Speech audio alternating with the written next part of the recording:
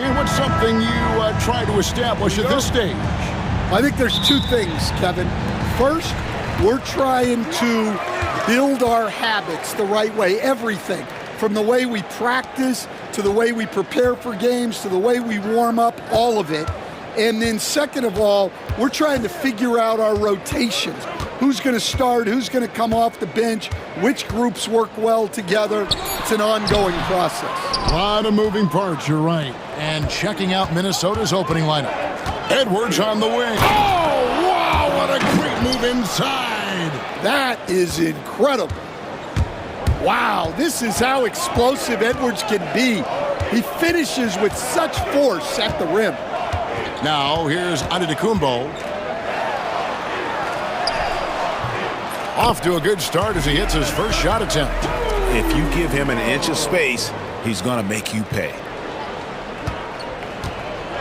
We'll go to David Aldridge, who spoke with head coach Doc Rivers. What's the news, David?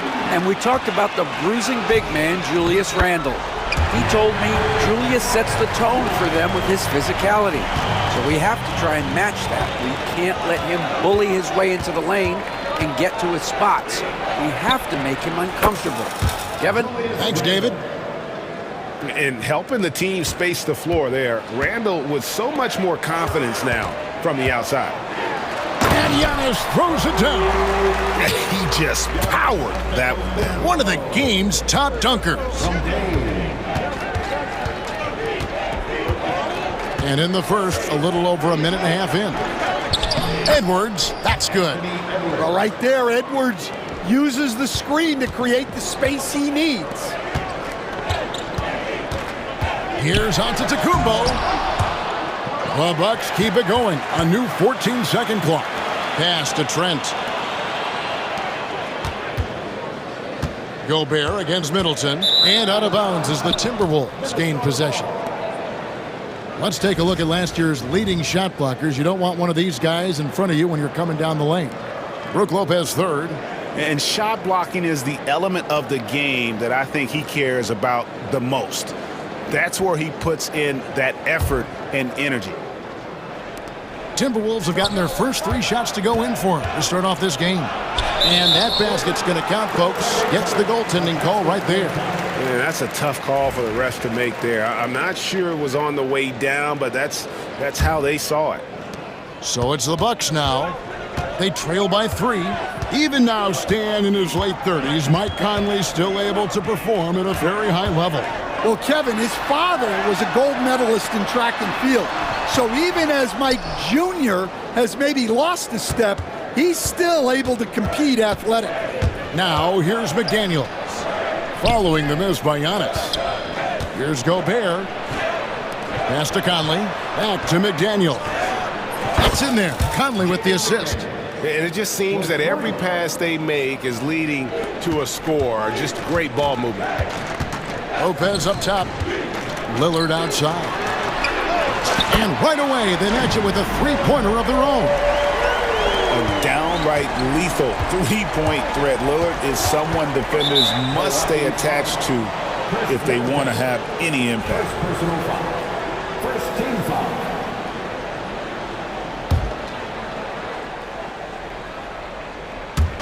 And in this first quarter, about 3 minutes played.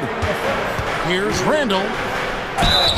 And foul on the shot, so he'll get a chance at the line.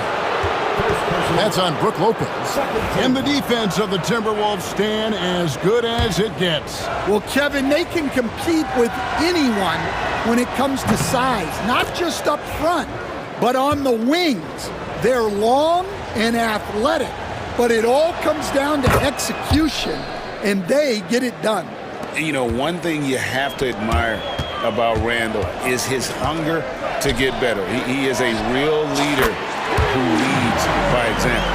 And they don't want to get in a habit of giving him open looks from 3. First quarter still, but not who you want to leave open. And Edwards slams it in. Hey, good luck stopping Edwards when he puts his head down and attacks the basket. Middleton against McDaniel. Antetokounmpo passes to Lillard. Back to Antetokounmpo. Trent outside. Giannis kicks to Trent. Shot clock at 3. Shot's good by Middleton. And this is Middleton's game. He's thinking of shooting it even before the pass hits his hands. Here's McDaniels, banked in off the glass. McDaniels got 5 points so far. And there's a pattern starting to take shape here. They're working it inside and getting good shots from close range. Here's Lillard, and it's blocked by Conley. Here's Edwards. Pass to Gobert. And slam dunk by Gobert. Yeah, Gobert making good on the threat of his height and length. Just hammering it down. Lopez finds Middleton. Lopez, a screen on McDaniels. Middleton, the pass to Lopez. And the dunk by Lopez. Putting that pass right in his stride. Didn't have to slow up and was able to complete the play. Randall with a screen for Edwards. Back to Randall. Puts up a 3. It's hauled in by Giannis. Bucks trail by 3. And the whistle blows. It's going to be on Michael Conley. That is his first foul of the game. First team foul. And it's Trent in the corner. Pass to Middleton. Middleton on the wing. Anthony Edwards has been leading the charge for the Timberwolves. He notched 8 points in the...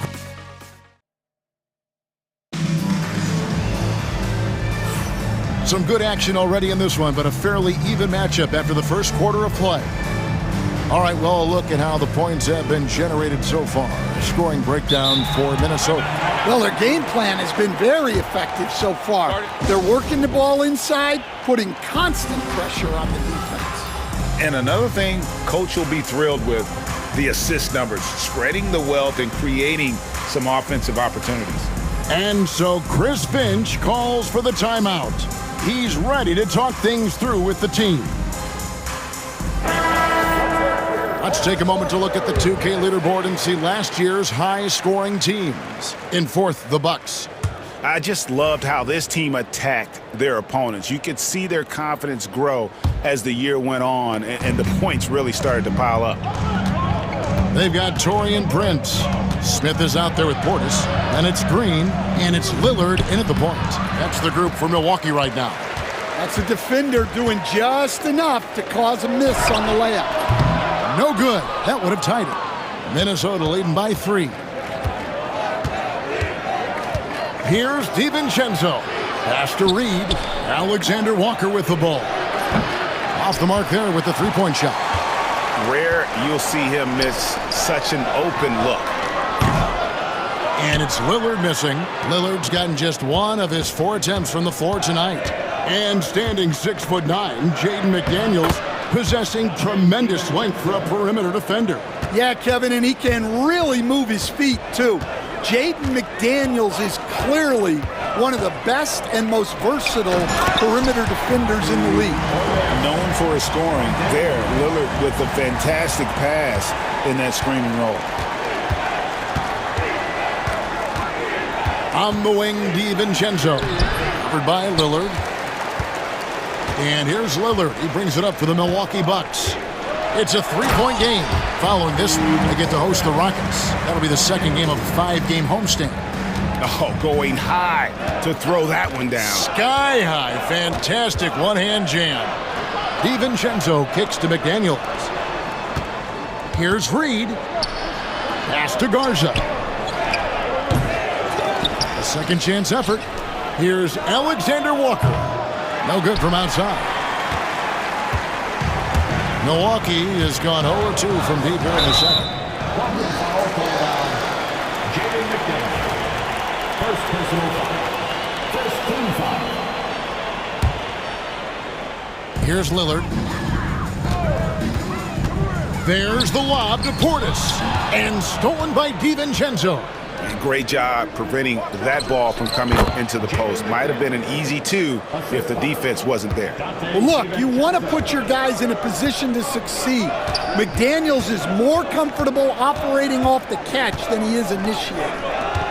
Kicks it out to Prince. Nice ball movement by Milwaukee. Green passes to Prince. And the dunk by Prince. Go into the rack with energy, and the D afraid to cut him off. Yeah, got to chalk that one up to some shaky defending. And with the score as close as it is, these are the opportunities you truly can't allow. Drops in the tray. DiVincenzo's got 5 points now in the quarter. Stan, we have so many great players in this NBA. I mean, every night, from top to bottom, each roster, there are so many great players. But in your opinion, who is the toughest to game plan against? Wow, that is a tough question because there's so many of them where there's no good answers. You know, let's take Jokic, for example. If you play him one-on-one, he's going to score virtually every time. If you come in, double-team him, send a second defender, he's going to make the right pass all the time. There's no way to absolutely stop him. You just do the best you can to limit their team. The great ones always have answers, don't they, Stan? If they didn't, Kevin, they wouldn't be the great ones. That's right. Here's Lillard. DiVincenzo with the rebound. Timberwolves leading by 5. Pass to Reed. And that one, good. Reed's got 5. And Reed is a very active player. Love seeing him be this aggressive inside. Throws it up high. Stolen by Reed. Here we go, one-on-one. The shot's good from Alexander Walker. Alexander Walker's got the lead up to 9 now for the Timberwolves. And it's Prince penetrating. That shot is no good. And he's 1 for 3 from the floor. The shot's good from DiVincenzo. DiVincenzo's got his 3rd basket of the night. And they're passing the ball very crisply here. And we've got a timeout called by Doc Rivers. And coach has decided they need a moment to talk things over.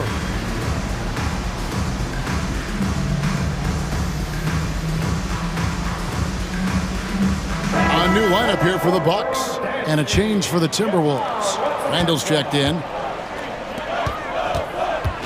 Giannis kicks to Lopez. And the Bucks miss again. Timberwolves leading by 11. That one falls, his 2nd basket of the game. He's now 2 for 3. Yeah, the chemistry has been terrific. Really impressed with their offensive execution. It's 9 seconds separating the shot clock and game. And Antetokounmpo with the jam. Just simply overpowers the defense. Giannis flexing that near 7-foot frame. The Bucks shooting their first free throw of the evening. And their numbers from the line last season, they're good, just not great. About 77% as a team. Pass to Garza. Out to the right wing. Here's Randall. And Randall throws it down. Not enough defense there. Allowing Randall to get that close is a recipe for disaster. Here's Giannis. Nice work to get it inside and draw the contact. Milwaukee shooting their 2nd and 3rd shots at the line right here. And he knocks down the first one.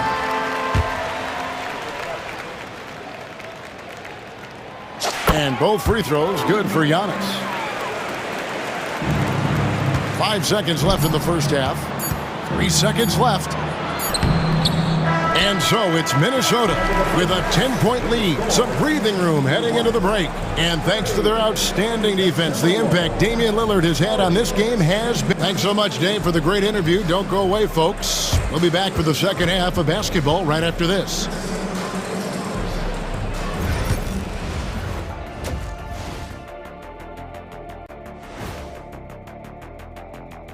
Welcome, one and all. Before we hear Kenny and Shaq. And the look here now at the Bucks. You really get to see what they're made of after your hard work in the offseason. Yeah, you have big change. And let's talk now about that first half. What a commanding start for the Minnesota Timberwolves. And you look at the numbers. And that concludes halftime. Now time to send it over to Kevin Harlan as the game's about to resume.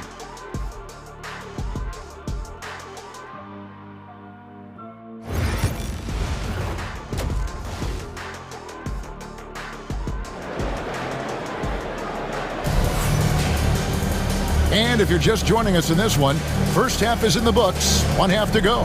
Nice game, great performance by Julius Randle. Man, he's been running wild on him through that first half. Absolute dynamite on offense. Yeah, and in terms of slowing him down, I think they're going to have to change things up. Give him some different looks. And so Chris Finch calls for the timeout. He's made the decision. He wants to huddle up with his guys. Now on the clock.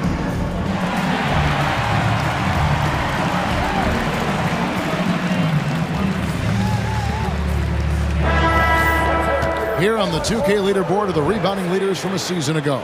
Rudy Gobert is second. What a season he had in the paint. I mean, his rebounding numbers, really mind-boggling. Who wouldn't love to have a guy like that?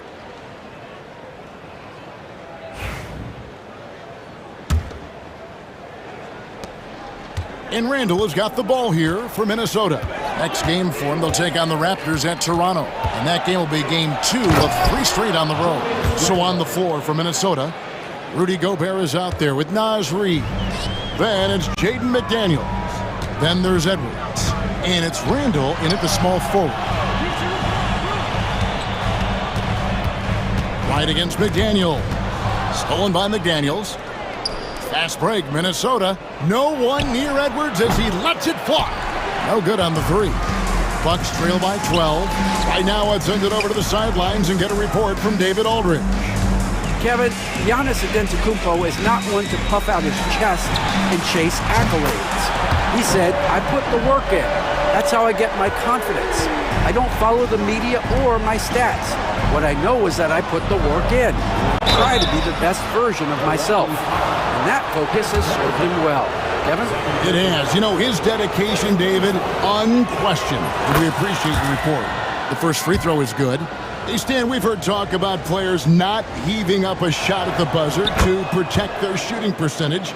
Have you run into that at all? Oh, Kevin, that definitely happens. Players are concerned about all of those numbers, shooting percentages being one of them, because they become a factor in contract negotiations. But they have to realize, number one, you've got to do what gives your team a chance to win. And number two, with all the analytics, teams separate out what they call heaves at the end of quarters. Here's Giannis, and Giannis throws it down. And Antetokounmpo slamming it down there, using his sensational will to finish with the flush. Randle passes to Gobert.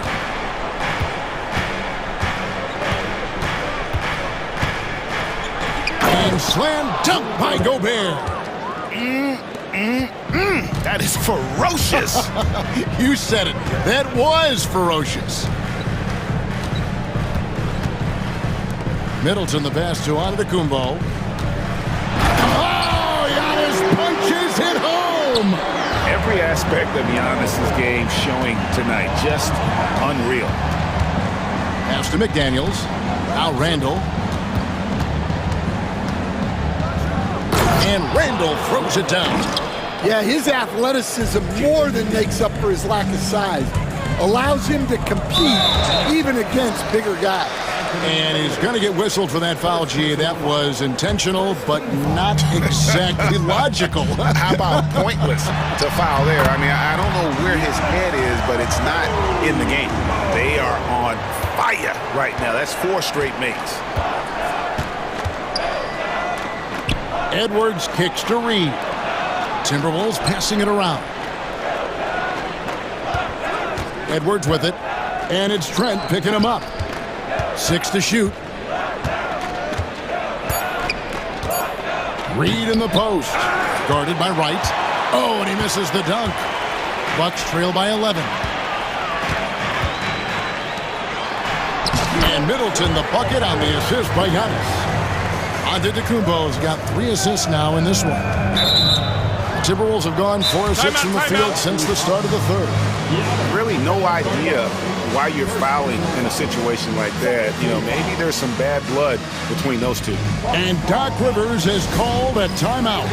Wants to talk some things over. Might be seeing some things to adjust.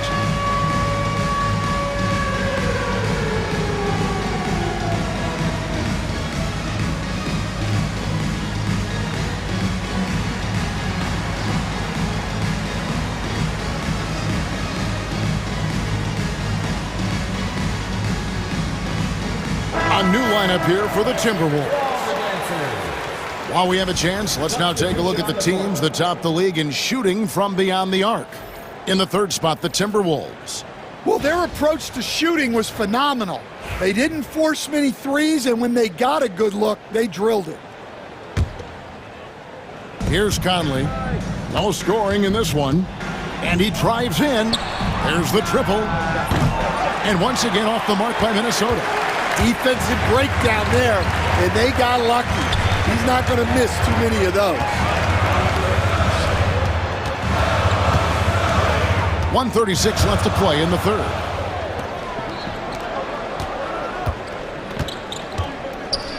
Pass to DiVincenzo.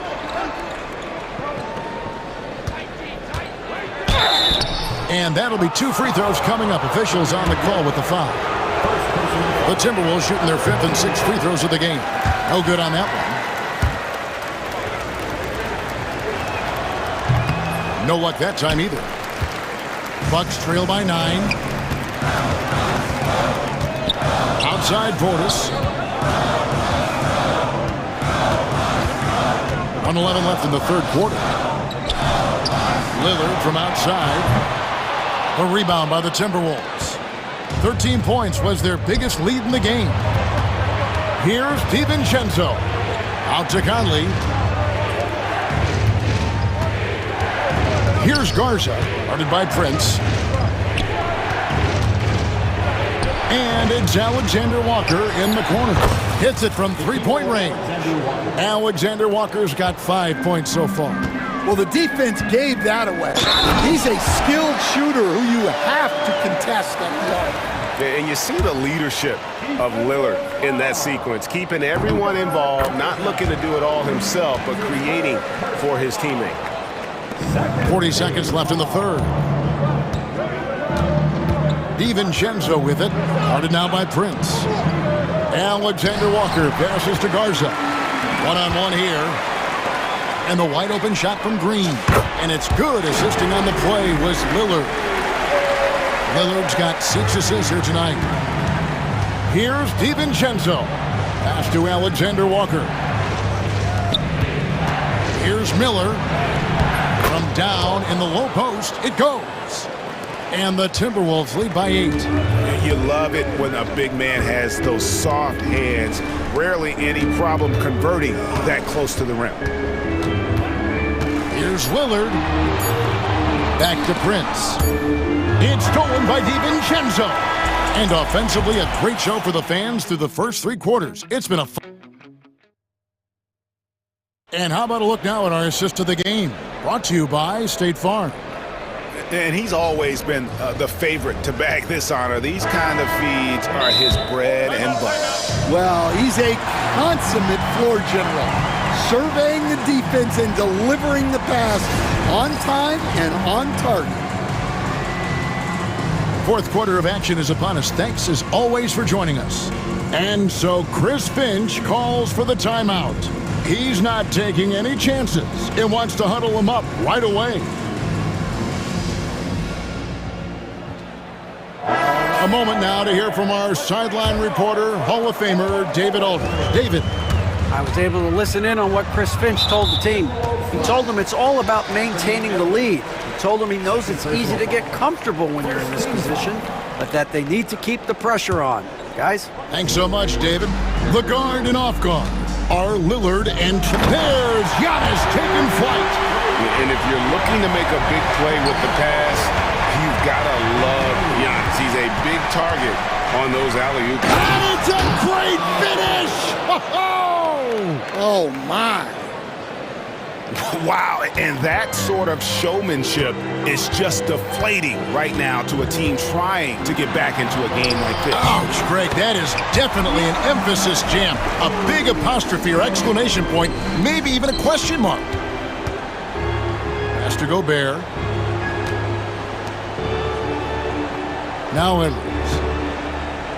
Now Randall, defended by Middleton. Randall kicks to Reed. They get it back. Gobert, the pass to McDaniels. Now here's Randall. Outside Edwards. Here's the three. And the rebound goes to Lopez. Bucks trail by 6. Pass to Trent.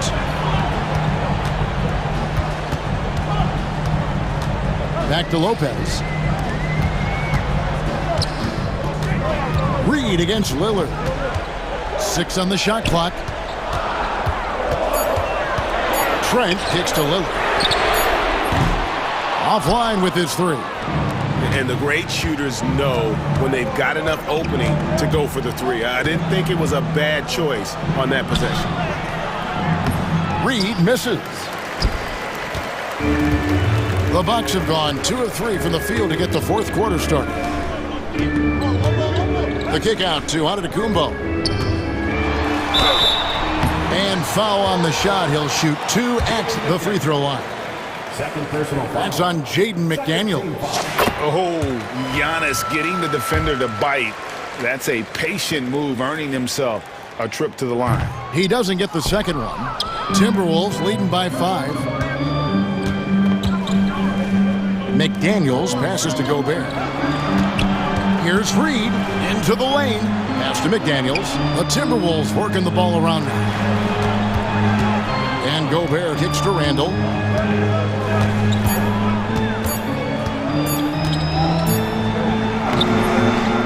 Gobert down low. Lopez is there. And Gary Trent gets the whistle that time. That's his first foul. Just under 2.5 minutes gone here in the final quarter. Here's Reed. Laid in with a nice touch off the glass. Superb focus from Reed. He excels at using his strength to push through contact inside. Lillard against McDaniel. Kicks it out to Lillard. Milwaukee, no good that time either. You know, the ill-advised threes isn't how you want to close the gap. They've got to have better shot selection. Here's Reed.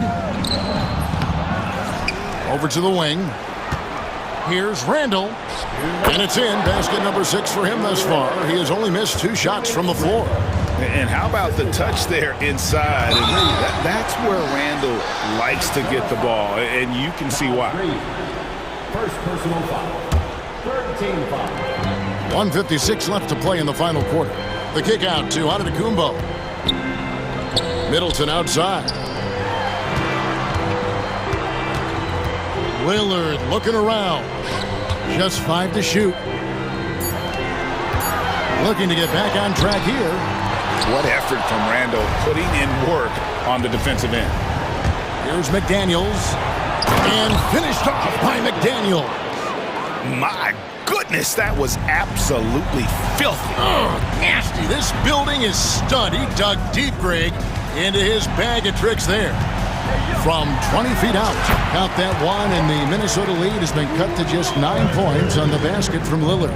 Guys, that's just really unstoppable. He poses a ton of matchup problems for whoever he's facing. Well, for someone who is mostly an off guard, Edwards puts up great assist. And breaking down some numbers here, the hustle stats for the Timberwolves. Well, look, you have to be able to count on energy and effort every night, and they're showing a lot of it with their transition buckets. And also, they made it a point to push it off turnovers. They're playing smart and alert, capitalizing on mistakes. And it looks like just playing the last bit of this one out in what should be a nice win here for the Timberwolves. This is a game where the defense, steals specifically, generating a lot of opportunities. And it created possessions for them, scoring opportunities, and that effort, a big part of what will be a nice victory here tonight. And it'll go down as their first official win of the new year. And this is a great way for them to kick off this season series. 2 more games ahead, and they've taken the mental advantage with this win tonight. The one player that really stands out, of course, in this one, it was a dazzling game for Anthony Edwards. Every time there was a big possession or a big play, he was a major contributor. Just a great all-around game. Back to Randall. Just 1 second between the shot clock and game clock. Reed misses.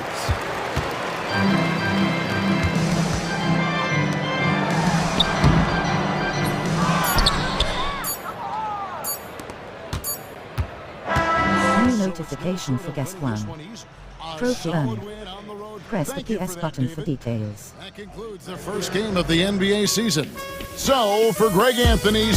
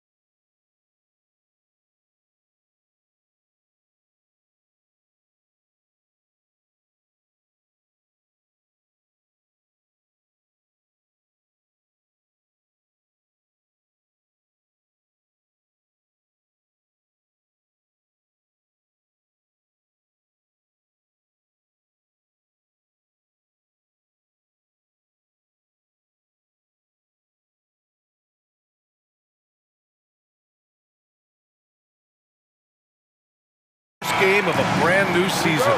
So many possibilities. You know, BA, for the players, you're excited and relieved at the same time. You get to see all the hard work you put in during the offseason pay off. A look at the opening lineup for the Oklahoma City Thunder.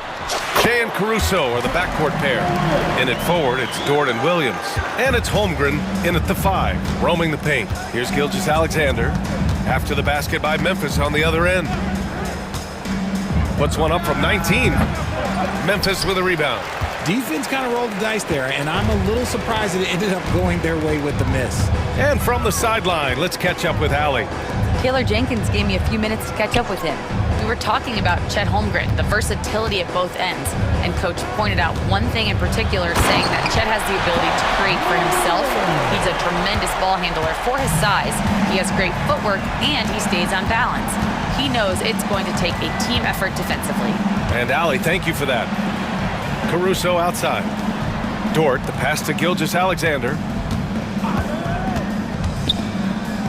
Outside for Dort. Clock is at 3. Oklahoma City's got to hurry. They got to get up a shot. Puts up a 3. And Gilgeous-Alexander missing. Richard, for years, the Grizzlies' team motto was grit and grind. You think that shifted? They're a little bit flashier now, but they still have that underdog spirit. That's what grit and grind is about. They're always out to prove themselves. Just over a minute and a half in. Dort outside. Pass to Gilgeous-Alexander. And he drops it in from the low post. And the D can't allow Gilgeous-Alexander to get this positioning, because once he does, he makes you pay. Dort against Morant.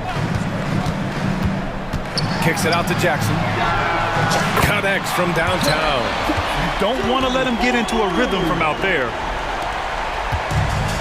The Thunder have gone 1 for 3 so far. And it's Gilgeous-Alexander on the drive. Oh, a clear foul there on the missed shot. So he'll get a pair at the line. And something that makes SGA so dangerous on offense, his elite drive and kickability. Yeah, you have to load towards him when he comes off a high pick. He just draws so much attention and can find another cutter or a spot-up shooter. He has so much gravity to his game. Now here's Morant.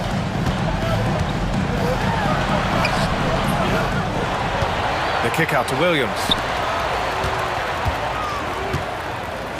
Payne surveying the D. Second chance effort. And the foul on Alex Caruso. That's his first foul. First personal foul. First team foul. And a little over 2.5 minutes gone here in the first. Drains the triple. Well, Bane is an efficient three-point shooter, so you have to turn up your perimeter coverage when he's on the floor. Outside Gilgeous-Alexander. Pass to Williams.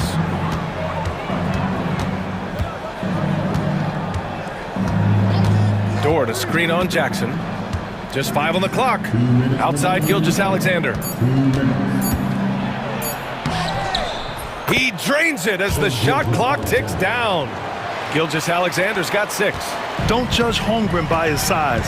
He does have a passing skill set, finding shooters and getting them the ball.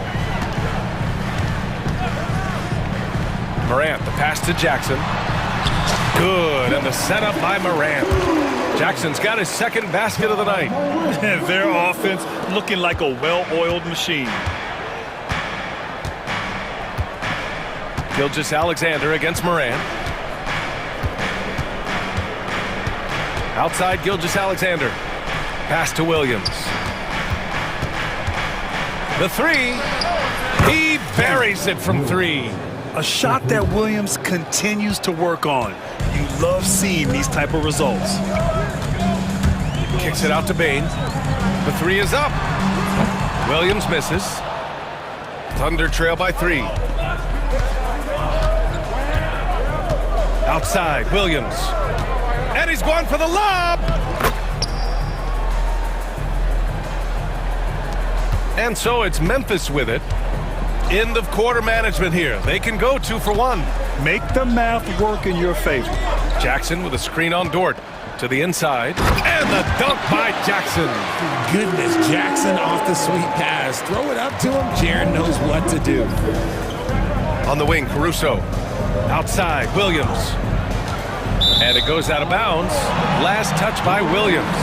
Let's just say they weren't on the same page there. Not sure he was expecting that pass. Now 5 seconds separating the shot clock and the game clock. Dort against Morant. Oklahoma City grabs a miss. They're getting their first look of the season at the Grizzlies in this one. Yeah, they got swept by this team in the season series last year, which goes against all logic. And slam dunk by Gilgeous-Alexander. So sick, the vertical ability. That was flat out awesome. He has that effortless knack for getting to the hoop.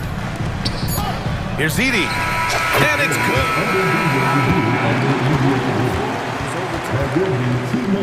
And it looks like they are going to review the play. The question, did he get the basket off in time or not?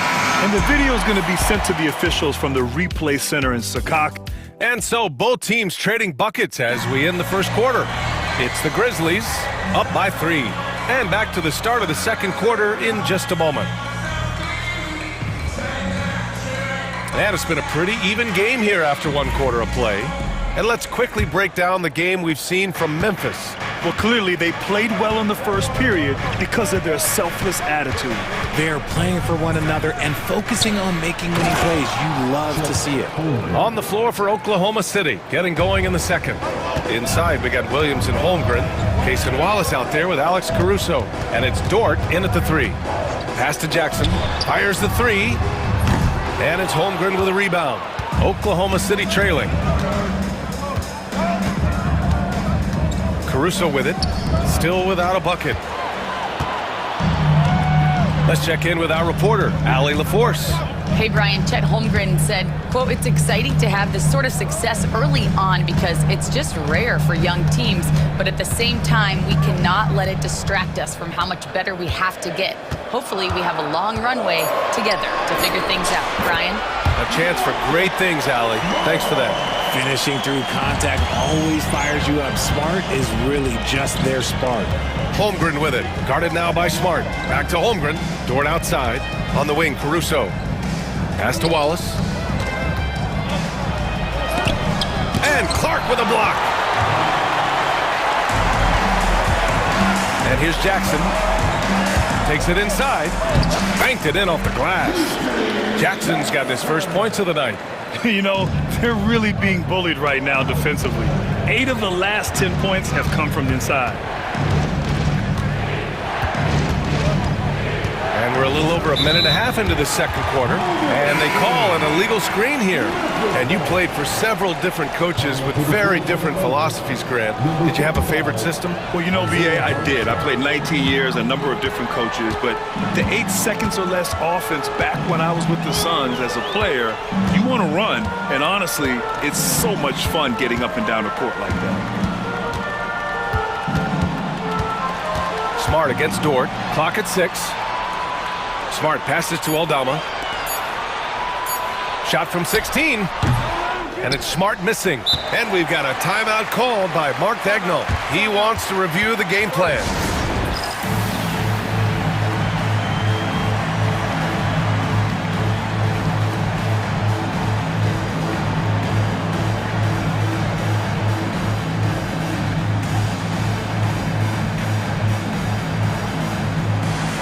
Memphis making a switch here. Kennard's checked in. And a new group getting ready for Oklahoma City. Williams is checked in for Williams. Wiggins comes in for Dort. Joe's checked in for Caruso. And Shai Gilgeous-Alexander is subbed in for Wallace. And stolen by Jackson. Here's Clark. And he buries his first look. A quality pass, setting up a quality shot. It's just textbook basketball. Gilgeous-Alexander surveying the D. Here's Hartenstein. Good setup. Led him to the rack perfectly for the layup. Hartenstein's got his first points in this one. Jackson against Gilgeous-Alexander. Showing the numbers from last NBA season, the leaders in team steals. Second, the Thunder. The fourth spot held by the Grizzlies. Both teams were very aggressive defensively, and that led to a lot of steals and a lot of runouts. And he sinks the second. Second quarter play, almost 3 minutes gone here. Outside Joe.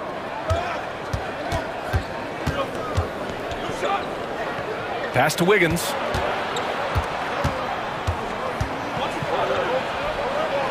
And here's Hartenstein. And that's out of bounds. Oklahoma City will keep it.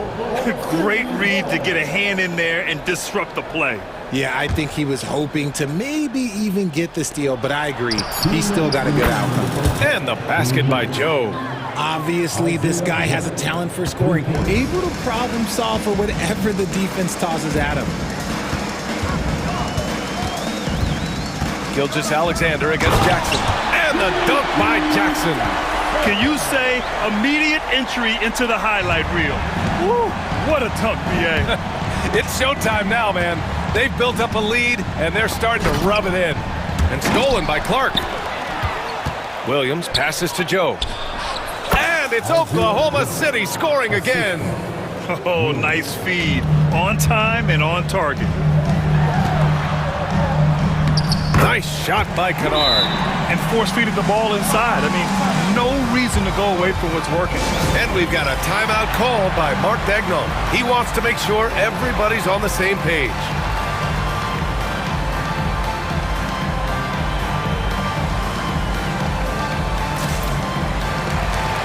Jalen Williams, he's checked in for Oklahoma City. Wallace comes in for Gilgeous-Alexander. Thunder trail by 5. Here's Wallace. And the layup falls. Credit their discipline. They've been working for high percentage shots. The Grizzlies have gotten 5 of 7 shots to go in the second. Jackson with it.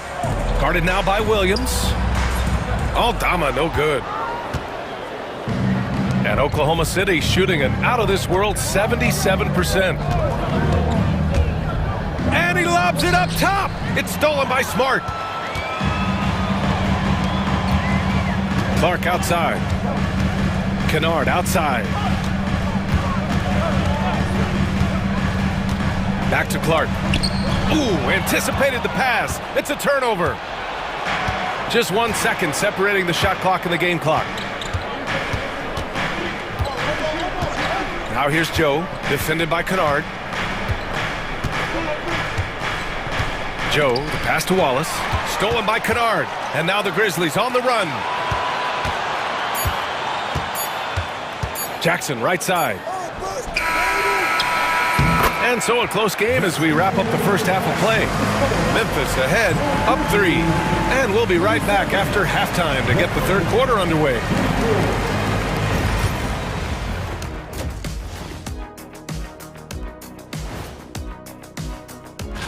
Taking a look at Memphis. Like most teams right now, they're optimistic.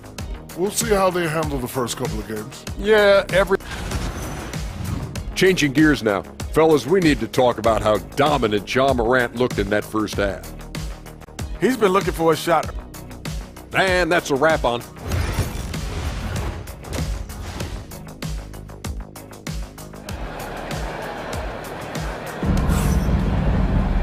And after a fairly even first couple of quarters, this second half could turn out to be a great one, as both teams trying to gain an edge. You have to like what we're seeing from Shai Gilgeous-Alexander. You just love his patience offensively in the first half. Waited until he got the looks he wanted. You love guys who can get their shots within the flow of the offense. Jackson out there with Marcus Smart. Then it's Luke Kennard. Then it's Edey. And it's Morant in at the point. That's the lineup in the game for Memphis. Morant against Gilgeous-Alexander. And it's Ja Morant with the foul. That's foul number 2 for him. And great job to establish position and square up.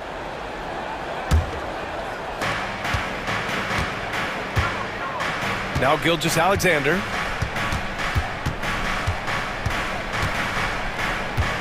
For the lead. It's rebounded by Memphis. You got to move past that one. I mean, they'd want him to take that again. Yeah, it's a great look for him. One they'll try and manufacture again. Those are the shots you want him to take. Time now to hear from our reporter, Allie LaForce. Hey, Brian. Shai Gilgeous-Alexander, the 11th pick back in 2018, has developed to the point where he is in the MVP conversation. His coach, Mark Daigneault, said he's improved every year. He's been in the league. It's a testament to his humility. He looks in the mirror, he sees what he needs to improve on, and then he works at it. Brian? All right, Allie, thank you. Down low. Here's Holmgren. Look at Chet using his size inside. And this is where Holmgren is such a scoring threat. His size can make interior shots easier to find. You know, after sitting out his first pro year due to a foot injury, Chet Holmgren was well worth the wait, Grant. Yes, he was. And Chet was actually guarding LeBron during a summer pro-am game when he hurt his foot. But Chet was a monster his rookie year, already an elite shot blocker. Smart against Gilgeous-Alexander. Williams a screen on Smart. Gilgeous-Alexander passes to Williams. Shoots over Jackson. And Williams gets the bucket on the assist by Gilgeous-Alexander.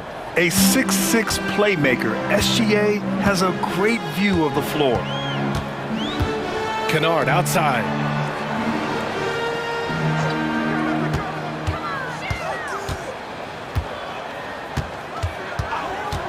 Shoots it from the high post. Up again. Great positioning on the putback. Jackson's got 11 points. Look, they are in front right now because of him. He keeps draining these shots at a ridiculous clip. And we've got a timeout called by Mark Dagnall. He wants a few moments to regroup with his players.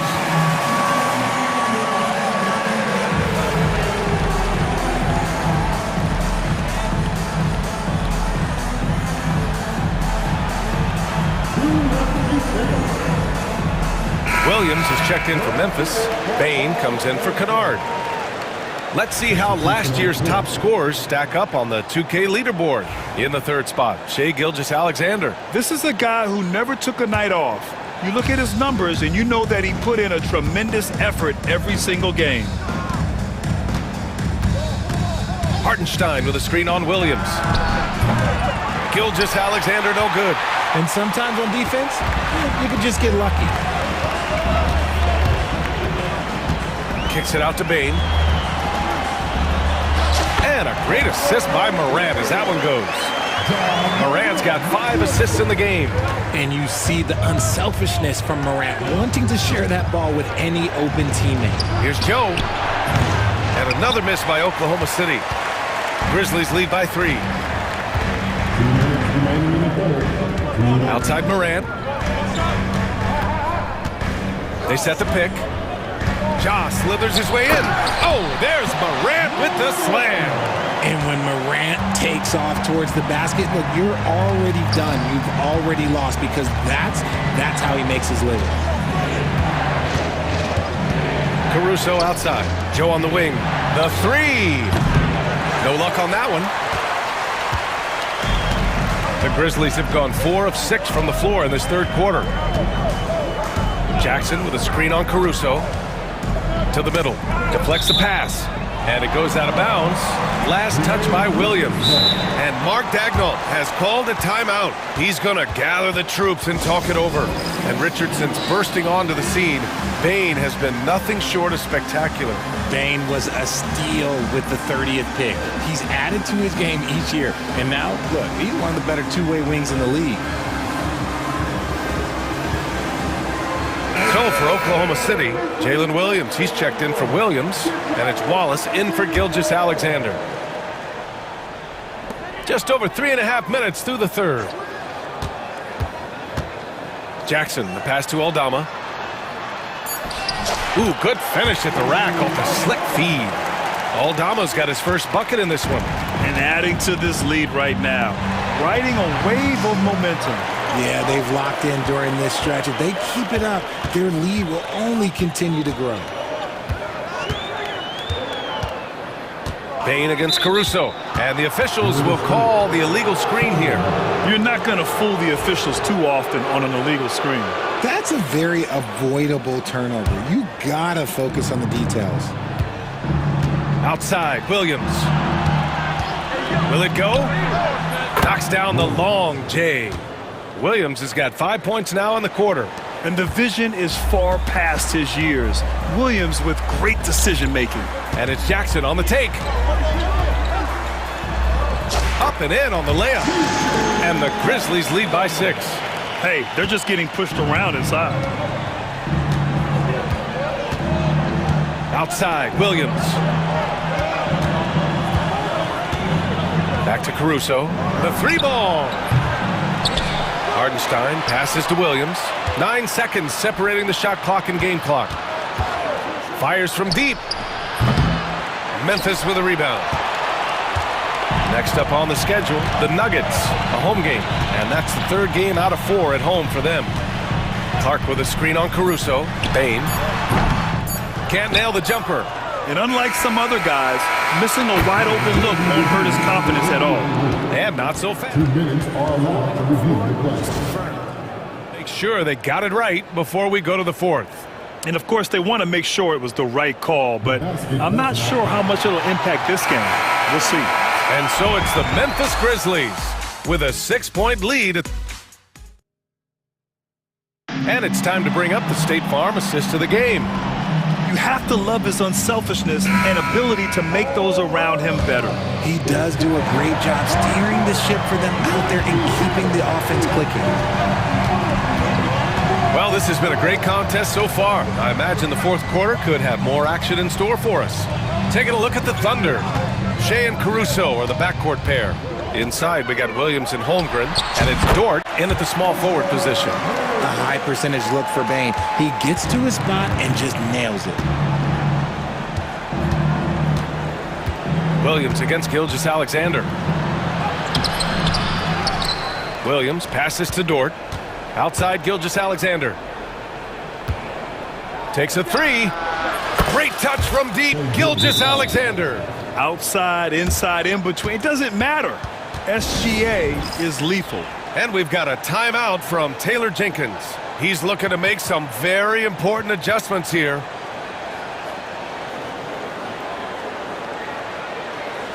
So Memphis going with an almost entire new group here. Jaren Jackson, he's checked in for Aldama. Marcus Smart comes in for Williams. Kennard, he's checked in for Desmond Bain. And it's Ja Morant in for Jackson.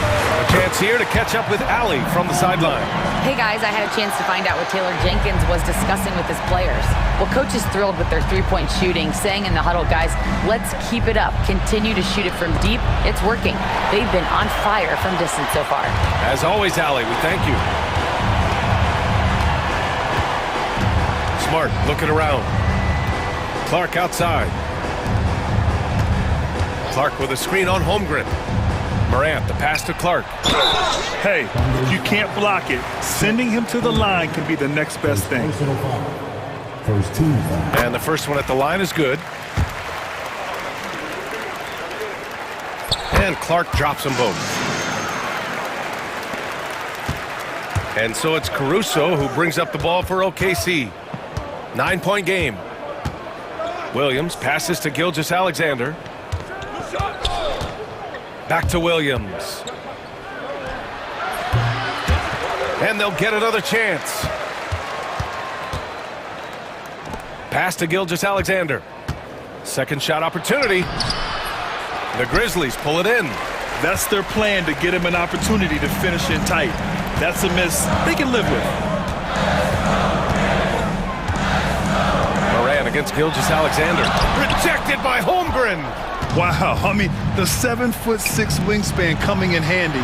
Holmgren loves swatting away shots just like this. Their strategy has been pretty simple here in the second half.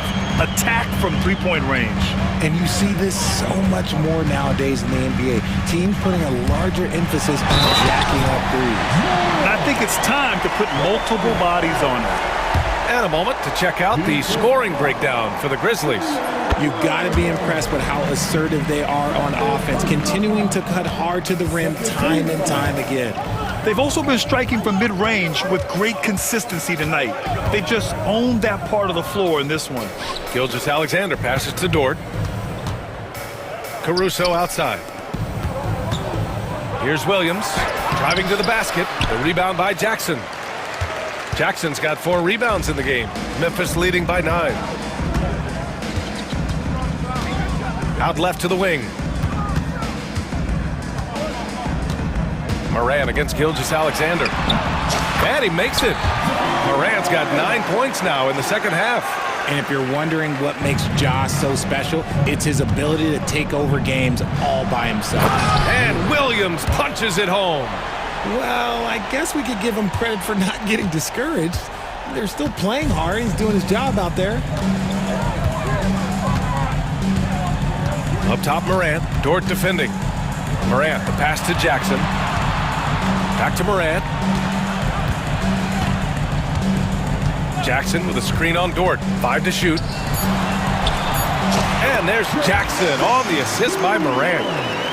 Morant's got 6 assists here tonight. A big target with good hands. Jackson doing damage in the pick and roll.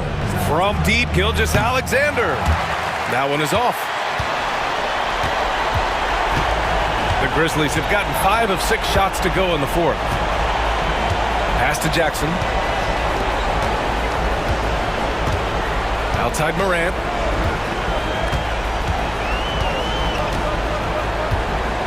The three is up. Oklahoma City grabs the miss. Outside, Williams. Fades away. The rebound by Jackson. And he almost made them regret defending him so loosely. Morant against Dort. Now here's Morant. He's closely guarded. Great D that time from Holmgren. Here's Oklahoma City now. They trail by 11. Gilgeous-Alexander from outside. The rebound by Jackson.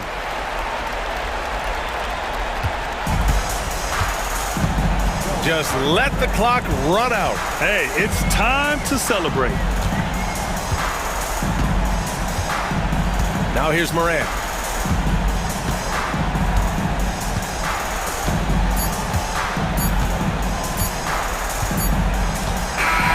And so it's the Grizzlies taking care of business in this one. A competitive game. You have to feel like this crowd gave him a little extra edge.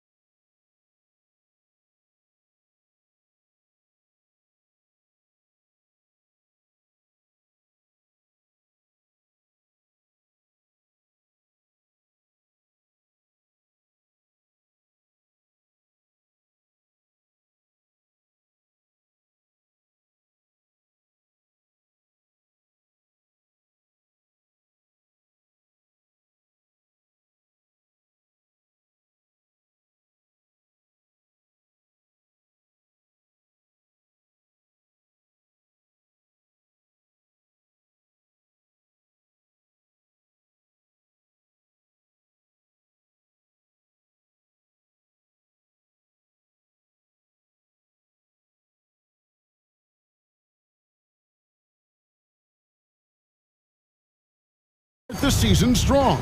Kevin, I think it means more if you're a young team. If your roster is filled with veterans, you're looking at the bigger picture. And now the opening lineup for Boston. The post pair, Tatum and Porzingis. Holiday in the backcourt. To his side is White, and it's Brown in at the 3 spot. Well, you see the effectiveness of Jason Tatum in close. Don't sleep on both his strength and his length. Just setting the tone with an aggressive move to the rack, and where's the help defensively? To me, that's a complete lack of communication on that side of the ball. These guys need to be talking to each other. And finished off by Gobert. I love that Rudy left no doubt. Show off that power, Rudy. Tatum wide open, he fires one. Mike Conley with the rebound. Boy, he'll usually knock it down if he's left that wide open. Just comes up empty.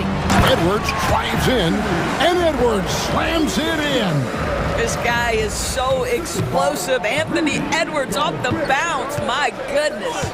Mike Conley was drafted, Doris, back in 2007. And somehow, someway, he's gone his whole career without receiving a technical foul. Heck, you and I have received technical fouls over here, but not him on the floor. Kevin, that is an impressive feat. And it's also probably why he's won the NBA Sportsmanship Award more than anyone else in the history of the league, and why we will never win it. Now, Tatum, following the miss by Julius Randle from deep.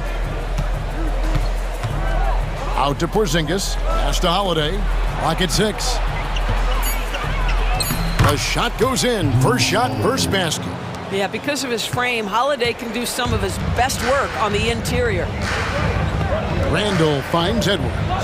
Back to Randle. Edwards with it. Shoots over White. Will not go. This is off the front iron. Here's Tatum. His last outing, he had 24 points. And there are the Celtics with another basket. 80% from the field to start, playing with a ton of confidence. And while we've got a moment, let's send it over to our terrific reporter, David Aldridge. David? I had a chance to catch up with Chris Finch. He noted how much extra film they're watching heading into this, and one guy that jumped out at them was Kristaps Porzingis. He said scoring over that guy is a challenge. It's not just the size, it's how well he positions himself. And he's a patient shot blocker. He waits for you to make your move. We'll see how they approach it. Kevin? Thanks, David. Now, here's McDaniels. Anthony Edwards unable to get his last shot to go in. Second chance shot. Count that bucket. Edwards got 6 points. Well, if you find yourself in between in that mid-range area, Anthony Edwards so confident. Rise and fire, young sir. And there it is for him. For Minnesota, they've gone 5 of 9 from the field here in the first. And the way the Celtics can attack teams, Doors, with their 5-out set, it's impossible to fully defend it. Kevin, there is so much space on the floor because they have shooters at every single position and guys who balance that shooting with an ability to get off the dribble drive. This is as good an offense as we've seen. Handle no good. I'm sure he's kicking himself. He hates to blow that kind of opportunity. Gobert with the block. There is a reason his nickname is the Stifle Tower. Send it back, Rudy. Holiday against Conley. Nice move. His first shot is a miss. 0 for 1 to start the contest. Here's White, and there's the drive. Here's Porzingis. The kick out to Tatum. Tatum with another miss. The Minnesota Timberwolves coming to this one after the win against Phoenix. Pass to McDaniels. Gobert with a screen for McDaniel. Conley the pass to Randle.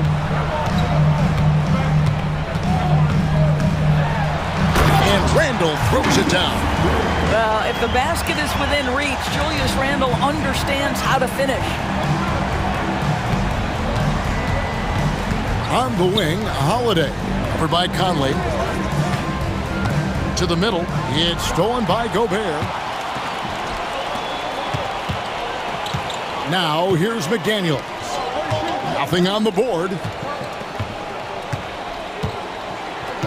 Edwards looking it over. Three-pointer, Randall. And oh, he hits the buzzer beater. Big-time shot to beat the buzzer there. My goodness. Well, that's the perfect end to the quarter for them. You have no idea how much of an effect those buzzer beaters can have on a team's... And that does it for the first quarter. Timberwolves lead by 5. The second quarter coming up right after this break, so don't go anywhere. Timeout, timeout. And if you're just joining us, we've played through one quarter in this one. And an important part of every team's game, a look at the hustle stats for the Timberwolves. I mean, they've come out aggressive defensively, getting into them and coming up with some cookies along the way. Yeah, they've also been alert and active on the defensive end, creating turnovers and turning those into points on the offensive end. With a break in the action, we go to the 2K leaderboard. See the teams that excelled at slowing the pace down a campaign ago. The Timberwolves, number 1. 5th on the list, the Celtics. Yeah, if you want to see how hard these two teams play, just take a look at the points allowed a year ago. I mean, that is impressive. They've got Dante DiVincenzo. Jaden McDaniels is out there with Naz Reid. Then it's Nickeil Alexander-Walker. And it's Garza in at the pivot spot, manning the middle. That's the 5 to begin the second quarter for the Timberwolves. And we all hear talk about Drew Holiday's defense, but you know, Doris, he is much more than that. You've said it countless times. Kevin, this is a guy who's a tremendous rebounder for a guard, a very willing playmaker. He can carry a scoring burden if you need him to, but he's also willing to take a very limited number of shots. It's all about the team with him. Pass to Alexander-Walker. Reid kicks to DiVincenzo. Timberwolves passing it around.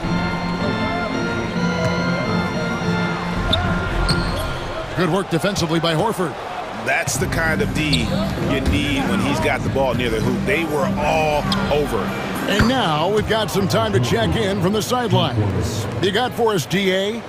Hey, Kevin. Celtics coach Joe Mazzulla has talked about the two J's, Jaylen Brown and Jason Tatum. He says they've been lumped together because they play a similar position, but they don't have to be similar. They've got to be able to express who they are and not constantly be compared to each other. They're not the same. Kevin? That, David, remember a couple years ago, there was some thought that maybe one would be traded. I'm glad they're still together. Holiday inside the line, behind the back, and lays it in. Yeah, Drew Holiday can either receive or initiate contact. He just is so tough. And here's DiVincenzo from the arc. Hits the three-point bomb. DiVincenzo's got 5 now. This guy can do so much for you on the offensive end, and that is why his number gets called time and time again. First team foul.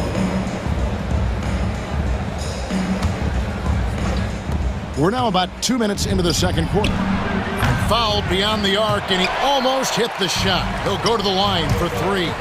So, Doris, here's a question for you. Should the NBA widen the court? Because the corner 3 now is such a staple in these offenses. That's exactly right. One of the most coveted, Kevin, because the proximity of the shot is so desirable. Here's what we know unequivocally. There's no way they're going to widen the court because it would take out some of the money-making courtside seats. That's not happening. Holiday inside the line, and it's Boston with another. Last game for Boston, they picked up the W against Toronto. Up top, DiVincenzo, guarded by Holiday. DiVincenzo can't hit it. Celtics trail by 4. The shot by Holiday, no good. 3 minutes of action so far in the second quarter. Pass to Reid for 3. Offensive rebound, DiVincenzo. Alexander-Walker on the wing. Back to McDaniels. At the top of the key, Alexander-Walker. Shot clock at 5. Here's Garza. Beats the shot clock, but can't get it to fall. And so Brown will bring it up for Boston. Following this one, they get to host the Cavaliers. That game is the first and last of their homestand. Because of his frame, Drew Holiday can be a terror interior. Boy, you can't avoid the contact there. Both free throws good from Holiday. 1:32 left in the first half of basketball. DiVincenzo against Holiday. And the call on the shot that sends him to the line. The Timberwolves shooting their first free throws of the game on this trip to the line. Yeah, a year ago, though, Kevin, 78% conversion rate from the free throw line. So that's a nice all-around effort. And so it's Boston with it. 4-point game. Here's Brown. Basket counts. Brown's got 4 points this quarter. Well, this is where the powerful frame and explosive athleticism of Jaylen Brown becomes a problem for the opponent. Nicely done. Holiday against DiVincenzo. Pass to McDaniels. Shot clock at 6. From deep. Bangs home the trifecta. McDaniels got his first bucket of the game, and he's on the board for 3.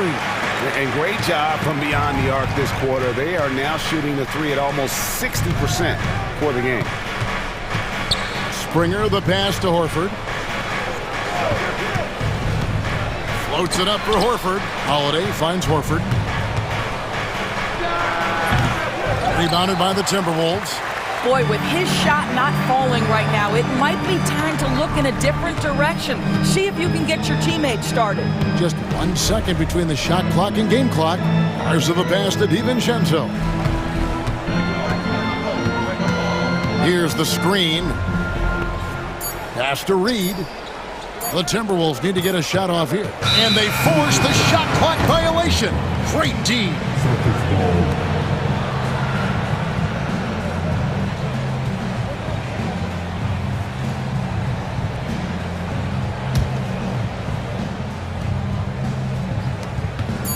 Got it up.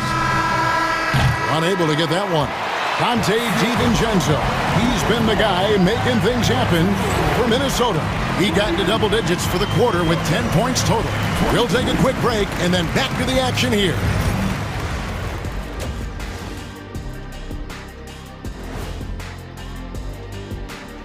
Welcome. All right, guys, let's break it down. It has not... Who will get the edge in the second half, Shaq? Whoever's more loose coming out the locker room, you have to be flexible in the second half. You got to make adjustments. Yeah, that makes sense. And looking back on that first half, it certainly hasn't gone as planned for the Boston Celtics. Thank you for being with us.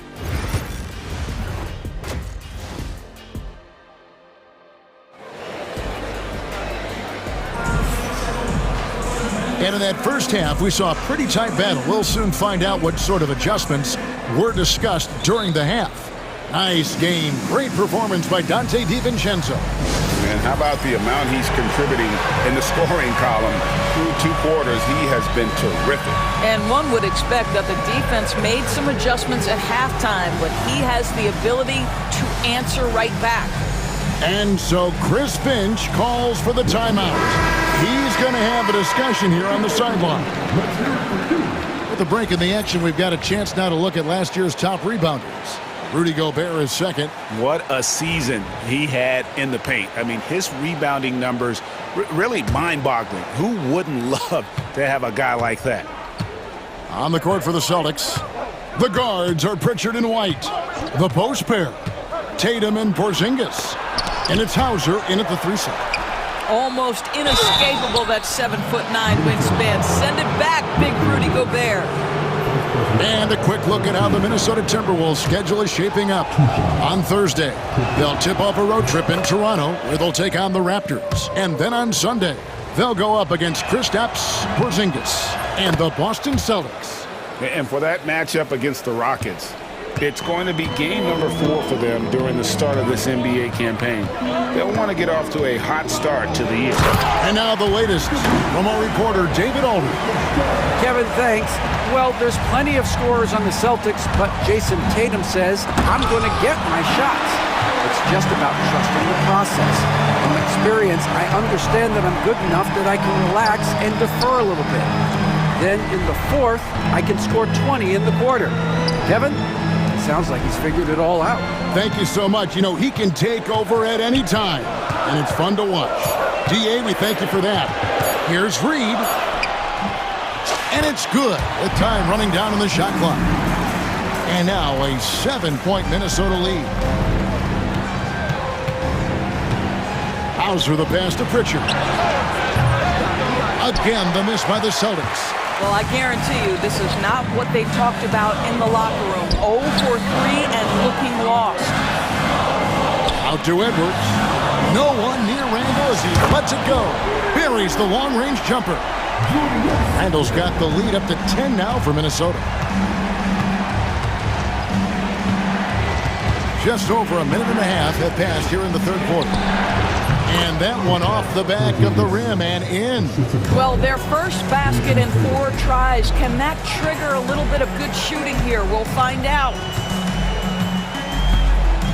Edwards passes to Gobert. And here's Reed. For 3, Edwards. And it's White with the rebound. They tried to stay perfect in the half, but 3 for 4 now. You know, Doris, from the moment Jason Tatum entered the NBA, he has been the guy on his team. How big a burden do you think that is for a player to carry? Well, Jason Tatum, regardless of how much responsibility he has always worn it gracefully. This young man, from the time he was a little kid in St. Louis, has dreamed of leading an NBA team. He is doing exactly that. Well, Derek White showing you I can put it on the deck and finish off a pretty drive. Nicely done, Derek. Edwards kicks to Gobert. Randall outside. And to Gobert. Inside. And Randall throws it down. Well, not exactly one of those big, burly power forwards, right? He depends on his leaping ability more than those guys, and it serves him just fine. First trip to the free throw line for him tonight. And really a big factor in their win last time out was his work at the line. And now we've got the intentional foul. Really no idea why you're fouling in a situation like that. You know, maybe there's some bad blood between those two. Outside, White. Porzingis trying to get free. Basket is good. He'll get a chance for one more at the line. Gentlemen, that is about excellent concentration from Derek White. You play through the foul. Now you get the old-fashioned three-point opportunity. And he's got his first chance at the line here. And when you talk about Derek White, Doris, how impressive has his rise been? Kevin, it's been both impressive and sometimes feels improbable. He was not highly recruited. There were no expectations on him when he arrived in the NBA.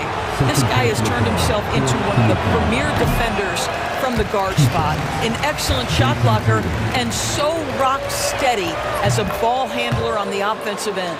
It's safe to say Jason Tatum is a bona fide superstar. He certainly is. Oh! My goodness. How about Anthony Edwards? The bounce. Go ahead, Ann. To the inside. It's stolen by Gobert. To the paint. And Reed throws it down. Oh, my goodness. A big target at the cup. The vertical threat that is Naz Reed. Porzingis with a screen on Randall. The 3 from Tatum. Boston again missing. He couldn't believe how open he was. He just couldn't convert it. Randall passes to McDaniels. Randall down low. He's against Porzingis. Back to Reed. Outside for Randall. On the clock. Here's Edwards. Oh, what a physical score from Edwards. This guy has been a catalyst for them all game long. What a job leading them to this lead. Boy, 9 times out of 10, that's going in. I'm sure he surprised himself with the miss. A nice shot by McDaniel. The ball movement on this run has been fantastic and is a big part of why they've been able to get these good looks. Out to White. Back to Tatum. Over Randall, count that one. And the Timberwolves lead has been cut down now to just 10 points with that basket from Tatum. Minnesota's gone 2 of 3 when they ventured outside the arc in the third quarter. No one near Edwards as he lets it fly. Gobert the pass to Edwards. Here's McDaniels. It's good from long range. McDaniels got the lead up to 13 now for Minnesota. Having a lot of trouble stopping the three-point shot. Now the Timberwolves with it. They're on a 15-6 run. The open shot, Edwards. The rebound by the Celtics. And it didn't fall, but that's the kind of shot they want their offense to create. You know, it can be frustrating when you make the right play and fail to reap the rewards. You just have to stay with it here. Well, the problem is they haven't gotten production from any other spot, but right now this guy is cooking. Well, through 3 quarters of play, down double digits, it may be difficult to overcome. Minnesota on top. They're up by 10. And fourth quarter basketball will be coming your way on 2K Sports. And now we have a moment to reveal our State Farm assist of the game. Just true artistry right there. I mean, great decision on where to go with the ball, and how about the perfect delivery? We call that putting it right in the pocket, and he knew what to do with it once it was there. What a sweet jam by Edwards. Every aspect of Anthony Edwards' game is on display. This guy has been cooking from the outset. Count the basket. Well, that's a nice play. You've got to read the situation and go to your floater game when necessary. Reed kicks to Gobert. Gobert with a screen for Edwards. Let's go. And again, it's Minnesota converting. Anthony Edwards has got his rhythm, and he's got a well-rounded offensive game. Look out. Tatum looking around. Pass to Pritchard. And the whistle blows. It's going to be on Anthony Edwards. That's his 3rd foul of the game. Brown, he's checked in for Boston. Holiday comes in for Pritchard. Now Brown. Down low. Stolen by Reed. Here's McDaniels. Now here's Reed. Back to McDaniels. To the left wing. Gobert finds Edwards. Gobert with a screen for Edwards. Oh, and that one had the right spin on it, and it is good. Edwards got 12 points here in the second half. And let's get your take, guys, on the hustle stats for the Timberwolves. All game long, they've had active hands and really out in the passing lanes. And that aggression on defense has resulted in a ton of steals. And let's give them credit to the shot blocking on display. They set the tone early and have kept the pressure on defensively. Celtics trail by 12. Tatum taking it in. Makes it off the glass. Tatum's got 6 in the quarter. You know, if you're only looking at the way he's played offensively, you'd think his team would have the lead. Stolen by Holiday. And up the court come the Celtics on the break. And nice shot by Brown. Well, how about Jaylen Brown in transition, a phenomenal finisher in the open floor. Reed the pass to Edwards. Back to Reed. From 15 feet away. And once again off the mark by Minnesota. For Boston, they've gone a perfect 4 of 4 to start the final quarter. Can't ask for anything more than that. I'll tell you, this has not been his game. He's making it worse with shot selection like that. Driving in and finished off by McDaniels. That's about moving downhill with purpose. McDaniels puts it on the floor and makes the drive work. Holiday against Reed. Pass to Porzingis. The kick out to Holiday. Minnesota with the rebound. Gobert's got 7 rebounds in the game. Back to Reed. And we've got a timeout called from Chris Finch. He's clearly intent on wanting to lock in and make sure everyone's on the same page.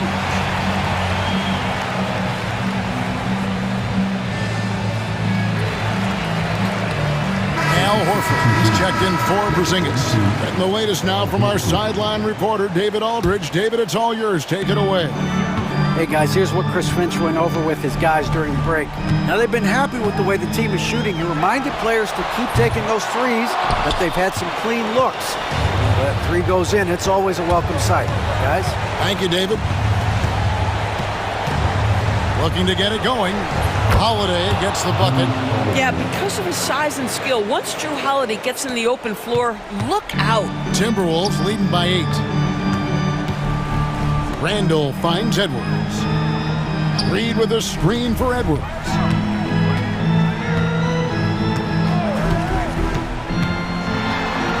To the inside, Reed. And Reed throws it down. Man, Naz Reed not only gets off his feet, does it in a hurry and with some strength. Tatum dishes to Holiday. Shoots it. Tatum no good.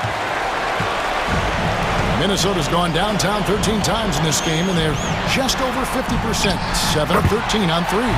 Guys, I think this is a game they have to feel good about as we wind through the final moments here in what looks to be a solid win for the Timberwolves. You know, it's tough to put your finger on the deciding factor in this one, but I'd say that the shooting accuracy made the difference. Yeah, I think you're on point, Kevin. They got better looks, and that tends to lead to a better field goal percent.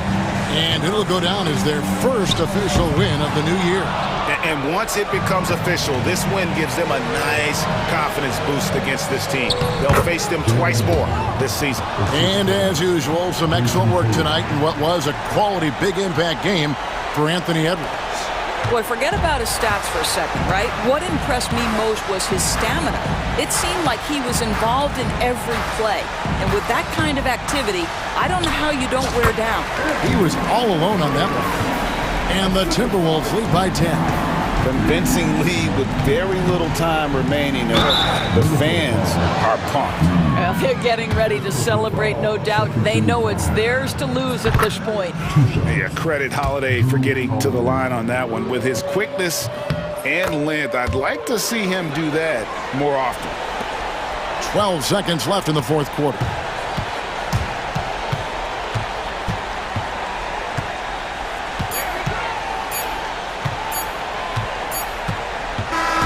And so the Timberwolves take the win.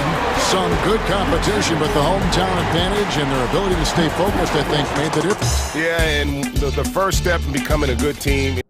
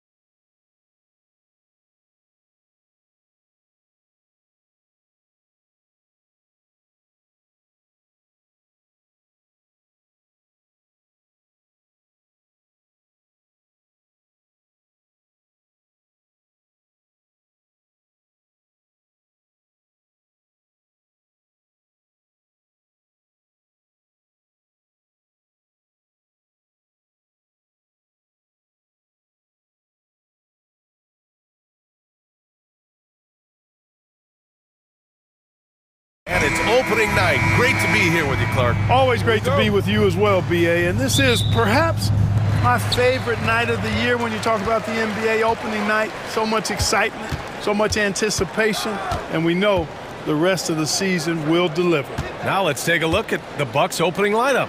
As always, it's Middleton and Giannis at the forward spots. Lillard and Trent Jr. are the guards, and it's Lopez in at the center position. Here's Milwaukee. Antetokounmpo finds Trent. Three-pointer is up. Middleton. The Thunder pull it in. This game against Milwaukee here. It's their first meeting of the season. We see these teams face off only twice a year. Last year, each won.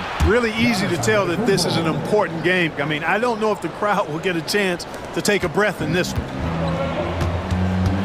Holmgren with a screen on Lillard. Gilgeous-Alexander passes to Holmgren. Ooh, and he took a hard foul on the shot. So he'll head to the line to shoot a pair. They pinned that one on Giannis Antetokounmpo. Aha, so clever with the up fake. Holmgren is good at going into the contact in these type of situations. Well, Clark, this Bucks roster is loaded with veteran talent, but their window for another run won't last long. No, those windows don't last forever, especially with so many young teams around the league on the ascent. The Bucks may want to take a page from them and give some of their younger players a chance to grow and contribute. Now here's Gilgeous-Alexander.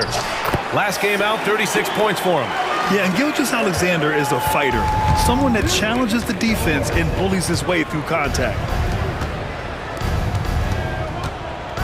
Williams against Antetokounmpo. Three-pointer is up. Middleton. And the three-pointer goes. And that's what they want to do. Get him open looks early. The Thunder have gone 1 for 3 so far. Lillard with the ball. Now Gilgeous-Alexander defending. Trent outside. Middleton against Caruso. Middleton passes to Antetokounmpo. Out to Lillard. Now here's Middleton. Let's go with a three. The Thunder with the rebound. Holmgren's got 4 rebounds now. Outside Gilgeous-Alexander. Giannis with the rebound. Everything right except the finish. Have to keep focus all the way through the play. Middleton outside. Back to Antetokounmpo. And the jam by Antetokounmpo. Giannis is a monster around the rim. Too easy there. And now we go to Ali LaForce, who had a chance to talk with Mark Dagnall. We briefly discussed what he wanted his team to do against Damian Lillard, and he said to not let him get going from deep.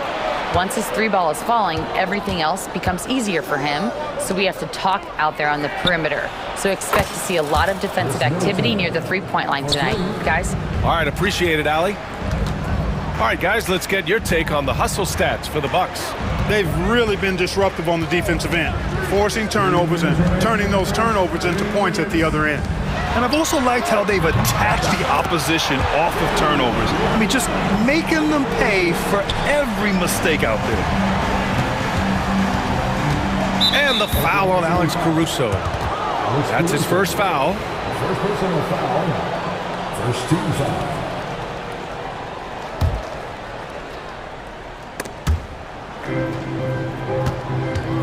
Middleton looking around. Pass to Trent. Lillard outside. Kicks it out to Antetokounmpo. Down to 5 on the shot clock. Lillard against Gilgeous-Alexander. Whoop, there's the shot clock violation. So they'll turn it over.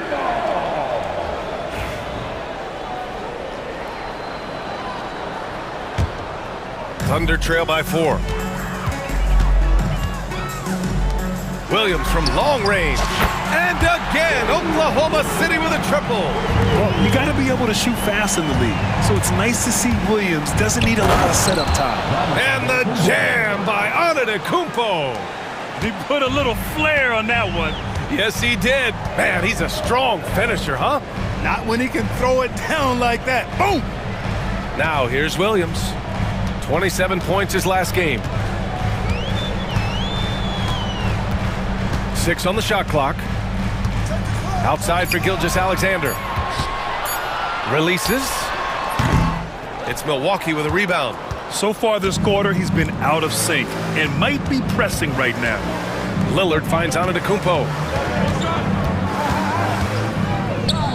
Back to Lillard. Dort against Antetokounmpo. Uses the glass to finish the layup. Antetokounmpo has got 8.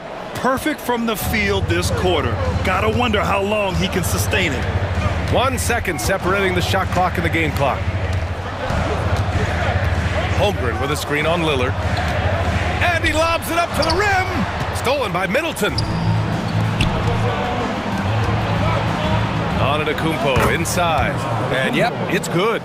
He's got 10. One of the things you've got to admire and respect about him is his aggressiveness at the offensive end, always in attack mode. And so it's Milwaukee closing out the quarter with a 7-point lead. Getting lots of great looks, shooting it well. That's why they're up. All right, we'll get back to the...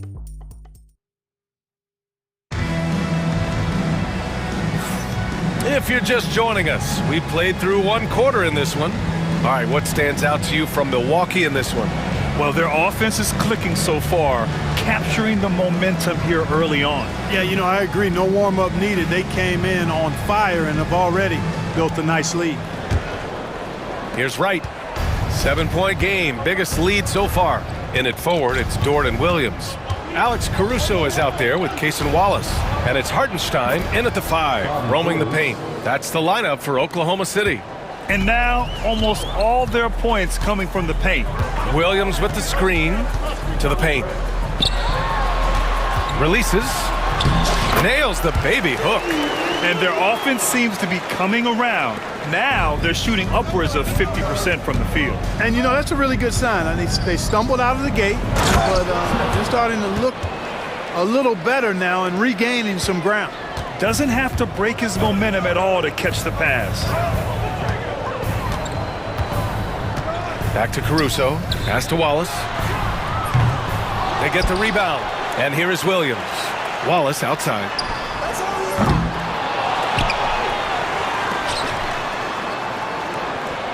Hartenstein with a screen on right. Wallace misses. And you just can't afford to give up that kind of look very often.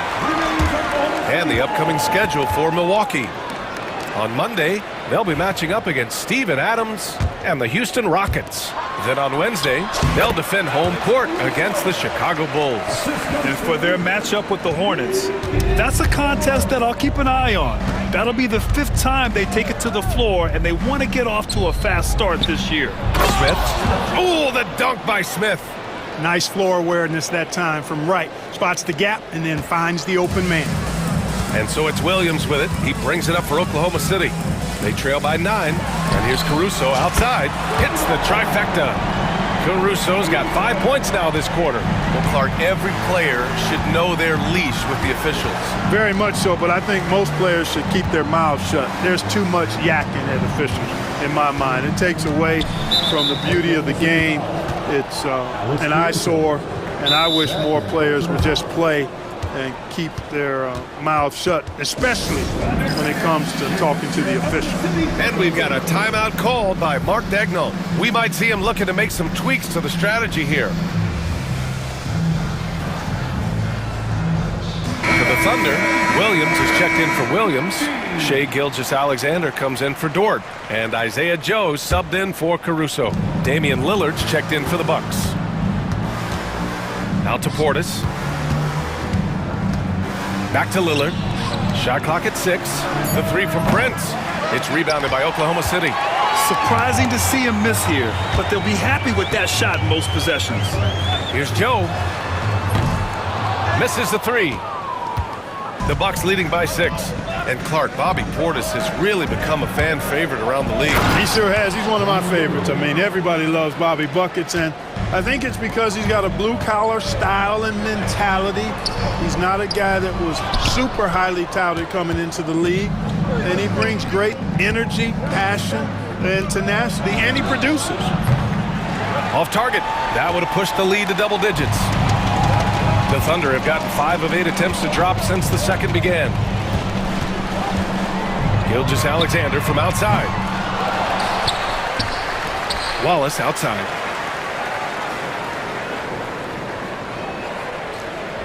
Hartenstein with a screen on Smith. And another miss by Oklahoma City. You gotta credit the defense this period. They've been all over him. Outside for Green. From the arc. Good. And it's Lillard who picks up the assist.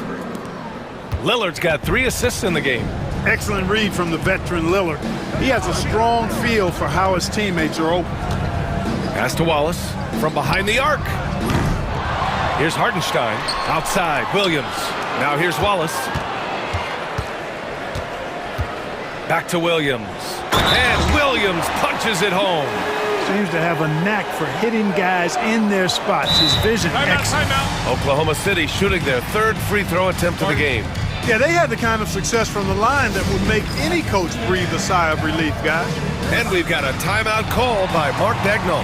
I think right now he must be looking at some adjustments.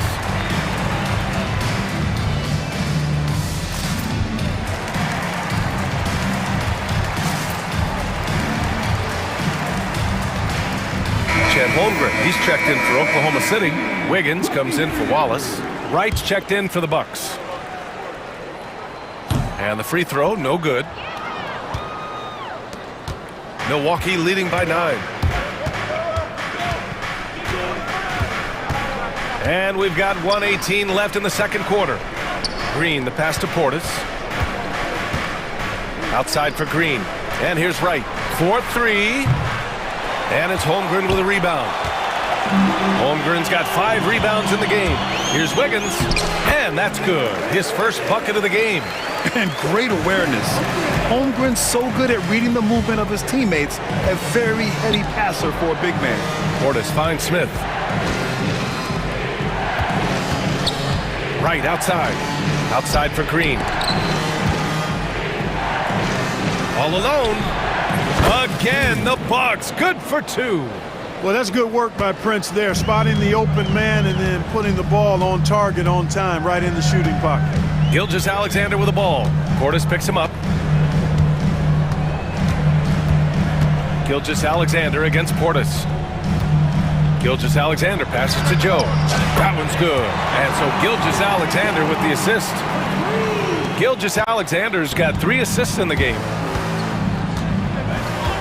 Smith outside. To the left wing. Outside for Green. Pass to Prince. He drops it from range. Prince has got his first bucket of the game, and he's on the board for 3. And that's how Prince gets his offense. Most of his shot attempts come from behind the arc. Here's Wiggins. No good on the last second attempt there. And so that brings the first half to a close. Bucks ahead, up by 9. Well, now we have some time to check in with Allie LaForce. Appreciate it, Allie. And we'll be coming right back after this break, ready for the third quarter.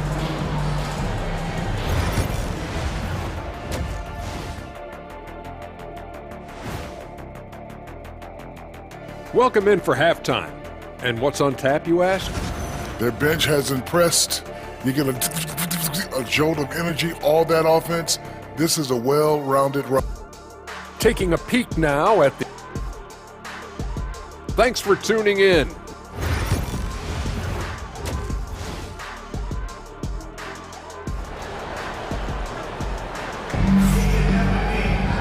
And if you're just joining in, one half is in the books, one half to go.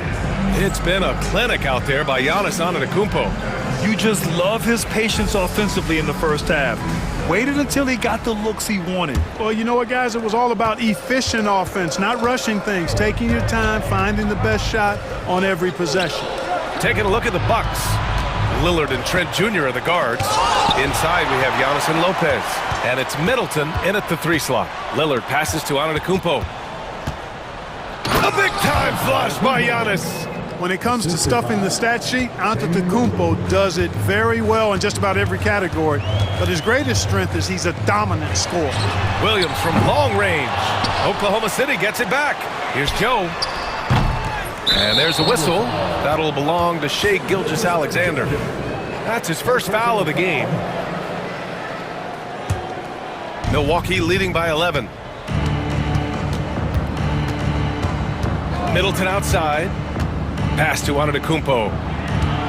Trent outside. Here's Lillard. Back to Middleton. Holmgren with the block. You can't forget about Holmgren's reach, especially when he's nearby on defense. Outside for Gilgeous-Alexander. Wiggins with it. Outside Gilgeous-Alexander. Now here's Joe, guarded by Trent.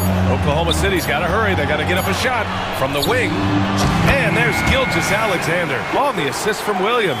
He is such a smart player. Jalen Williams making people around him better. And Giannis with the dunk. He's pouring it on at a nice clip, and the rest of the team is stepping up as well. Well, Clark, we all continue to be amazed by Giannis. What do you like most about his game? I just think his passion and energy and relentless effort, he gives it to you every time he steps between the line. You get the sense he's not taking any plays off, and he's trying his very best, and that's an endearing quality and something I've really admired about his game throughout his career. Inside, here's Gilgeous-Alexander. Ooh, Shea showing no fear inside. Good, solid start to the half, hitting 3 out of 4. Here's Antetokounmpo, and he's going to the line for 2. The official saw contact while he was going up. It's going to be on Jalen Williams. Milwaukee shooting their first free throws here tonight. And Clark, Giannis is an endearing player in many ways. Which one of his dad jokes is your favorite? Tell you what, B.A., I can't pick out a favorite, but I love the fact that he's got such a great sense of humor and a sense of being comfortable in his own skin. That all comes out when he interacts with the media and fans. He doesn't take himself too seriously, and I think that's why so many people love him. So Oklahoma City going with almost an entire new group here. Hartenstein, he's checked in for Chet Holmgren. Lou Dort comes in for Wiggins. Caruso, he's checked in for Joe. And it's Wallace in for Shea Gilgeous-Alexander.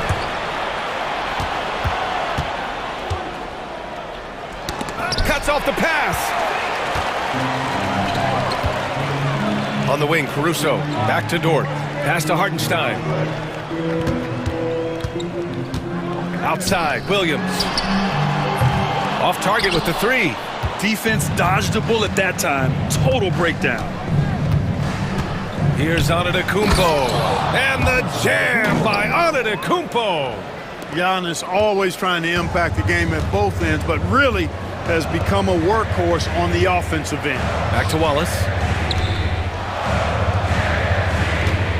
Left side, Williams. Caruso outside. Dort for 3. Antetokounmpo grabs the board. Just terrible defense. I don't know how he missed that shot. Out of bounds. It'll be Oklahoma City's ball. And let's take this time to bring up the list of last season's elite shot blocking teams. Second, the Thunder. They built a reputation around the league last season. Do not test them at the rim. And we've got a timeout called by Mark Dagnall. He wants to give him a breather and talk things over. Oklahoma City making a switch here. Williams is checked in.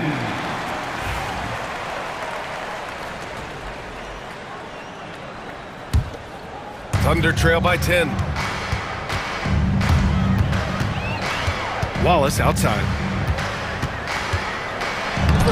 Oh, great D that time from Portis.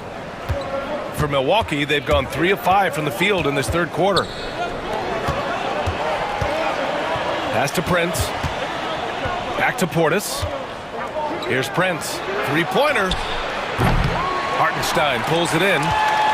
Hartenstein's got his 6th rebound on the night. And let's swing it over to the sideline and hear from Allie. Well, guys, drawing charges is an art. The Warriors' Brandon Podziemski led the league last season, and he said, I'm not going to jump with anybody at the rim and block them.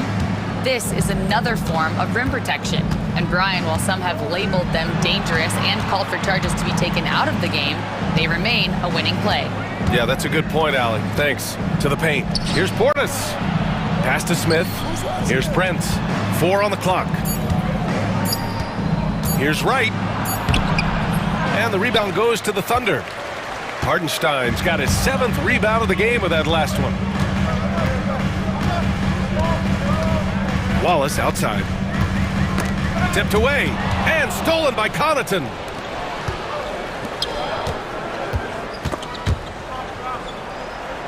Back to right. Smith in the high post. Working on Williams. Out of bounds. It'll be Oklahoma City's ball.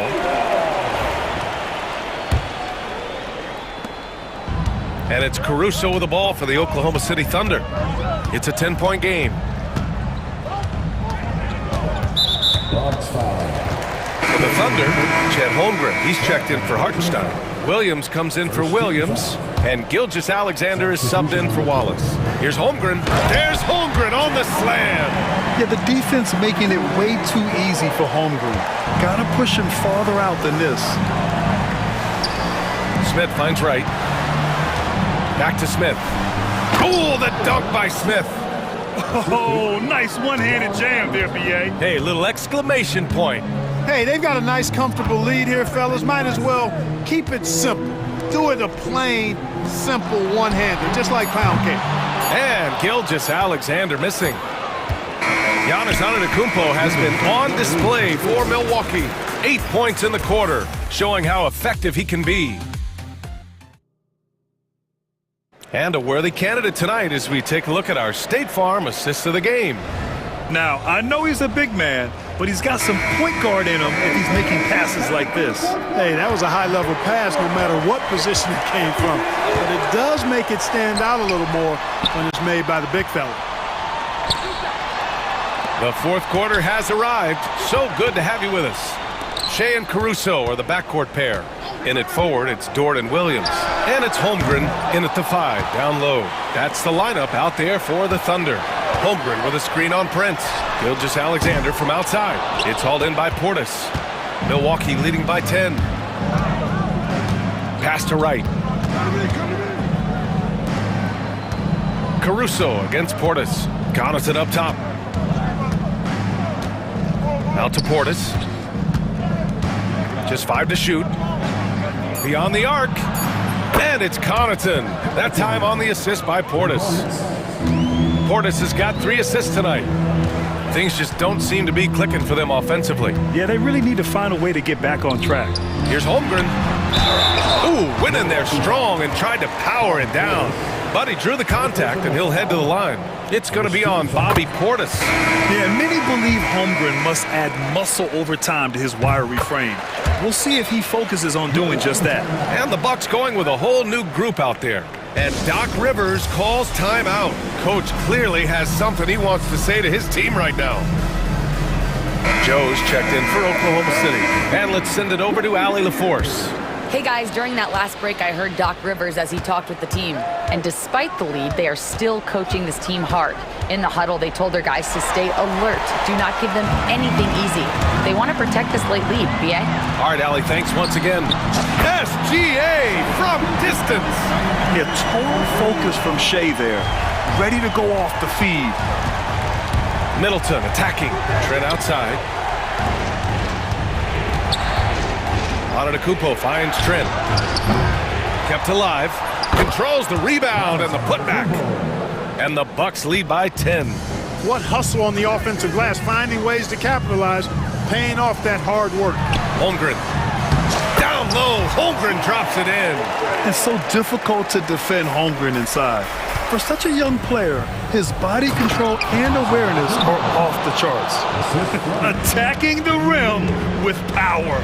Tremendous finish. Really piling on the lead with a dunk like that. Oh, got that bucket in no time at all. Gilgeous-Alexander's got 5 points in the quarter. Showing more patience this half. His shot selection has improved, and his field goal percentage is rising. They're finding ways to get the ball into the paint.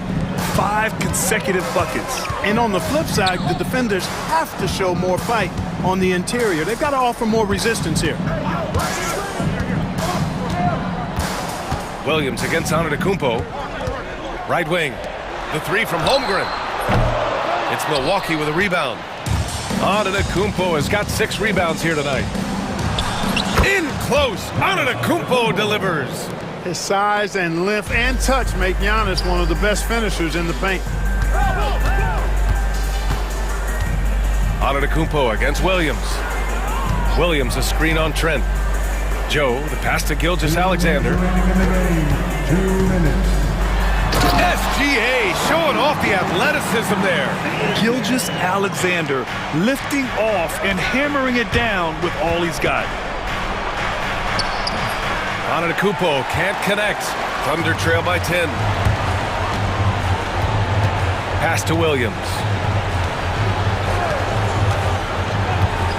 A bit under 3.5 minutes have passed here in the fourth. Here's Dort.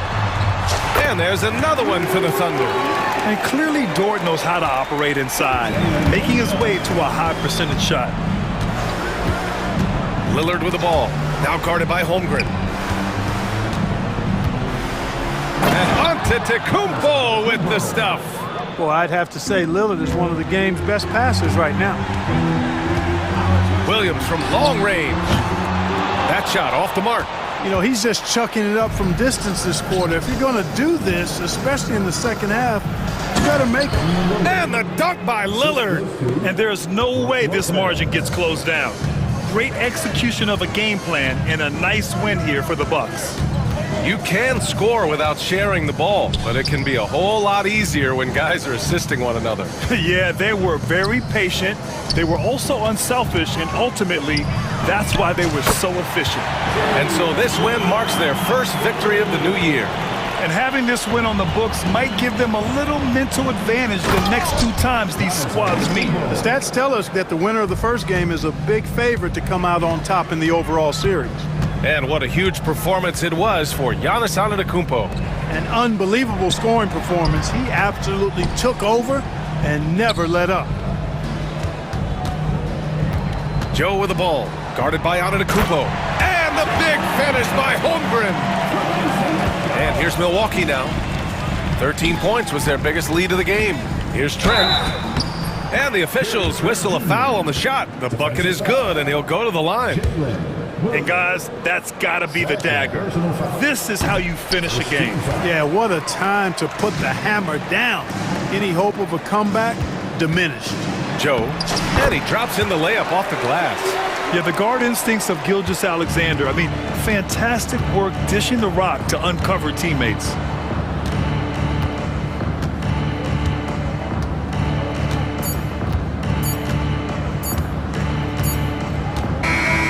So Milwaukee wins it. It ends up being a fairly easy road win. All right, Allie, good stuff there. Thanks for that. And that about does it for the first game of the new NBA season.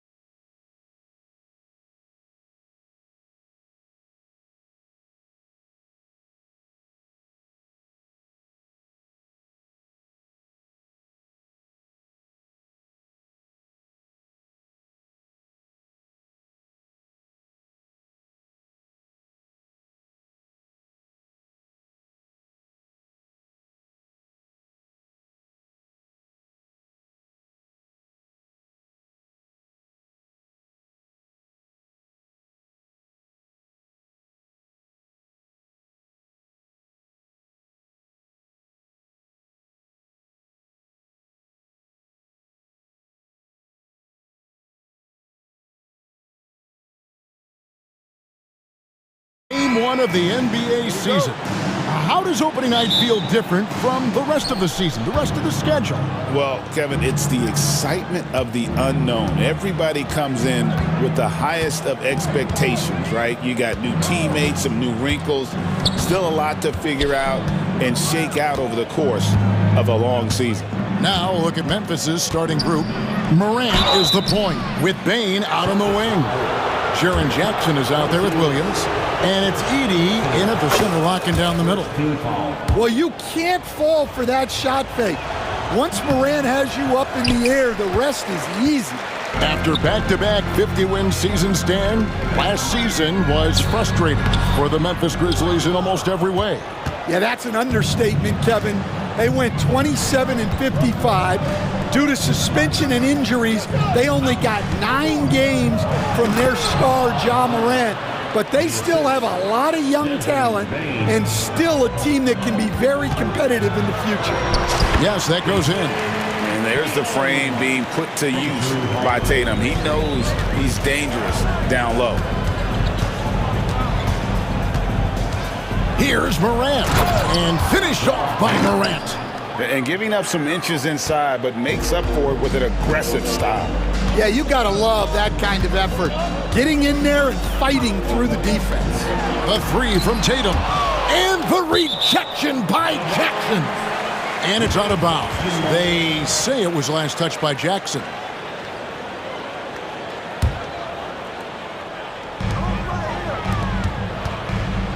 Holiday against Morant. The kick out to Tatum. Just 5 on the clock. Here's White. Blocked again. Tatum against Jackson. And it's Morant missing. That's a surprise. I mean, really out of character for him to miss when the defense is not right up on him. White finds Brown. The kick out to Tatum. 9 feet out and off the glass. That one's good. And Tatum is an impressive athlete. So good at knifing inside and finishing at the rim. Now here's Morant. He has 5.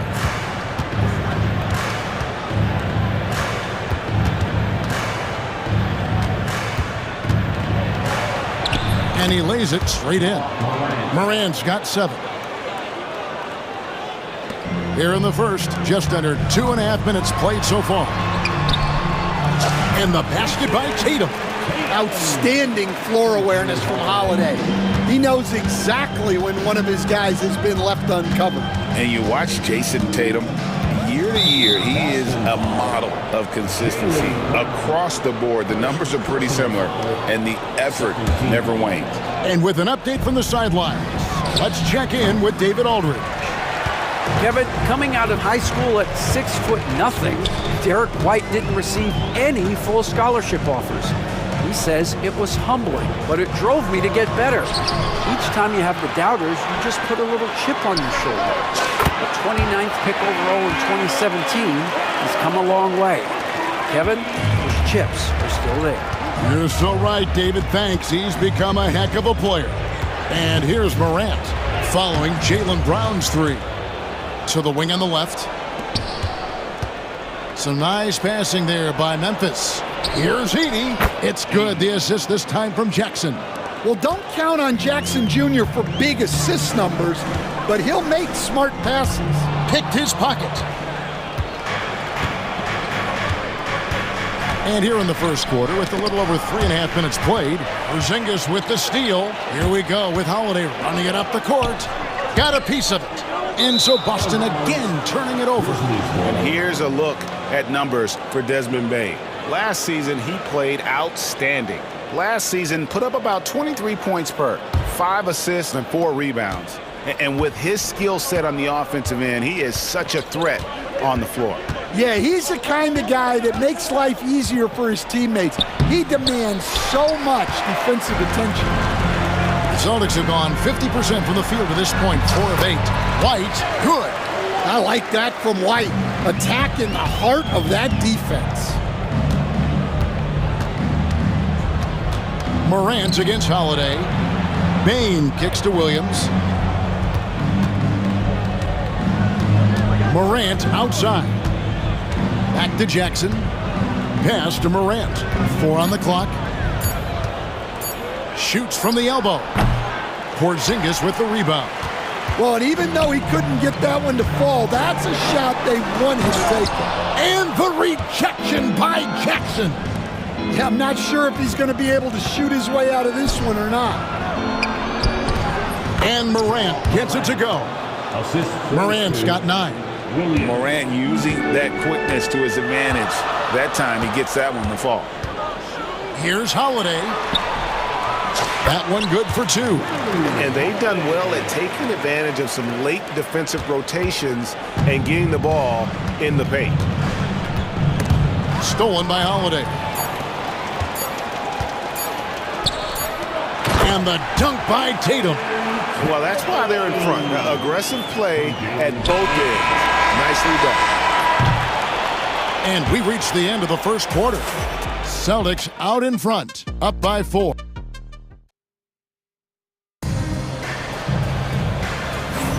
And hope you've enjoyed the broadcast so far. Halfway through the first half in this one. And a chance to catch up on some numbers here. Scoring breakdown for the Celtics. Well, their game plan has been very effective so far. They're working the ball inside, putting constant pressure on the defense. And also have to bring up their passing game. They've been moving the ball with great precision so far and creating great looks for their teammates. They've got Porzingis, and it's Tillman in at the 4. That's the 5 to begin the second quarter for the Celtics. The Grizzlies have shot 2 free throws, and they're 1 of 2 so far. And their free throw percentage as a unit last year, 76%, right around the middle of the road. Now here's Jackson. Pass to Aldama. And here's Jackson. There's a screen by Aldama.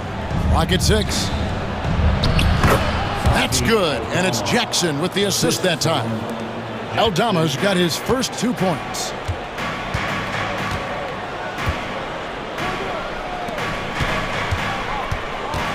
It's Brown on the wing, guarded by Smart. And the rejection by Jackson. It's Smart with the drive. Bain.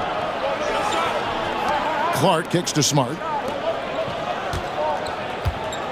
Clark sets a screen for Jackson. Lobbed up there for Clark. Here's Pritchard, guarded by Smart. Shot from 16. The shot by Pritchard, no good. Memphis trailing here. Stan, you talk about a stacked roster. It's hard to find many weaknesses for the Celtics.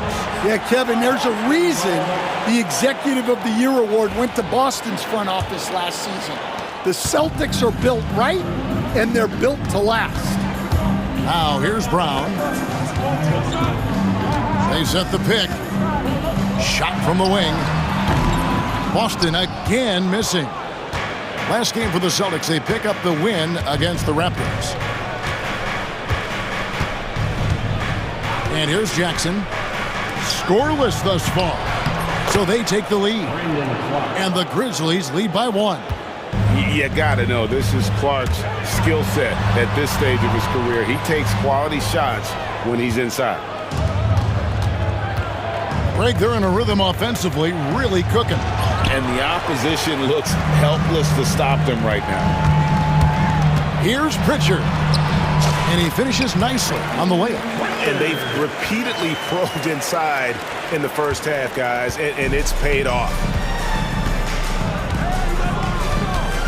Jackson up top. Puts the move on. And he lays it up and in. Jackson's got his first basket of the night. A defensive breakdown there, no doubt about it. I mean, he's a guy you have to be focused on defensively. Porzingis kicks to Brown. Porzingis with a screen on Smart. Brown outside. Knocks down the 3 ball. Brown's got his second basket of the night. Well, you know, when Brown's hitting the 3, it really opens up this offense. Jackson gets the bucket. Jackson's got it all tied up now for Memphis. They're getting on a roll inside. Their last 3 field goals have come from the paint. With Samart, the basket is good. That's his 6th attempt and his 3rd make. And eventually, every player, GA, has to grapple with age, realizing they've lost a step or two against the young fellas. And sometimes, that is a very slow realization. Oh, it is, Kevin. Hopefully, by that point, it's less about financial security and more about prolonging the inevitable, simply for the love of the game. Something that's kept this game close is the fact that the rebound stats for both teams are almost identical. Well, hey, you set Porzingis up and he'll knock him down. Terrific off the catch. Now here's Jackson. Bombed up there for Clark. Hammers the alley-oop through. And how about the incredible timing on that alley-oop? He absolutely hammered it down. And so Joe Mazzulla calls for the timeout. Looking for a breather and maybe just 1 or 2 things to talk about. Some changes for Memphis. Williams, he's checked in for Smart. Luke Kennard comes in for Bain. And it's Morant in for G.G. Jackson. Now here is Holiday. 52 seconds left to play here in the half. Lays it up and banks it in. I think Holiday knew there'd be some contact here, so he was ready to outwork it. And it's Morant missing. Celtics leading by 4. Outside Tatum. To the middle. Here's Horford. And he gets the whistle. 2 free throws coming up. It goes on Brandon Clark. And for the Grizzlies, 2024 stand was marked by an unprecedented amount of injuries. Well, Kevin, they used 51 different starting lineups. That's the most in NBA history, and they were also forced to use 12 injury hardship exceptions. That is just incredibly bad luck. Now here's Morant. He's got 9. Wide open. And he can't bank that one in. Here's Tatum. Inside, Tatum, automatic. And the unselfishness there by Horford. You know, he sees a better opportunity and finds his teammate. And another miss by Memphis. And so it's Boston heading to the bench with a 7-point lead as we wrap up the quarter. They've dictated the pace, pushed the ball at every chance, and it's paying off for them. Thank you, David. We'll be back after halftime for the start of the second half momentarily.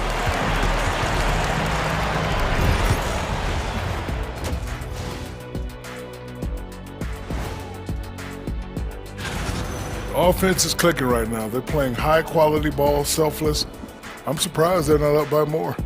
You know, that being said, now let's take a moment and that about wraps.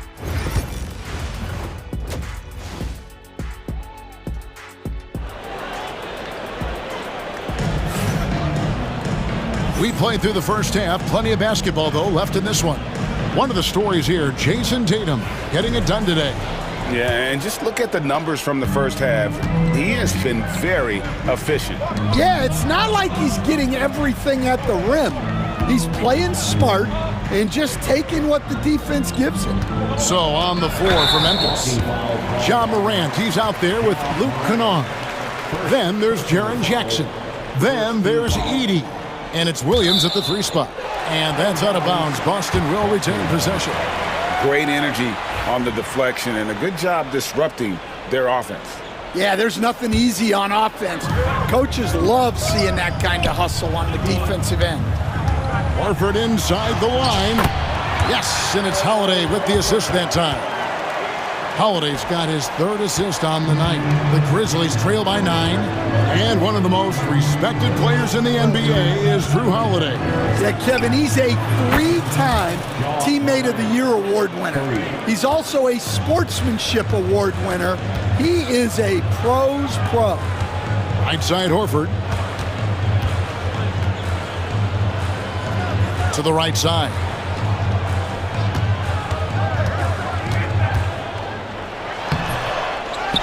Tries again. Fouled in the act of shooting. Gets the bucket anyway, so a three-point play chance for him. And they're controlling the boards, Kevin. That's +5 in that category. Boston shooting their third free throw shot of the game. And they shot 81% from the line last season as a team, so you really can't find fault with what they're able to do there. And finished off by Morant. Well, this is Morant at his very best.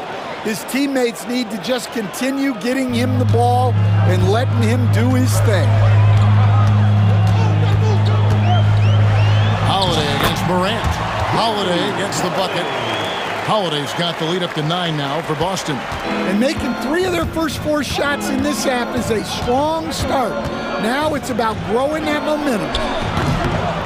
Jackson gets the bucket. Yeah, very hot start out of halftime. Making their first 3 shots, getting the looks that they want, and knocking them down.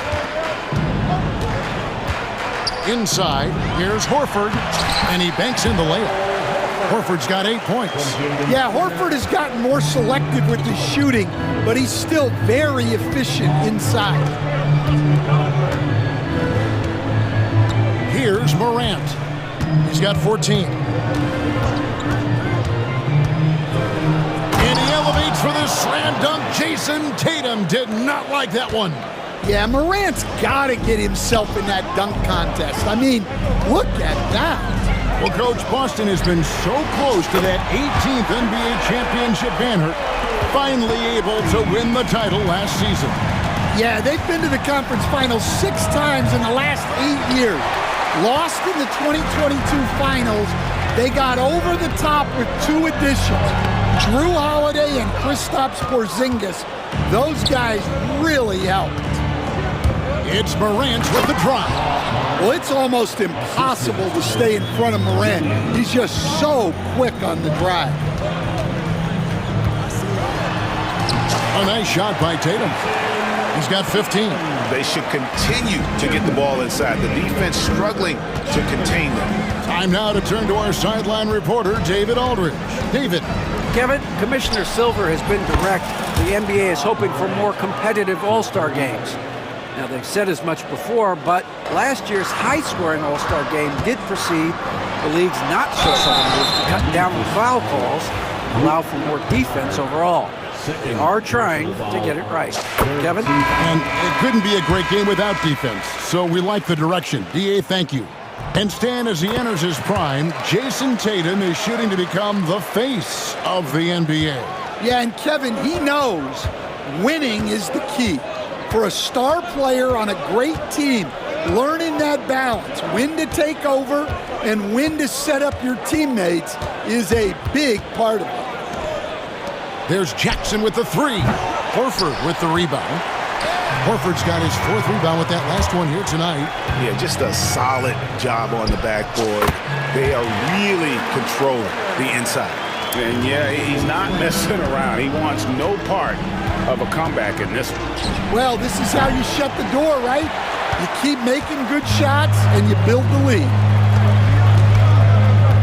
Pass to Tatum. From the stripe. It's rebounded by Memphis. They'll host the Denver Nuggets after this one. That game marks the first half of a quick 2-game homestand. Here's Morant. And Morant throws it down. Timeout. Yeah, there have been very few players at 6'2" who've played above the rim like Morant. And so Joe Mazzulla calls for the timeout. He wants to make some adjustments to the game plan, clearly. And a whole new group out on the floor for these Celtics. So Memphis going with almost an entire new group here. Clark, he's checked in for 80. Santi Aldama comes in for Jaren Jackson. Baines checked in for Luke Kennard.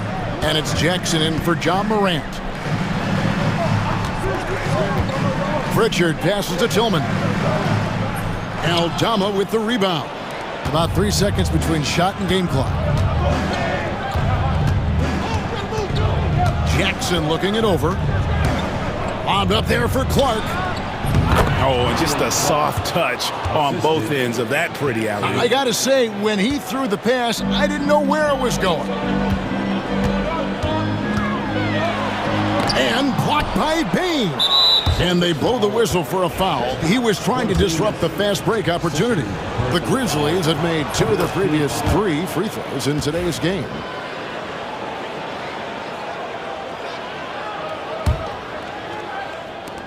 Five seconds left to play in the third. And Jackson gets it to go. Yeah, this offense is rolling. They've been assertive, but they're also playing under control. Yeah, you know, I like how they're not relying on just one guy to get it done. That concludes the third quarter. It continues to be an exciting neck-and-neck game. Celtics lead by 2. And right after this, we'll bring you the start of the final quarter right here on 2K Sports. While we have the chance now, folks, let's go to our State Farm assist of the game. Just true artistry right there. I mean, great decision on where to go with the ball, and how about the perfect delivery? Wow, that was an absolute masterpiece of an assist. He knew exactly when to deliver the ball, and it made for a beautiful score. Well, this has been a great contest so far, and I imagine the fourth quarter could have even more action in store for us. And some changes here for the Grizzlies. Jaren Jackson comes in for Santi Aldama, and it's John Morant in for Jackson. And let's head over to the sideline and catch up with David Aldridge. Thanks, Kevin. Well, Coach Taylor Jenkins talked to his team during the break. Now he's encouraging them to keep attacking in the paint. He said, when we get inside, we score. Simple as that. Keep attacking and don't settle for anything that's not at the rim. Kevin, back to you. Thank you, David. Holiday in the backcourt. To his side is White. The post pair. Tatum and Porzingis. And it's Brown in at the 3, the small forward. That's the Boston 5. Morant against Holiday. Morant outside. Uses the glass to finish the layup. Morant's got the game tied up here for the Grizzlies. And they're forcing the ball inside, and it's working like a charm. Brown down low, guarded by Smart. And Greg, we were talking Jaylen Brown making the 2023 All-NBA second team. That was big for him, wasn't it? Yeah, Kevin, it made Jaylen eligible for the Supermax, signing for that 5-year extension in July of 23. At the time, the largest contract in NBA history. 2 free throws coming up, and they call the shooting foul. One of the most explosive players to have ever entered this league. Morant shows out every night. Well, Greg, Boston didn't just win the title. They won their 18th NBA championship in style. No series went more than 5, going 16-3 in the postseason, Kevin. Half of those wins were by 15 or more. The Celtics really weren't even challenged during that title run. 2 points, that one goes. Tatum's got 19 points. He's so good in that medium range area. Tatum can create space and shoot over the top of the defense. Morant drives in, and Morant throws it down. Just the kind of play they need in a game this close. You know, that's the kind of aggression they want from their floor leader. Well, it's always a big plus when you have a point guard that can attack the rim like that, puts so much pressure on the defense. Really no idea why you're fouling in a situation like that. You know, maybe there's some bad blood between those two. Goes up on the block, and it's Boston with another. His shooting has been outstanding. Definitely one of the reasons they're up in this game. Holiday against Morant. To the paint. Smart kicks to Morant.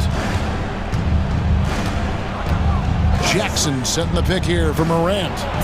And Jackson with the basket on the assist by Morant.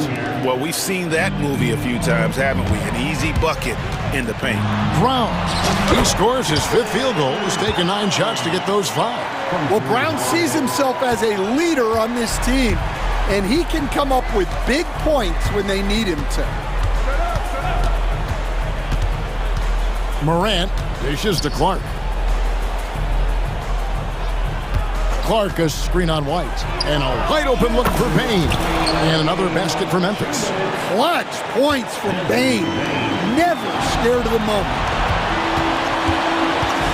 Bounce pass, Holiday. For Zingas. And the rebound goes to the Grizzlies. Now Jackson. Out left to the wing.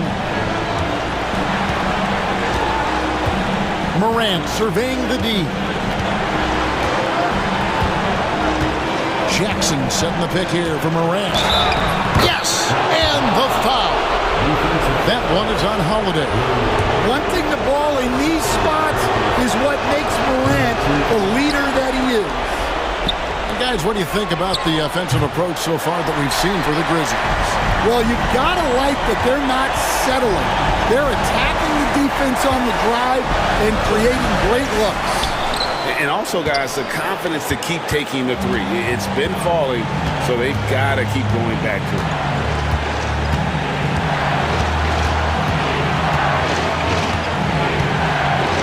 Jackson, a screen on Holiday. Here's Morant. Porzingis with the block.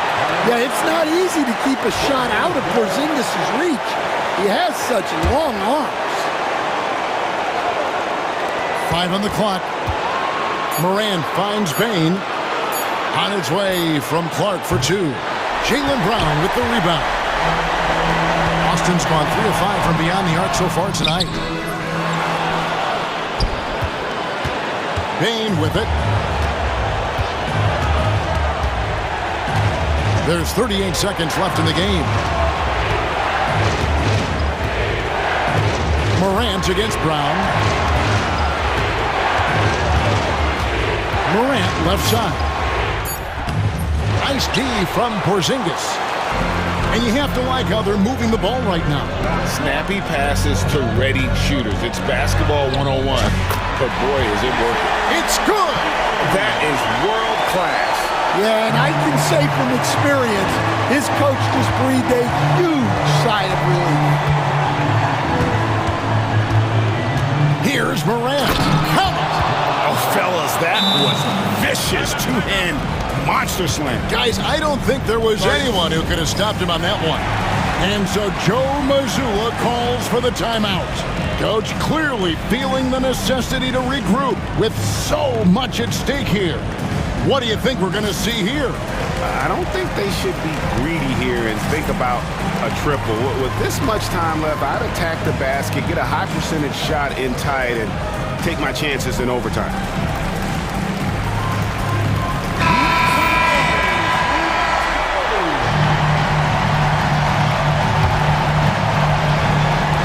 So it's the Celtics now. It's deflected. So a close game sees Memphis take this one. All right, David, thank you. And that about does it for the first game of the new NBA season. We're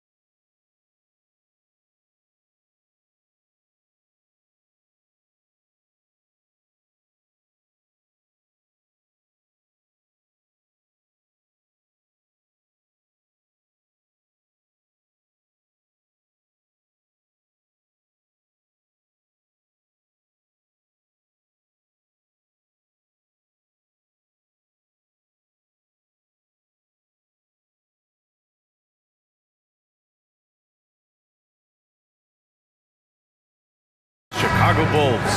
And for that game against the Pacers, that will be their 4th outing in this young season. Coach will want to have his team starting to build a rhythm by then.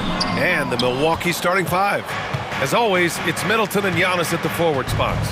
Lillard and Trent Jr. are the guards, and it's Lopez in at the center position. And for Minnesota, Conley and Ant are the 1 and the 2. McDaniels out there with Julius Randle, and it's Gobert in at the 5. Now here's Antetokounmpo, and it's Gobert with a rebound. You're not going to see that very often. The defense in the vicinity, but still, he's not one to blow layups. Edwards for 3. It's Milwaukee with a rebound, and this is the first season matchup for them against Minnesota. We see these teams face off only twice a year. Last year, each 1-1.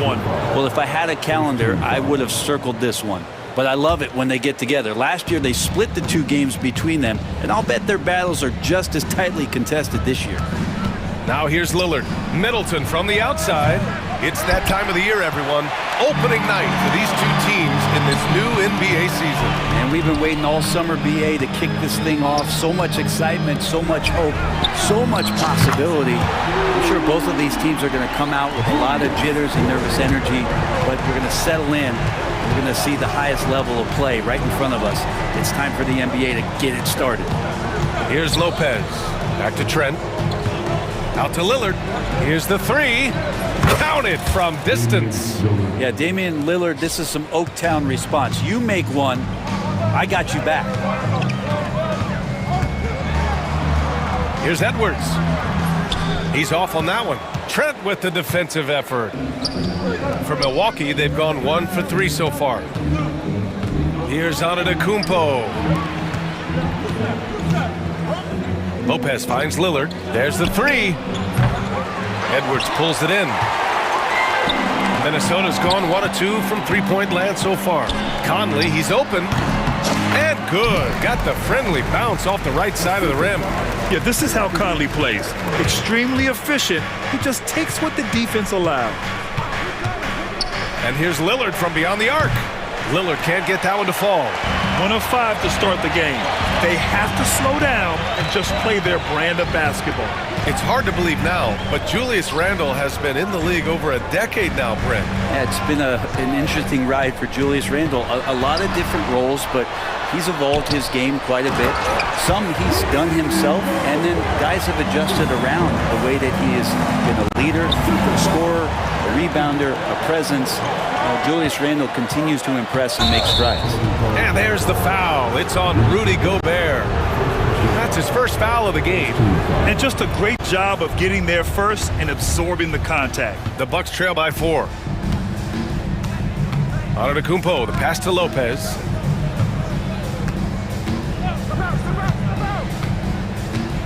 Lillard right side.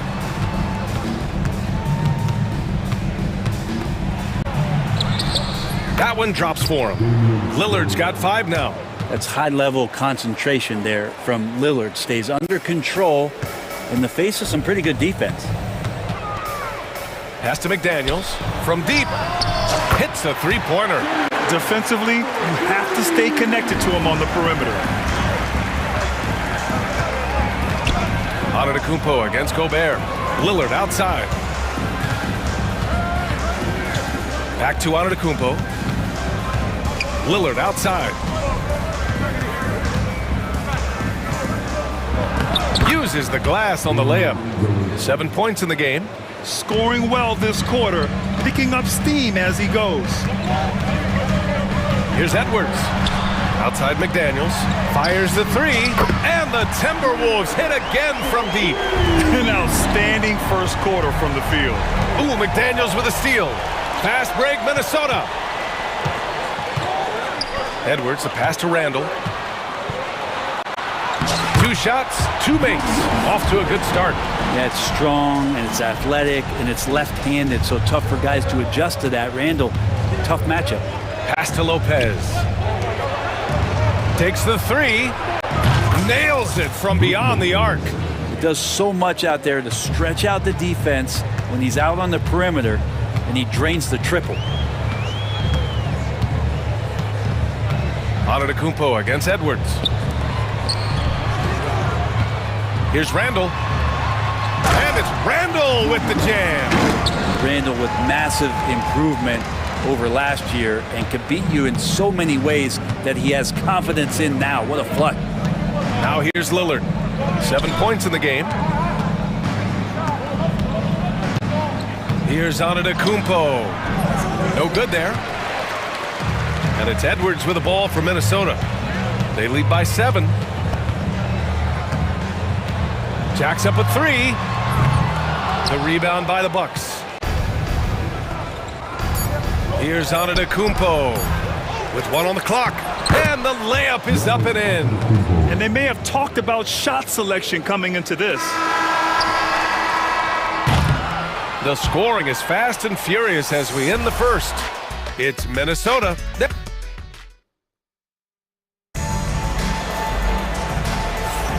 And for those of you just tuning in, second quarter action is where we are. And a chance for a moment to check out the scoring breakdown for the Timberwolves. Well, in today's NBA, the three-point shot is so valuable. They realize this, and that's why they're continuing to drain as many as they can. So much good energy and flow tonight, and that has really come out of great ball movement. Guys have been open, and as soon as they are, they get the ball. And Chris Finch has called timeout. Coach wants to speak to his guys, maybe alter some of the game plan. A look now at the leaderboard to see which teams had the toughest defenses this past season. The Timberwolves, number 1. And their gritty mentality when it came to defense was really infectious. They were the best last year at holding opposing teams to low-scoring totals. Jaden McDaniels out there with Naz Reid. Then it's Dante DiVincenzo. Then it's Nickeil Alexander-Walker. And it's Garza in at the 5. So that's the Timberwolves 5. Now here's DiVincenzo. 15 in his last outing. And there's the drive. Reid for 3. First shot won't go. Bucks trail by 5. Pass to Middleton. Outside, Green. Middleton against McDaniels. Middleton passes to Green. 5 on the clock. Back to Middleton. Over McDaniels. Middleton, no good. Oh, that mid-range, Jay, usually pretty much on the money. Maybe the timing just a little bit off on that one. Outside Reid. No good on the triple. The Bucks shooting just 38% for this game so far. And it's Green off the drive. Count that one. And Portis knows this system well. Try to make the good to great pass. Outside Reid. This one for 3. Lillard pulls down the board. The Bucks have gone just 1 of 3 to begin the second quarter. Pass to Green. Back to Lillard. Shoots over DiVincenzo. The shot by Lillard, no good. Minnesota leading by 3. Here's McDaniels. And he comes up with a bucket. McDaniels got 8. Dante DiVincenzo with a real nice team first play. Here's Smith. Out to Lillard. Second quarter of play with around 2 minutes gone so far.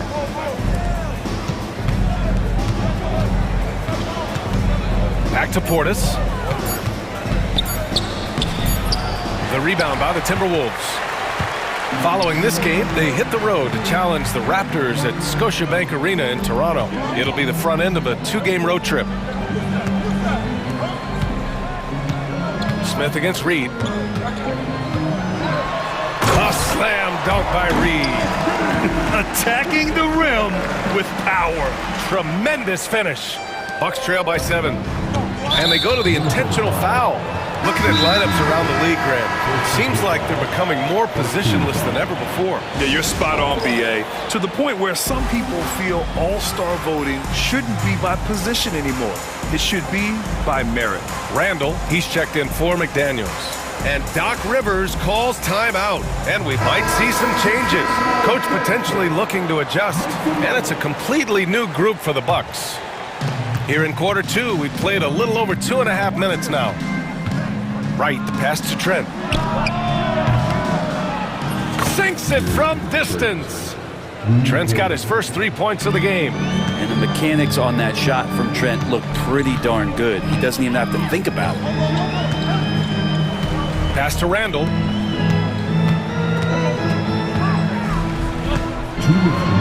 And it's Randall with the jam. Leaping ability is off the charts. Not the biggest power forward, but outstanding, rising up off the ground. Antetokounmpo. And he missed again. Now 1 of 5. The Timberwolves lead by 6. Randall with it. Now right defending. Lopez with the steal. Right against Reed. And Dante DiVincenzo is going to pick up the foul. That'll be a second foul of the game. That's a foul he wanted to avoid, and he definitely doesn't want to pick up his third before the half. Trent, the pass to Lopez. Well read defensively. That window closed so fast. And he was fouled while in the act of shooting, so he'll take 2 free throws. Well, Randall can hold his own down on the inside with that physical frame. Minnesota is shooting their first free throws of the night now. Good on the second one. 1:19 left to play in the second quarter. Right, the pass to Antetokounmpo. Giannis driving in. And there it is for him. That's attacking the rack. Antetokounmpo on the take and muscled his way in. Outside Reed.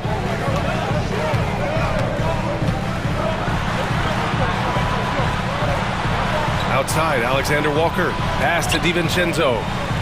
Shot clock at 5 from outside the arc. Minnesota again missing. Bucks trail by 5.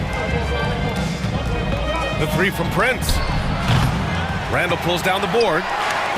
Randall's got his 4th rebound in this one. Reed passes to Alexander Walker. DiVincenzo on the wing, guarded by Trent. Pass to Randall. Oh, that was a tricky move there by Randall, putting the defender off balance, and then he got that guy to foul him. And he'll take his 3rd and 4th free throws of the night.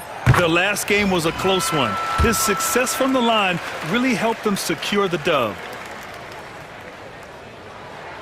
Good on both. Yeah, they're really cashing in more at the line here in the second quarter. And so Antetokounmpo will bring it up for the Bucks. They trail by 7. They'll be playing host to Houston for their next game, and that'll launch a 4-game homestand for them. Yeah, once Giannis gets the ball there, you can forget it. DiVincenzo against Wright. Here's Randall. And it's Randall with the jam. Come on, B.A. He sure can rise. Grant, that's as good as it gets. One of the best in the league. And so it's Minnesota closing out the quarter with a 7-point lead. Defense is setting the tone.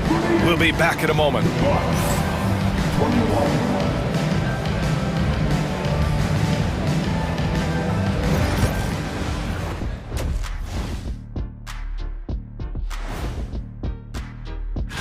And a look here now at the Bucks. They don't get their home opener until next game. But tonight, they start this new season on the road, kind of like Kenny's. And returning our attention to this game, a solid first half for the Timberwolves. Seems like they can't. Appreciate you joining.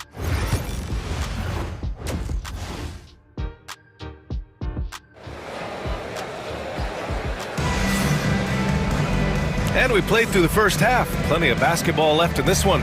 Julius Randle has been sensational. Can they come up with an answer for him coming out of the half? They have to change something defensively. Yeah, just way too easy out there, and I'm sure coach is going to make that a priority at halftime.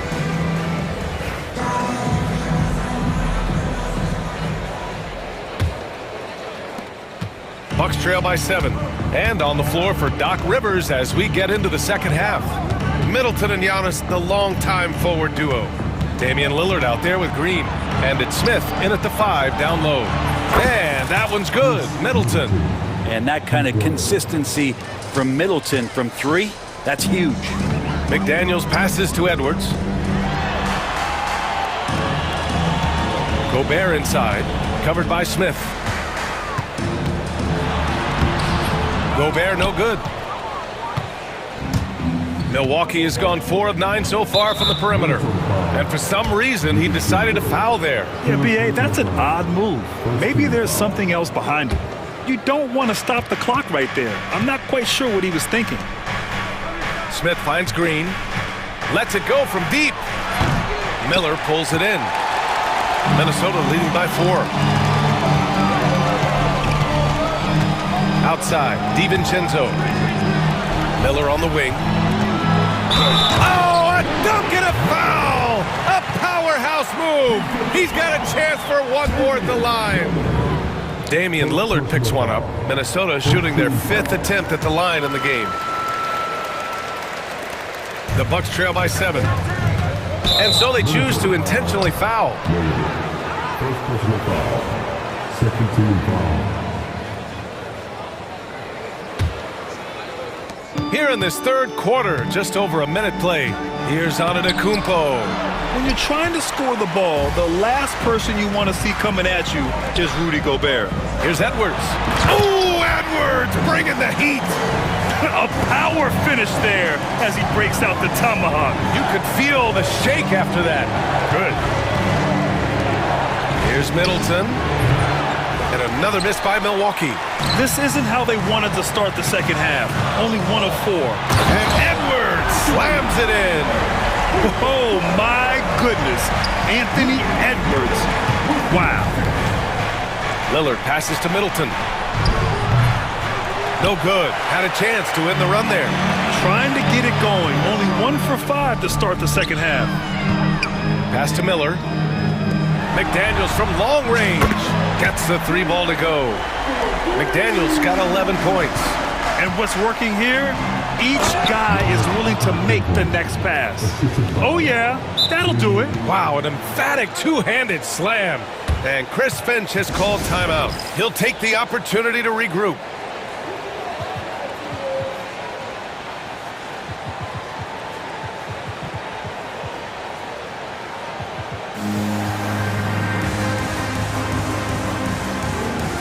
Minnesota with some changes.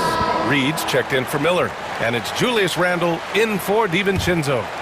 Minnesota leading by 12. All right, let's get a report from Allie. Brian, there are some players who felt the 65-game requirement for postseason awards was too high. The NBA's executive VP and head of operations, Joe Dumars, said, quote, "You're still allowed to miss 20% of the season. People pay to go, and they want to see their stars play." Brian, it's all about the fans. True enough, Allie. Thanks. Randall getting up there, explosive vertically on that play with great timing. Connaughton finds Portis. Connaughton with the ball. Lopez, the screen. Connaughton passes to Lopez. Connaughton outside. Three-pointer, no good. I'll tell you what, they've rebounded the ball tremendously well. McDaniels, that's good. Their offense has been unstoppable, just firing on all cylinders. I mean, this team is just dangerous. Right now, every shot that they're putting up feels like it's going in. Back to Prince. From downtown, gets the 3 to fall. Prince has gotten himself going here. His first points of the game on the deep ball. Edwards looking for an opening. Pass to Randall. Crafty move. And it's Randall with the jam. Everything is dropping for them. Just a terrific third period run. Well, with the confidence growing, that's one thing, but they seem to be getting more intense, and that's helping the quality of their play here. Portis gets the bucket. And Portis not afraid from the mid-range. That's where he can do some work. And it's Randall with the jam. And the Timberwolves lead by 15. All night they've asked him to shoulder the scoring load, and he is not disappointed. And now we have an intentional foul. I'm not sure why. Yeah, bizarre play, B.A. Not sure what got into him. It's right on the wing. Guarded by Edwards. Here's Portis for 3. Rebound Minnesota. Gobert's got 4 rebounds now.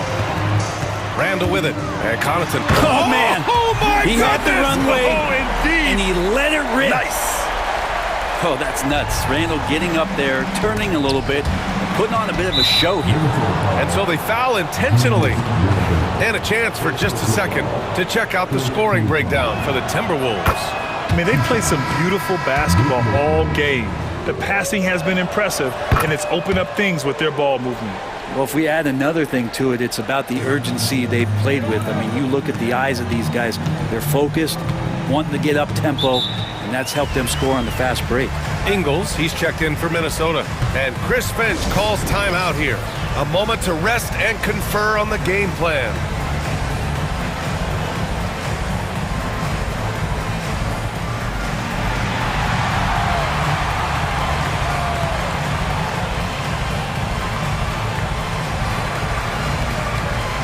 Timberwolves will go for a different look here. Garza's checked in for Gobert. Miller comes in for Julius Randle. Alexander Walker, he's checked in for McDaniels. And Conley subbed in for Anthony Edwards. And just wasn't able to set up in time.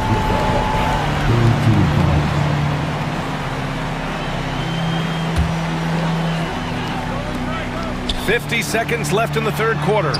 And it's good for 2. Yeah, showing a little versatility with their offensive attack. In the first half, it was about the 3 ball. In the second half, they've emphasized interior scoring. Here's Smith. And again, it's the Bucks missing. You have to credit their effort. I mean, they've done an amazing job on the glass. Alexander Walker, the pass to Miller. Oh, a nice one-handed slam right there. He just rises up and throws it down hard with one hand. That is such a go-to move for him. He holds nothing back on those. Conley with the ball. Outside, Ingles.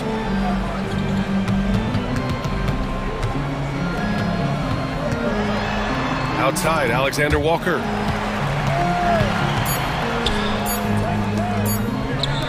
Got it off in time. No good on the buzzer beater. What a performance for Julius Randle. He has been the story for the Timberwolves, providing the scoring punch right now, putting up a cool 22. Time for a quick break, then back to the action.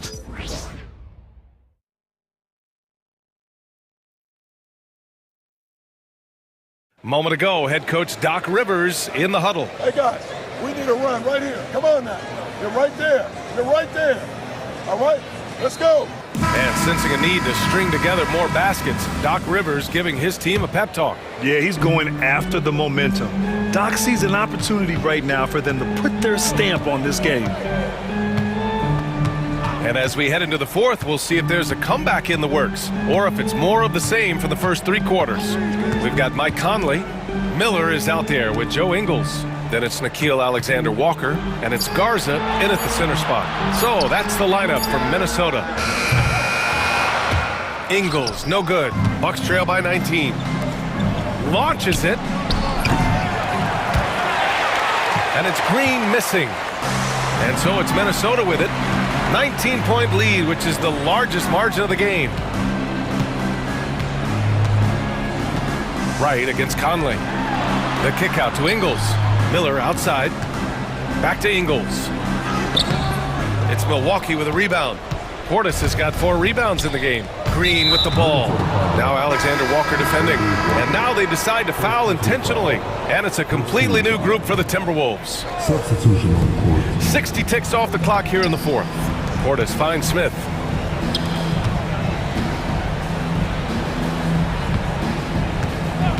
Driving in. It's Middleton on the wing. And here's Wright from the arc.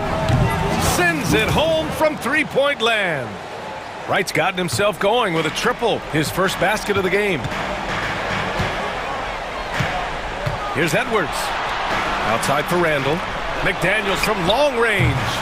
Smith with the rebound. Bucks trail by 16. Launches a 3. And it's Middleton, that time on the assist by Portis. This defense is getting spaced out. 3 of the last 5 buckets have come from way beyond the arc. Pass to Reed.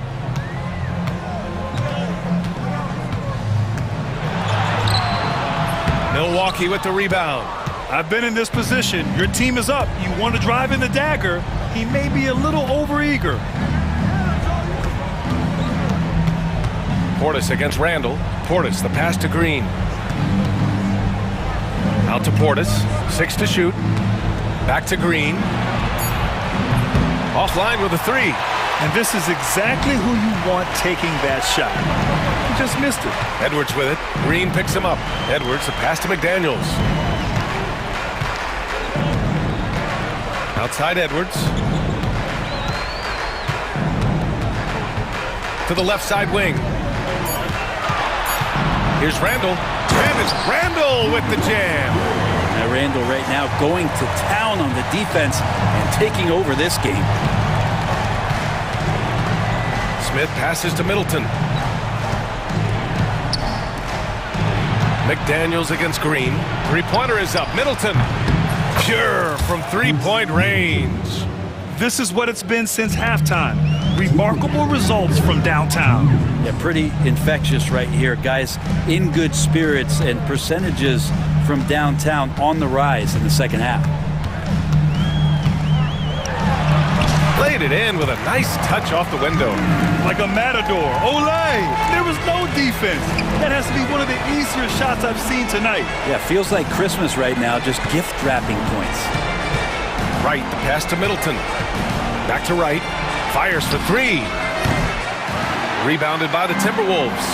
Really excellent defense there. They know he's capable of knocking it down from the outside, and they could not have played him better. And he gets the bucket. And the distance between the point totals for these teams tells the whole story. Just a fantastic effort, and you have to give it up for the Timberwolves. Well, Grant, I don't know if there was one deciding factor in this game, but I'd say shooting accuracy if I had to choose. Agreed, B.A. They really went after quality looks and shot the ball with confidence. And so this win marks their first victory of the new year. Always good to start a season series off with a W. They showed tonight they take this team seriously, and the next 2 matchups between these two should... Oh, my goodness! A big finish right there! Awesome. Showing us that killer instinct right now. No letting the foot off the gas for them. Yeah, up until that point, a competitive game, but once they broke through that barrier, it was all them. Complete control. Here's Middleton. Soft touch off the glass. And here are the Timberwolves. It's a 13-point game. Edwards with it. Now Wright defending. Outside for Randall.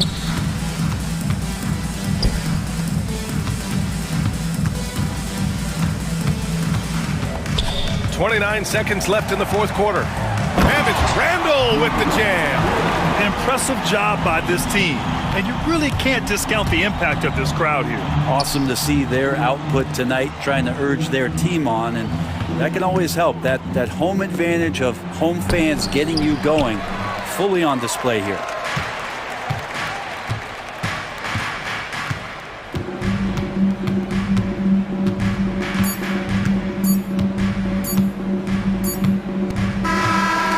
So it's Minnesota easily grabbing this one. Even early on in this game, they appeared happy to be playing at home. And it makes a huge difference.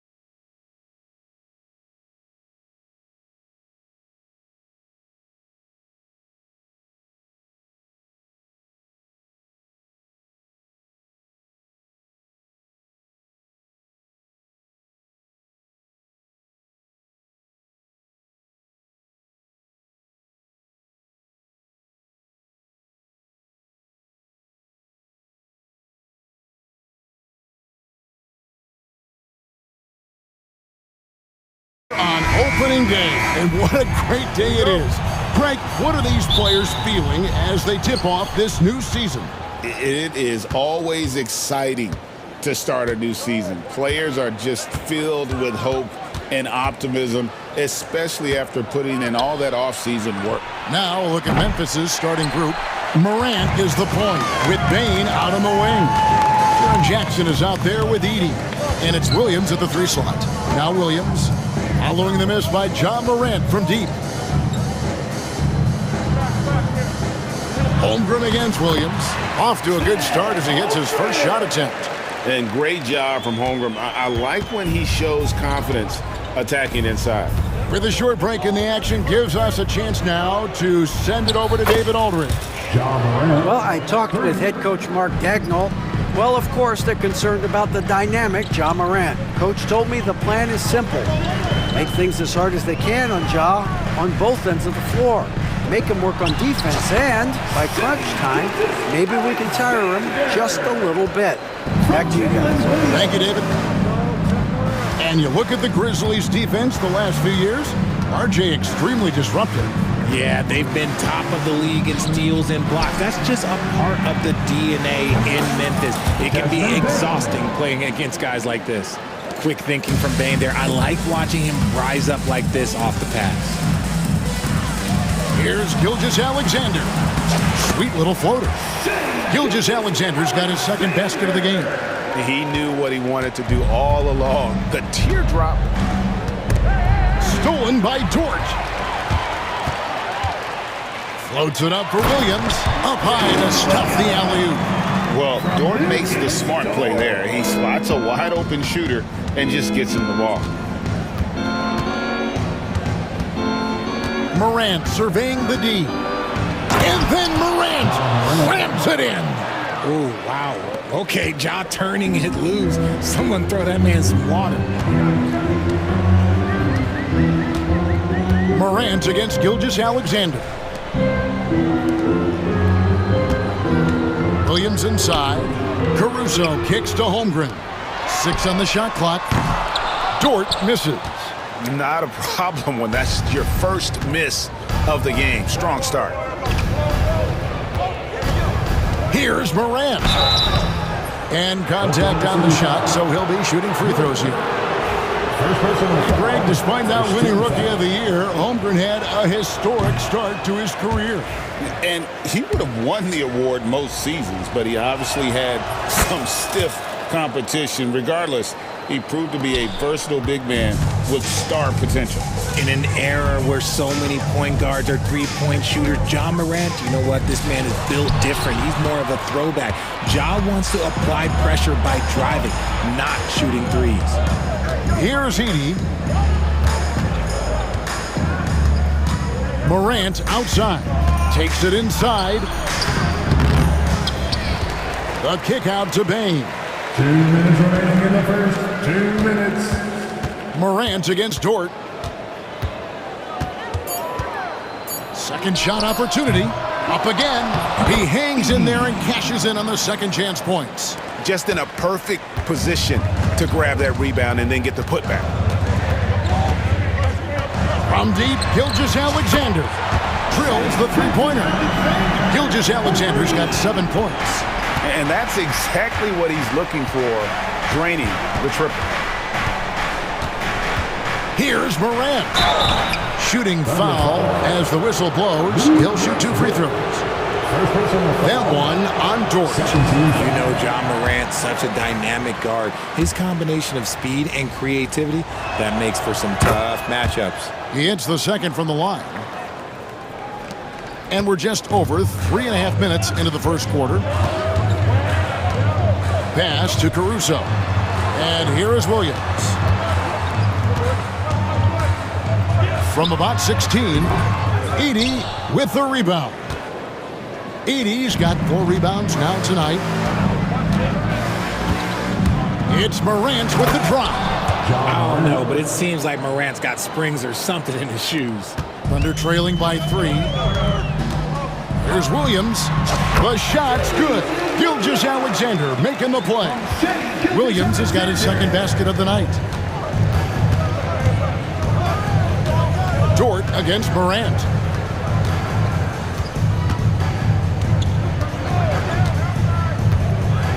Here he goes, and Morant throws it down. What a smooth move by Morant off the pick and roll, getting himself some elbow room to take a shot.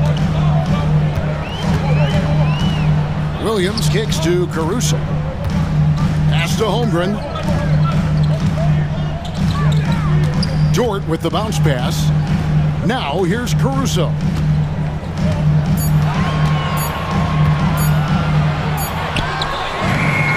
And the rebound goes to the Grizzlies. Edey's got his 5th rebound right now in the game. Here's Morant. And oh boy, a lot of contact there, but he gets the call and will shoot 2. Clearly a foul. The Grizzlies shooting their 5th and 6th free throws of the game. So he hits 1 of 2 from the stripe. Here's Caruso. And he got that one up in time, but doesn't go in. Ja Morant has been leading the charge.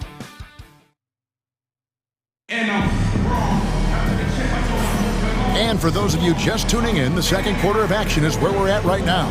And taking a look at the Grizzlies' performance here, guys, what have they been doing or not doing? Aggressive at running guys to the backboard. You could tell it was part of their game plan coming in.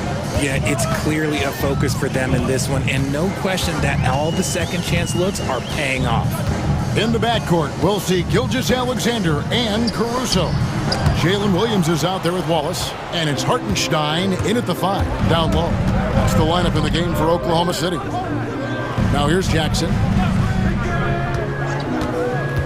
Pass to Aldama. There's a screen by Aldama. Pulls it up. It's stolen by Hartenstein.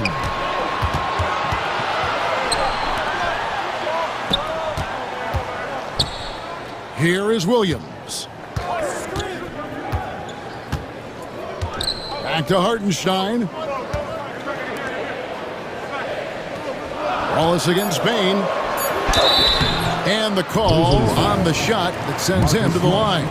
First personal foul. And Greg, you talk about toughness, the compete factor. How does a team create that culture? Call it critical mass. When you have the entire organization and enough players committed to that kind of effort, everyone has to meet that level. Now here's Jackson. And we've played just over a minute of basketball here in the second quarter.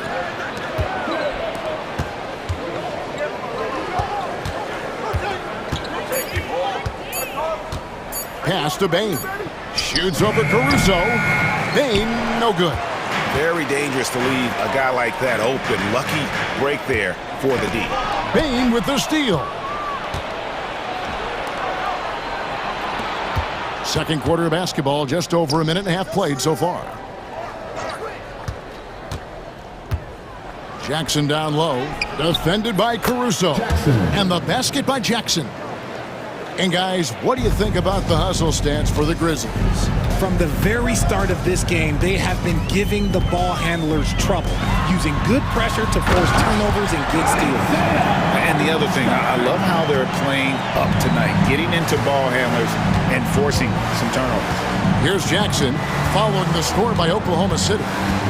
It's taken away by Wallace. Outside Williams.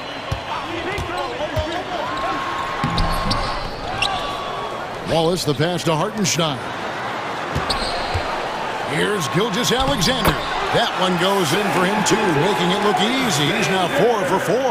And good work inside. SGA will make more room for himself on the perimeter when he can be effective down low. Jackson, and the layup's good off the glass. Jackson's got 4 points in the quarter. Yeah, and there it is again. On a lot of their possessions this first half, they've established great inside position. And Mark Daigneault calls timeout. He wants to talk to his guys.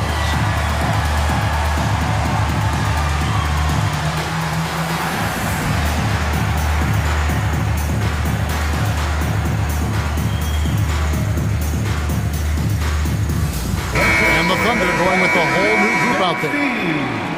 And while we can, here's a look at the teams that had the fastest hands in the league last season. Second, the Thunder.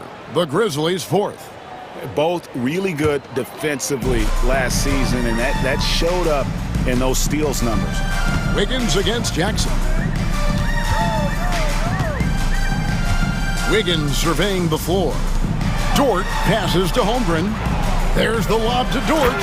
Throws down the alley-oop slam. Oh, nice job there from Holmgren. His guys appreciate when they're open, he gets them the ball. Here's Jackson. Scoring his third straight basket in 3 tries. He was inside his own head in that first quarter. You could see it. Now he's doing a much better job of letting the game come to him. On the wing, Williams. Defended by Aldama. Williams kicks to Dort. Wants to get it to Holmgren and does. Oklahoma City moving it around. Stolen by Jackson. For the finish. And Jackson throws it down. He's going to put that one in his scrapbook. Insane dunk. And now they're starting to rub it in. Build up a lead, and here we go, baby. It is showtime. Now, here's Dort. His last outing, he had 18 points. Sinks the triple. I know what they say, defense wins championships, but you need some bucket getters too now. Jackson against Wiggins. Pass to Aldama. Back to Jackson. 6 to shoot. There's a screen by Aldama. Williams with the block. That's out of bounds. The Grizzlies able to retain possession here.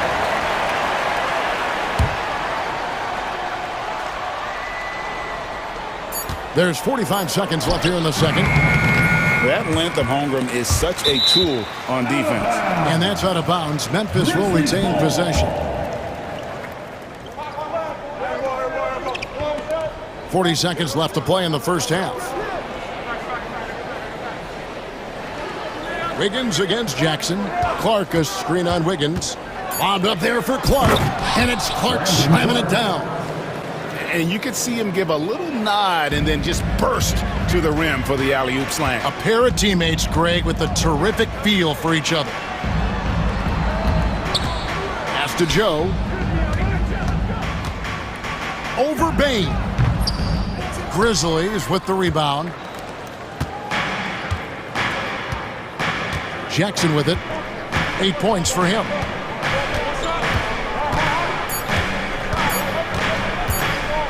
It'll count. And it is good at the buzzer. Wow. One eye on the rim, one eye on the clock. Nice job. He didn't even look worried about the time on the clock. Nice way to end a quarter.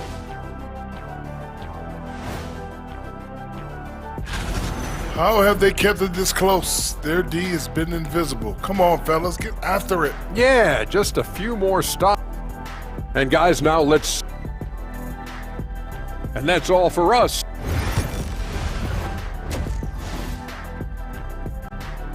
And so it's the Memphis Grizzlies.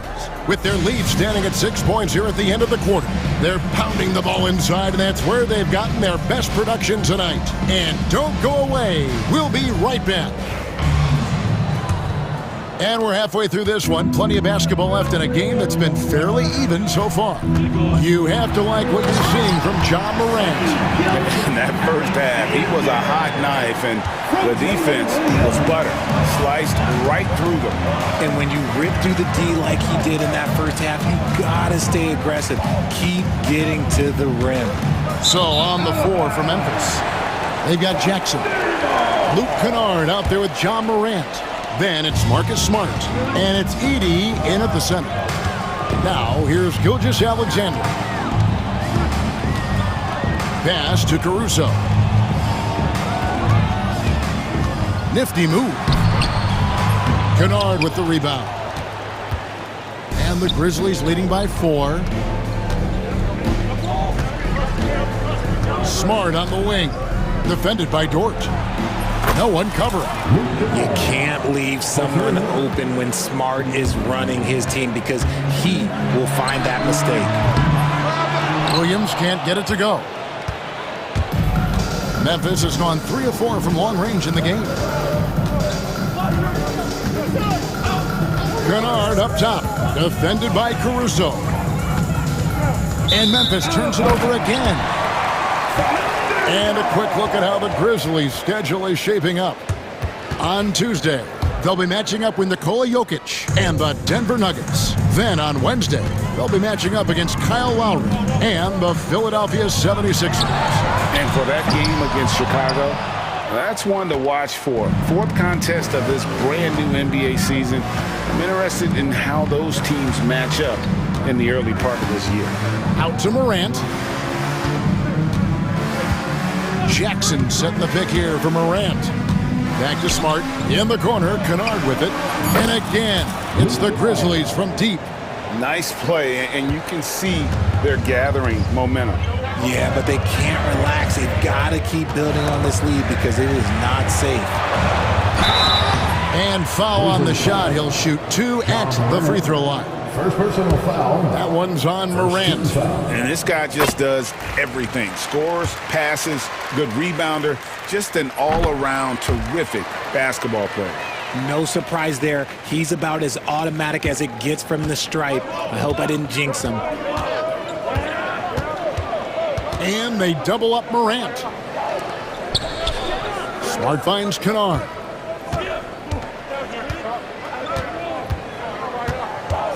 Pass to Jackson. It's Chet Holmgren with the rebound. Thunder trailing by 8. Now, Gilgeous-Alexander. Stolen by Jackson. Morant against Gilgeous-Alexander. And Kennard wide open. He shoots. And good, as it just snugs right down through the net. And you see the unselfishness from Morant, wanting to share that ball with any open teammate. And Mark Daigneault calls timeout. He wants a minute here to get things straightened out with his team. And a new group in here for the Thunder. Hartenstein, he's checked in for Holmgren.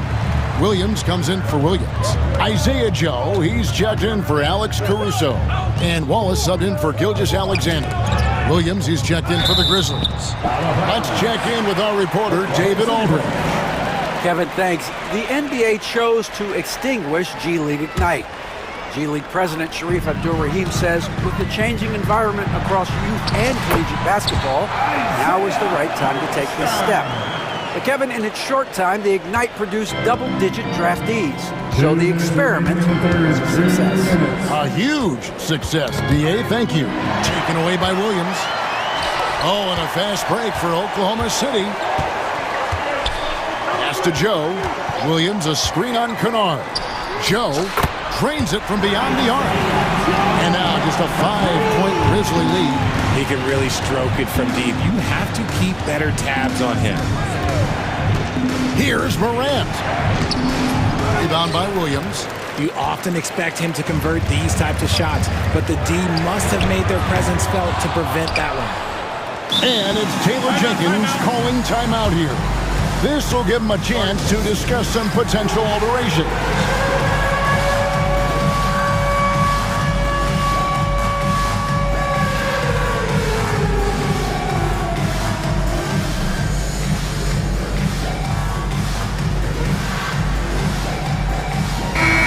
So Memphis going with almost an entire new group here.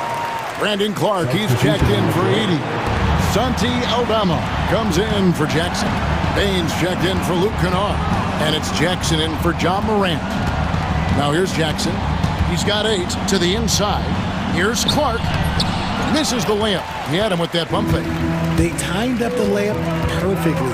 The D saw it develop and got there to bother the shot. It's stolen by Aldama. Clark with it. Dort covering.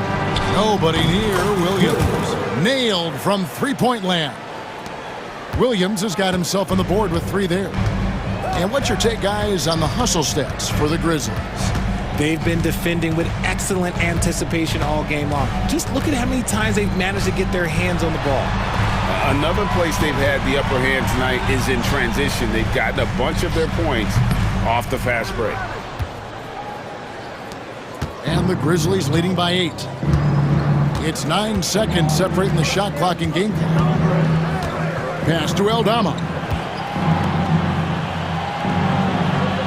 Williams against Jackson. 6 on the shot clock.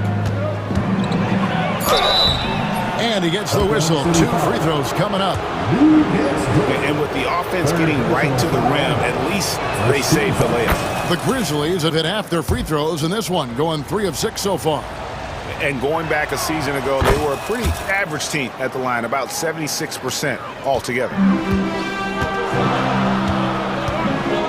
Williams against Wallace with the drive and the rejection by Clark. And so it's the Memphis Grizzlies going into the break with a 10-point lead. Their lead is where... And a moment now as we take a look at our State Farm assists of the game. And he sliced the D wide open with his feed. They had no chance to prevent that basket. That's an unguardable pass, flat out. Give him credit for possessing that type of vision. And with 3 quarters behind us, let's see what this 4th period holds in store for us. In the backcourt, we'll see Gilgeous-Alexander and Caruso. The post pair form will be Williams and Holmgren.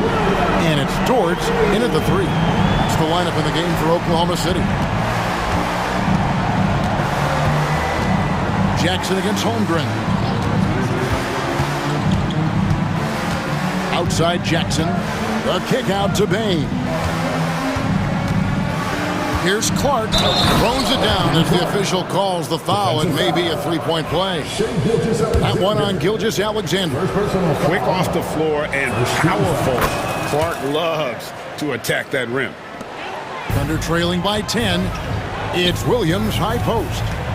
Shoots from 12. Aldama with the rebound.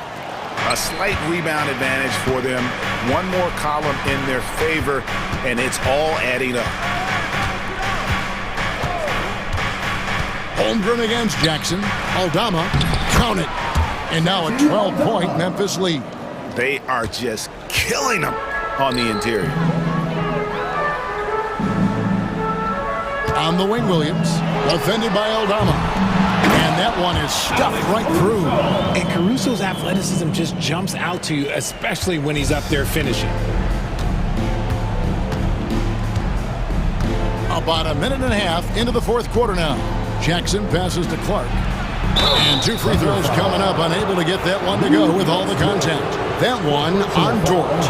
Greg, a lot of parity around the NBA. You think fans like that? It's a great question, Kevin. And there are trade-offs, but as a league, you've got to foster competition and live with the results. And the reality is, it doesn't feel better when there are more teams that have a legitimate chance to win it all.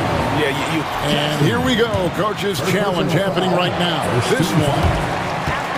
The play will be reviewed on NBA Voting. 2 minutes are allowed to review now the play. where the officials can review in closer detail what constituted the original personal foul. Getting a different angle can sometimes make it a lot easier to determine.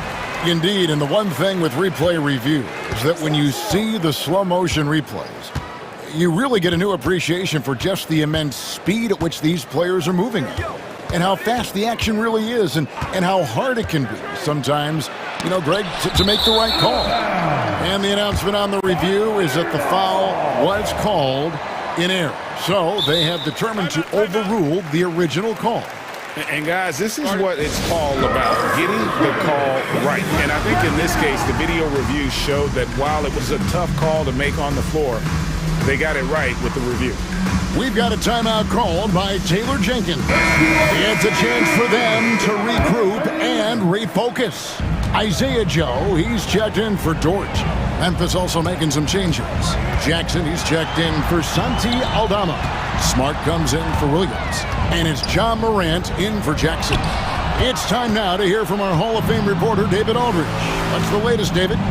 Hey guys, I caught Taylor Jenkins' message to his team. He told them, don't look at the scoreboard. We have to play like we're tied. They want their team to sustain that level of effort, and we'll see how it works out. Kevin? Thank you, David. And if you're wondering what makes Josh so special, it's his ability to take over games all by himself. Got that bucket in no time at all. Williams has got 6 here in this quarter. You can't lose a shooter like him on the court. The ball will find its way to him, and he will drill a three each time. Here's Morant. And then Morant slams it in. What I love about Morant is that he understands his strengths on offense, which is why he is so efficient. Remaining in the game, 2 minutes. Gilgeous-Alexander against Morant. Ball stolen.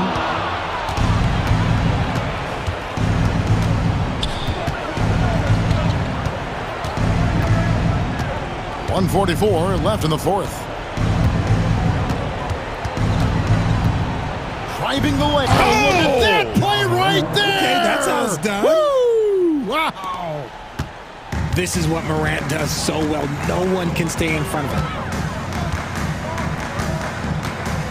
Williams kicks to Gilgeous-Alexander, and they call an illegal screen here. The NBA has always been a star-driven league, Greg, and that's reflected in team strategies now more than ever before. It is. All over the league, teams now building their systems around their stars, surrounding them with complementary players and running the offense through them as much as possible. Morant left side. Shot clock at 6. Clark. Rebound by Williams. Thunder trailing by 15. And tonight's battle is going to end with a very clear winner, leaving nothing to chance. Impressive win for the Grizzlies. This was a physical game. Yeah, I mean, they were aware of the rotations defensively and were able to attack the rim. And it'll go down as their first official win of the new year. And we watched one guy all night long, guys, and look at the stats just confirms what a dominant game he had. What a night tonight it was for Ja Morant. He did a great job following his team's game plan and not rushing anything on offense, which allowed him to catch fire. Morant, count it, good. Ja Morant. And the Grizzlies lead by 19. Saw the opportunity to put this away and did not turn it down. And that score probably slams the door for any would-be comebacks. And look, they put this one to bed. Pass to Joe. Shot to stop the run.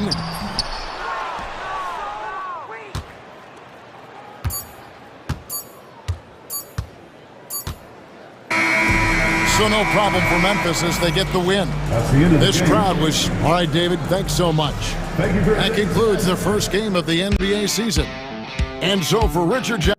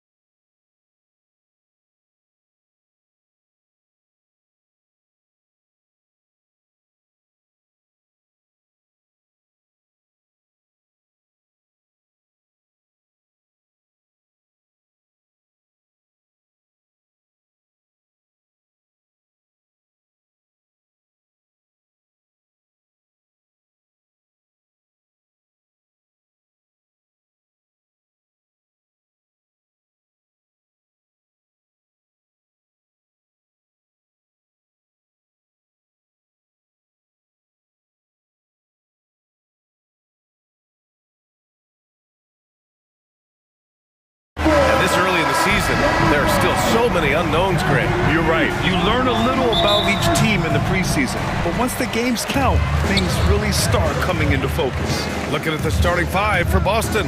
The two Jays, Brown at the 3 and Tatum at the 4. Holiday at the 1 with White at the 2. And it's Porzingis in at the 5. Well, this is exactly.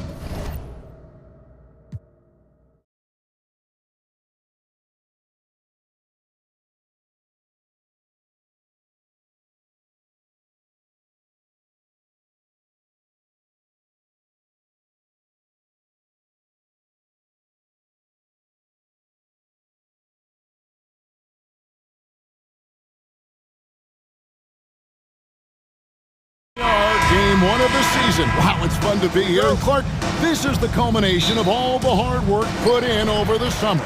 Yeah, you talk to the players on both sides, and there's optimism about this upcoming year. We'll see if that optimism is justified over time. And the starting lineup for the Timberwolves. Edwards on the wing. He's joined by McDaniels. Gobert is out there with Randall, and it's Conley in at the point. And White kicks to Tatum.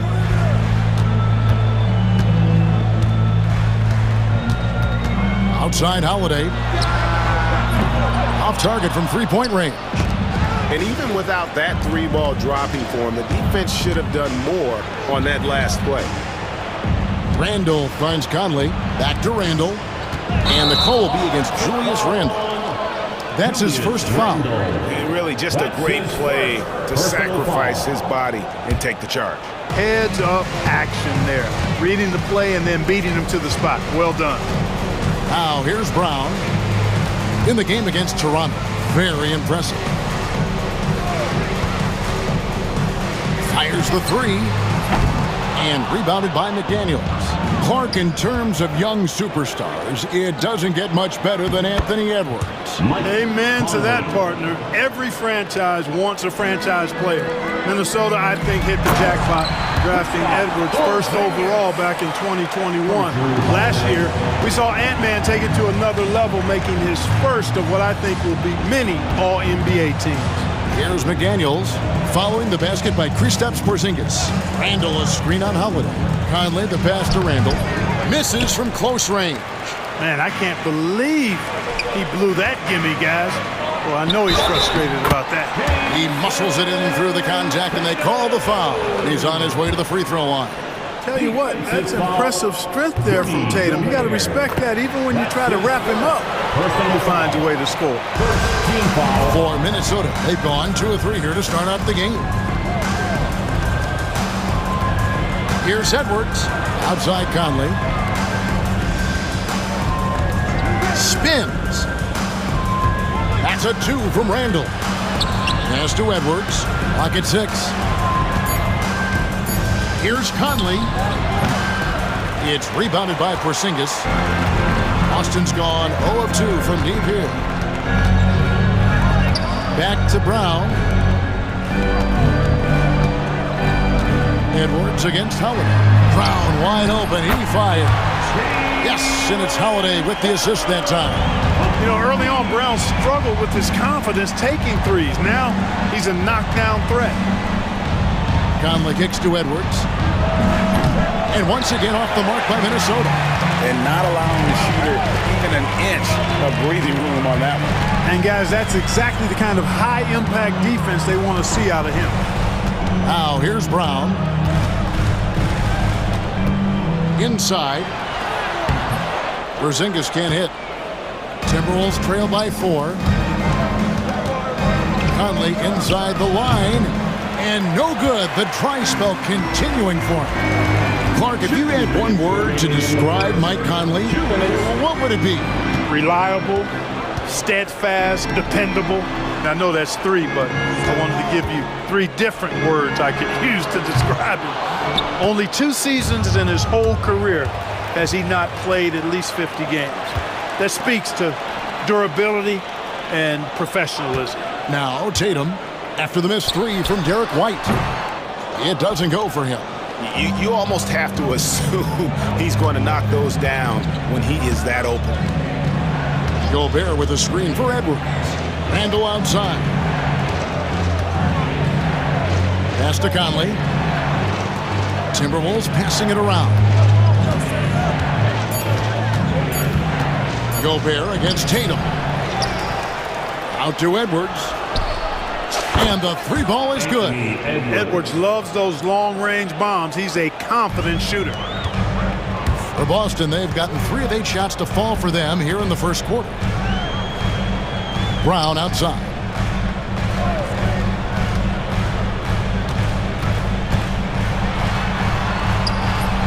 Minnesota with the rebound. And guys, this is the first they're seeing of Boston.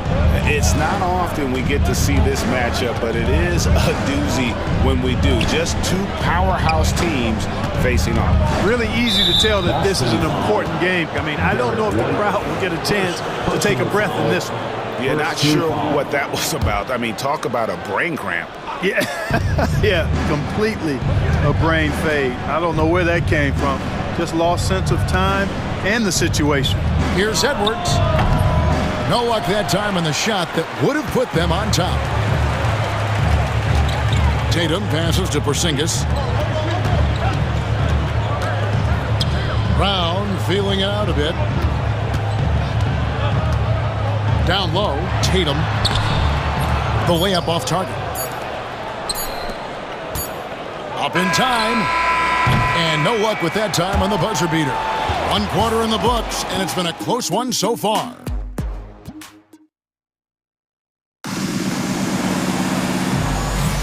And if you're just tuning in, it's been a pretty even game through the first quarter. When you consider how the Celtics are doing, guys, what jumps out to you stats-wise? You know, I think they're going to be happy with how they played here early on. I agree with you. I mean, they hit the ground running, had a strong start to the game, but they're hoping they can manage the rest of the way. The post pair, Tatum and Porzingis. White in at shooting guard, with Brown playing small forward. And it's Holiday in at the point guard position. That's the 5 to begin the second quarter for the Celtics. And so Chris Finch calls for the timeout. He wants to check in with his team and regroup. Big group substitution now for Minnesota. Garza's checked in. Reed comes in for McDaniels. Alexander Walker, he's checked in for Edwards. And it's Dante DiVincenzo in for Mike Conley. Randall no good. The Celtics with the lead. And the foul on Drew Holiday. That's his first foul. Oh, great defense there. Anticipated the play and got there first. And not afraid to put his body on the line either. He took a shot for the team in that situation. Now here's Randall. Really played well against Phoenix in his last outing. You know, once he has the positioning he wants, he's ready for the big finish. Julius Randle throwing it down. Right side Horford. To the middle. Great pass to set up the lay-in. The Timberwolves shooting just 33%, struggling to get good looks. Time now to turn to our sideline reporter, David Aldridge. David. Kevin, thank you very much. The Timberwolves have become a rough and rugged team. Swingman Jaden McDaniels said, "We don't let nobody push us around. We're always being physical defensively. I feel like we're a tough team, super tough." Kevin, they certainly have the size to hold their own. Always being physical. But, David, that's their identity. And we thank you for the report. Greg, you look at today's point guards, so many different types that can be effective. And there's a lot more freedom for point guards to kind of explore the parameters of their game. Sometimes it's steadying an offense. Other times it's to ignite it. Tell you what, that is a missed opportunity for mid-range for sure. With as little defense as was shown, should have made that one. Alexander Walker passes to Reed. Tillman grabs the miss. Boston trailing. Here's Springer. Yes, and it's Holiday with the assist that time. Holiday's got his 3rd assist on the night. 2 minutes now played in the second quarter. And a fast break now for the Celtics. Here's Springer. Drops in the layup for 2. Springer's got 4 points this quarter. And they've had assists now on their last 3 baskets. Reed kicks to DiVincenzo. Reed in the post. Got him with the pump fake, but couldn't finish. For Boston, they've gone 3 of 4 from the floor here in the second quarter. When Naz Reed is out there, Clark, spacing the floor is a real asset for him. For sure, and you know, he really puts a lot of pressure on the defense because he can score from anywhere on the floor, and he's got great size and strength. And he does the little things too. I mean, you look at his points and rebounds, but this guy gets deflections, he goes after loose balls, he gets you extra possessions on the glass, he steps in and takes charge. I mean, he does all the little and big things. Now here's Randall. He's got 7. Shot clock at 6. Here's Alexander Walker. Good for the basket, starting off 1 for 1 with that shot. And really, it's been a major aspect of their offense in the early stages here. Their success working the ball inside and getting points from close range. Here's Hauser. Still yet to score. And they go to the intentional foul. Second personal foul. First team foul. 1:53 left in the first half of the game. Hauser misses. The Timberwolves trail. Here's Randall. Pass to Alexander Walker. And up the court come the Celtics on the break. Holiday with the 3. A three-pointer is right on target. Holiday's got his first 3 points of the game. And taking a quick look here, guys, at the hustle stats for the Celtics. They're really mucking things up for the opposition, racking up steal after steal, just not letting them develop any kind of offensive rhythm. Another big component of their game early on has been their execution on the fast break. They're getting a bunch of easy baskets, pushing it in transition. And too much time in the lane, they get called for the 3-second violation. And the Timberwolves making a change here. McDaniels checked in. Number 3. Timberwolves trail by 3. Near the three-point line, it's DiVincenzo. 2 free throws coming up, and they call the shooting foul. All right, a chance to check out stats for DiVincenzo. Last year, getting it done. Averaged about 15 points a game, 3 rebounds, and 2 assists. The contributions he's been making on the floor have been a boon for this team. Great stretch of games for him. Yeah, you know, they've given him more responsibility, and he's responded. And the way he's going, I think his role is only going to increase. And we've got a timeout from Joe Mazzulla.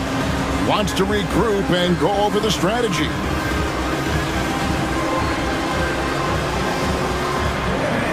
Miller's checked in for Minnesota. Mike Conley comes in for Dante DiVincenzo. With this stoppage in play, we have a chance now to show you which teams led the league in three-point percentage last year. The Celtics second. In the third spot, the Timberwolves. And it's no secret that both of these teams rely heavily on the three-point shot. That was the case last year. Look at those numbers. Yeah, after a first quarter where they struggled from long range, they really started to get it closer to the basket. Yeah, and that's a nice adjustment on their part. Even for the best three-point shooting teams, sometimes you got to do a little something different to get your offense going. McDaniels passes to Reed, and it goes out of bounds. That one off Porzingis. Great instincts from him to get a hand on that pass and tip it out. And, you know, even though they didn't come up with the steal, that's still a nice defensive play. Came into the NBA as an average shooter at best. Conley's worked as hard as anyone to improve his shot. Part of why he's had such a stellar career.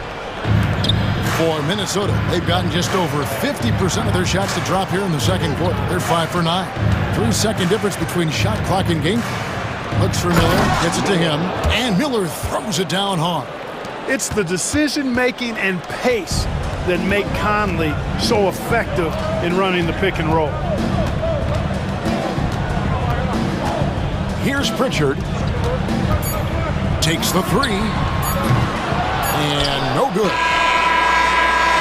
And that's it for the first half of action in what's been a very close game here. Timberwolves lead by 2. I'm going to step away briefly, but get you right back out here for the start of the third quarter after our halftime.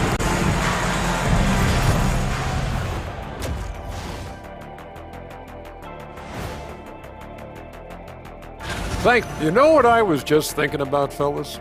The NBA has lots of bright lights, maybe too bright for some. And as we review this first half for the Celtics, still anybody's game. You can see their offense flowing tonight, especially in transition. And that's all for us.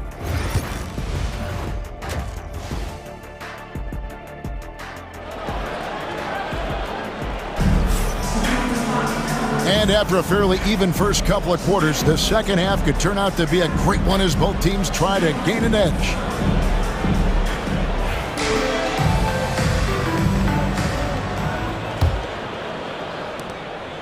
And it's Conley with the ball for the Minnesota Timberwolves. A two-point game. When this game is done, they'll be off to take on the Raptors. That matchup falls in the middle game of this three-game trip. And so in the game for the Timberwolves, Conley and Edwards are the guards. Randall out there with Gobert, and it's McDaniels in at the three, the small forward. Just 3 to shoot. Edwards, no good. Boston shooting well. They're at 45%. Anthony Edwards is a classic two-guard, Clark, a spectacular player. What has impressed you most about his development? Well, he's got a great body. He had it when he got into the league after just 1 year of college. Tremendous basketball body, strength and length and bounce. Now he's worked on refining his skill. I think the biggest thing that's impressed me is not only his work ethic, but his poise. He's not a guy that plays frantically. He plays with intentionality and purpose, and that's a tough thing to do when you've got his athletic ability and you're as young as he is. Reed, he's checked in for Julius Randle. Bounce pass, Porzingis. Walking foul called on Jaden McDaniels. First personal foul, second team foul. Brown finds Porzingis. Gobert knocks it away. This is what Gobert is known for, his ability to swat shots away with ease. Knocked loose, out to Conley, to the wing right side. They shoot again. Rebounded by the Celtics. Starting slow in this half, 0 for 3 so far. Here's Tatum. Reed with the block. Great denial by Reed. Boundless energy he brings.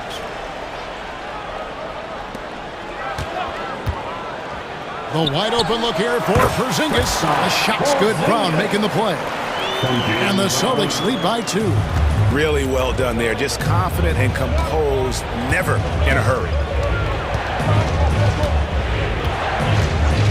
Just a little over 90 seconds gone in the third quarter. Edwards gets to Conley. Edwards inside. Gobert in the corner. McDaniels gets a wide open look. Another miss by Minnesota. Ugly start to the second half. They're still scoreless in their first 5 attempts. Here's Springer. And contact on the shot, so he'll be shooting free throws here. That's on Jaden McDaniels. And really the defense fouling there to prevent the layup, but that's exactly what you need to do. It is. I mean, no reason to back off and give him the layup. I mean, much better off making him go to the line. Now here's Edwards. Conley finds Reed. Tatum against Edwards. Pass to Conley. No one near him. Jason Tatum grabs the board. Brown the pass to Springer. Gobert pulls it in. Gobert's got 5 rebounds tonight. Just 1 for 4 from the field, not the way they wanted to start the second half. To stop the drought. Reed misses. Celtics leading by 4. Brown with it. Now defended by Gobert. Brown's shot is good. Strong and explosive Jaylen Brown is a tough matchup in the painted area. Here's McDaniels. And that one falls coming off Conley's feet. The assist. Conley's got 3 assists in the game. And we've got a timeout from Joe Mazzulla. Wants to talk some things over. Might be seeing some things to adjust. It's time for Dance Dance.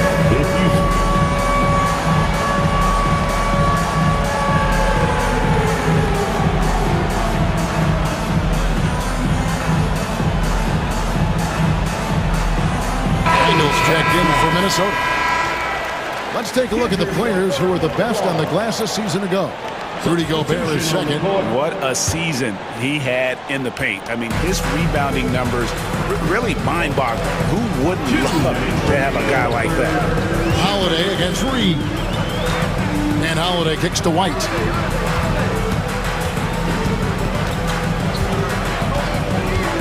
Pass to Tillman. And play stops. Whistle on what looks to be an illegal screen. And not the most common call you'll see in the NBA, but hard to argue that pick wasn't illegal. Yeah, you know, the officials aren't nearly as lenient as they used to be on that call. As a matter of fact, I know I got away with a lot of those in my playing days, but that was 40 years ago. Now here's Edwards. Inside, Edwards finishes strong. And with the way he can rise, Edwards able to get that shot off anytime. And you see, don't you, Clark, the steady progression year over year for Anthony Edwards. Well, he's already an all-star since his third season. With Edwards, the chance is there, if he continues to show the same improvement he's shown thus far, that he's going to be MVP caliber, and I dare say, perhaps the face of the league for several years to come. Back to Gobert. Poked away. The Celtics have gone 2 of 5 shooting here in the third quarter. And White slams it in. Well, White right there showing you he's opportunistic on offense. Saw the lane open up and exploded right through it. Edwards against White. That one's in there. The Boston lead is cut down to just 2 points on the bucket from Edwards. Now, how did he manage to change his shot midair? Nice ball movement by Boston. Randall down low, guarded by Holiday. It's stolen by White, and a fast break now for the Celtics. I tell you what, he clearly is one of the best players in the league who does not get the same kind of gas that other guys do. But there's no better all-around guard in the NBA than Drew Holiday. And in terms of size, not your typical center, but man, he plays as big as any of them thanks to that terrific leaping ability. Now here's White. About 3 seconds between shot and game clock. Good work there as it goes. White's got his second bucket of the game to go. Important points there. Got him on a nice play, getting the ball inside and right to the bucket. And here's Edwards from the arc. Al Horford with the rebound. It could go. And he was able to put it up in time, but doesn't fall. And we've reached the end of the third. It's the Celtics leading by 4. And time to step aside quickly, but we'll be back in no time with the... We've reached the fourth quarter, and what has been a very competitive game should be an exciting finish. Here's Holiday. Holiday in the backcourt. To his side is White. The small and power forwards, the star pair of Brown and Tatum. And it's Porzingis in at the 5, home in the paint. That's the Boston 5. And a closer look here at the hustle stats for Boston. No adjustments made by the other team, and they couldn't defend against the speed of this group. They've been running over them in this one. And I've also noticed how opportunistic they've been off turnover, doing a really good job taking advantage of the opponent's mistakes. 6 on the shot clock. Ball's knocked loose, and it's out of bounds. The Celtics will take it the other way. And a look now at the Boston Celtics' upcoming schedule. On Tuesday, they'll face off against Donovan Mitchell and the Cleveland Cavaliers. Then on Friday, they'll be taking on Jonas Valanciunas and the Washington Wizards. And for that game against Los Angeles, that's a contest that I'll keep an eye on. That'll be the 5th time they take to the floor, and they want to get off to a quick start. And Holiday kicks to Brown. Lob pass to Porzingis. Brown finds Porzingis. Bounce pass, Holiday. Porzingis can't hit. Timberwolves trail by 5. Down low. Here's Randall. Another shot. Gobert in the corner. Here's McDaniels. Drills it from outside. Attacking right away. McDaniels wasting no time there. Holiday with it. Pass to Tatum. Tatum gets it inside. And defensively, they are on their heels every time the ball comes inside. Yeah, I think they've got to ramp up the aggressiveness. If they don't, things are just going to get worse from here. Now Reed, guarded by Holiday. Here's Porzingis with fast break chance. Over Edwards. He clangs that one off the back iron, and down it falls. Porzingis has got the lead up to 6 now for the Celtics. Edwards against White. Edwards passes to Reed. Randall kicks to Reed. Pass to McDaniels. Holiday against Reed. And it goes down 2 points. Tell you, I love the effort from the defense there, but inside, Reed just had the strength to overpower him. And so Holiday will bring it up for the Celtics. Just a little under 2.5 minutes have passed now here in the fourth. Tatum on the wing. He's defended by Randall. Three-pointer. Julius Randle with the rebound. And you could tell he thought that triple was going to fall. Back to Gobert. Lays it up off the glass. Gobert's got his first basket. Gobert calling for the ball in moments like these. Big-time games under his belt. Here's Brown. Minnesota with the rebound. Randall's got his 4th rebound with that last one here tonight. Edwards at full speed. At every level, Edwards has been the go-to guy for his team.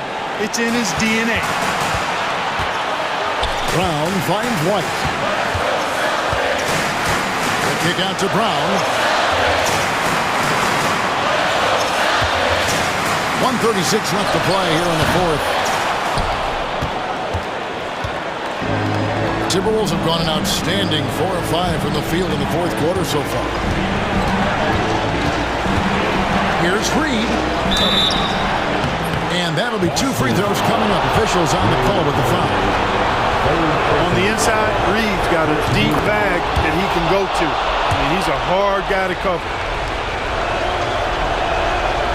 So he gets them both, and it's a 2-point ball game. He's basically automatic from the line, not the guy you want to send there now. Outside, Porzingis. 1:09 left in the fourth quarter. But you know what, guys? You want the ball in Porzingis' hands in clutch moments. Why? He's an impact player. Edwards kicks to Reed. Edwards against White. Reed. Money! And you can't get a bigger bucket than that. Well, that was 1-2. He wanted the ball. Nobody else was taking that shot. Tatum on the wing. Tatum with the screen on Edwards. Back to Tatum. There's the 3. Gets the 3 to fall. He's such a clutch shooter. He just lives for the big shot. Brown against Randall. There's 25 seconds left in the fourth quarter. It counts. Calm when it counts. Randall has that clutch DNA. Pass to Holiday.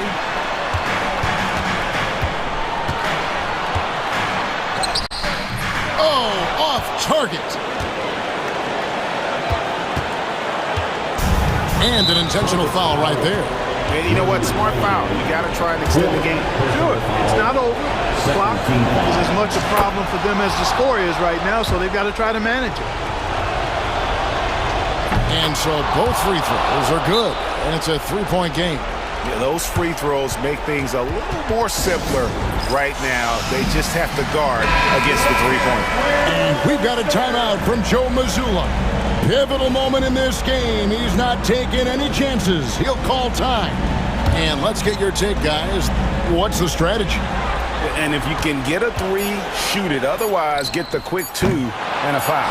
Either way, they got to score the ball. So it's Minnesota taking the W in a close one. This win, such a tremendous emotional boost for them. Really an accomplishment.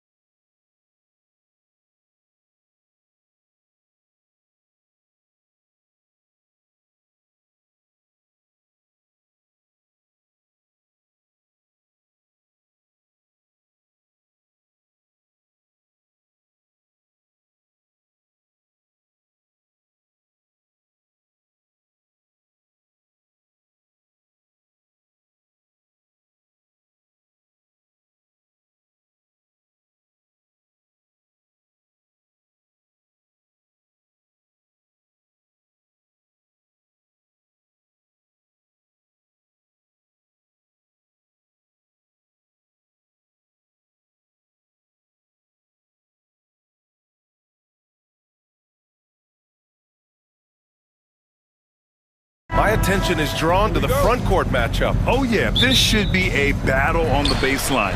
Great to watch skilled bigs trade blows and show off what they can do down low. All right, let's check out the starting group for the Thunder. Shea and Caruso are the backcourt pair. In at forward, it's Dort and Williams. And it's Holmgren in at the center position.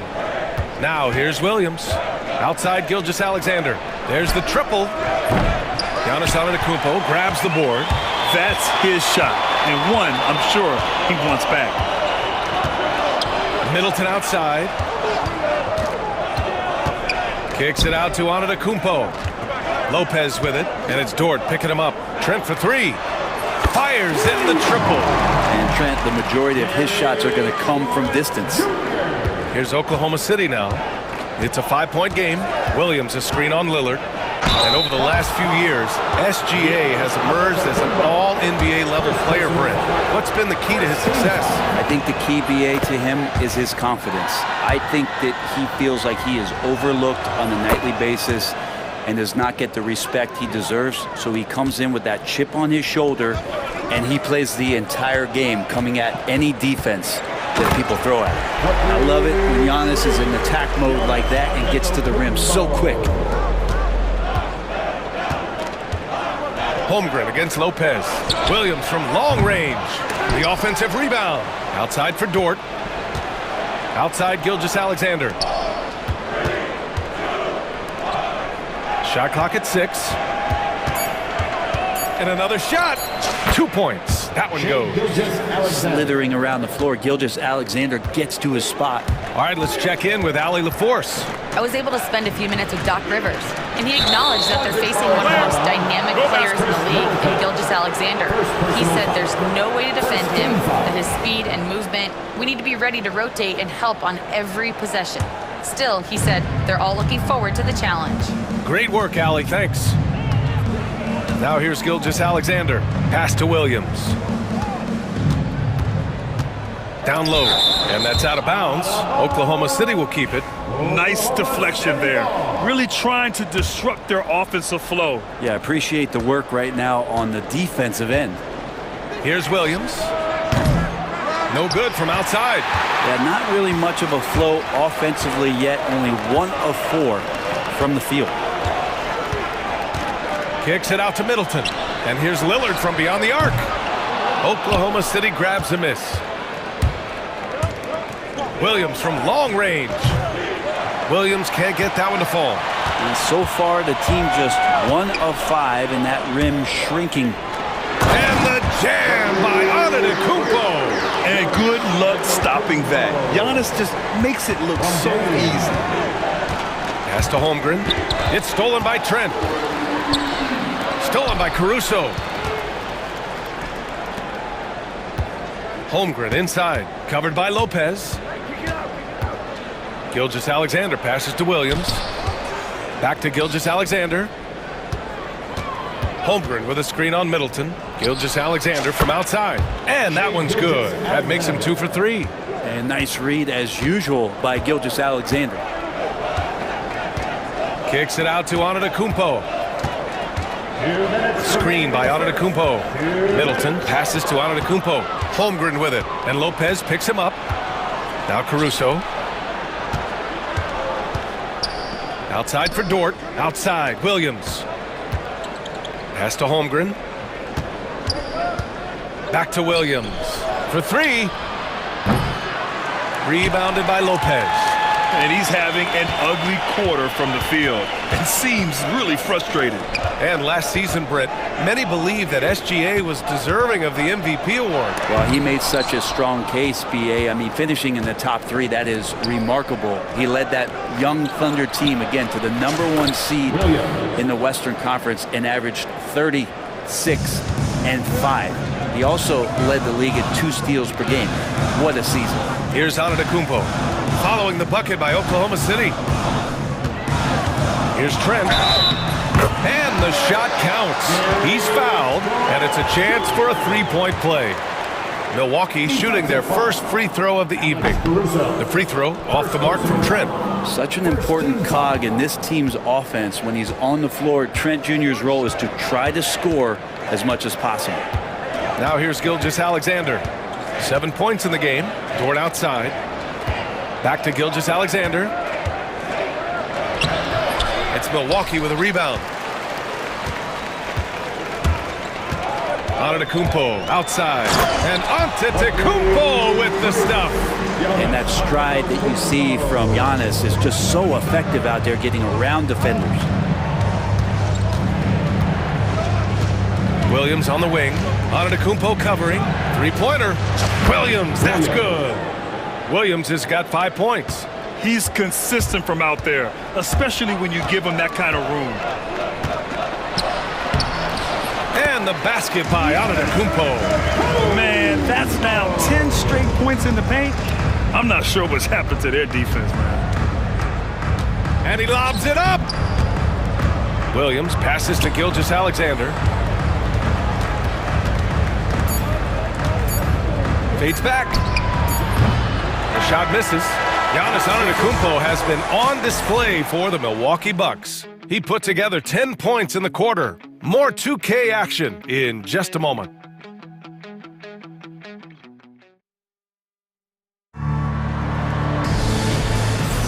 Some good action already in this one, but a fairly even matchup after this first quarter of play.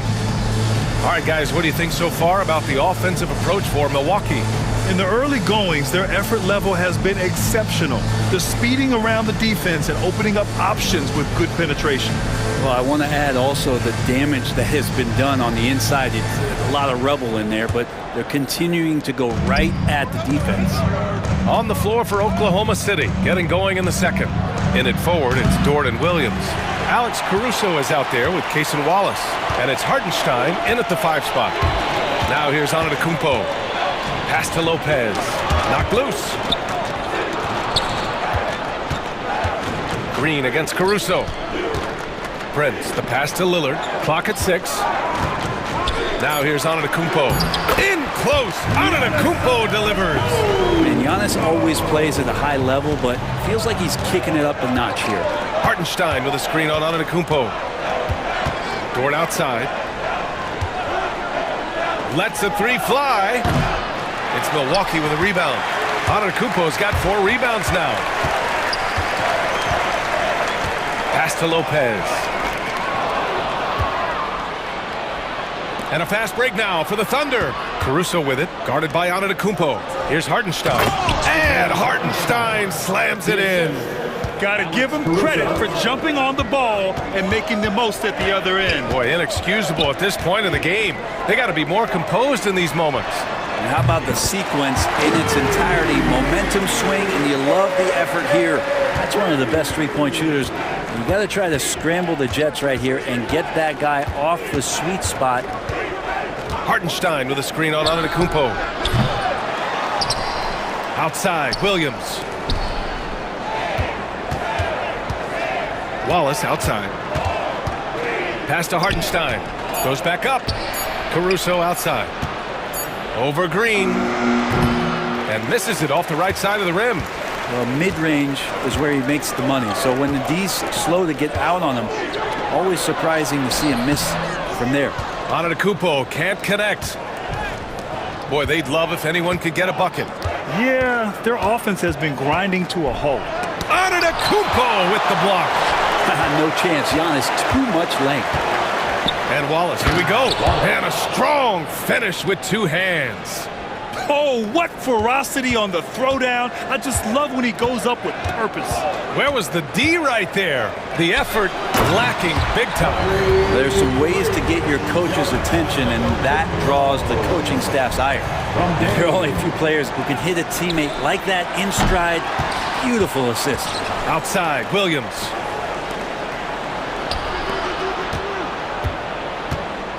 Pass to Hartenstein. Antetokounmpo against Dort. And there's the shot clock violation. Couldn't get the shot off in time. It's still early in the season, Grant, but most coaches have their rotations worked out by now. They really do, but if they don't, they better figure it out soon. You don't want to be tinkering with your lineups any later than this. And Mark Daigneault has called a timeout. He's going to talk it over with his guys.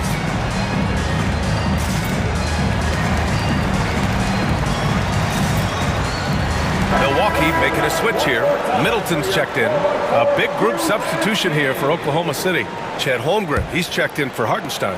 Williams comes in for Williams. Joe's checked in for Dort. And Shea Gilgeous-Alexander is subbed in for Caruso. Now here's Smith.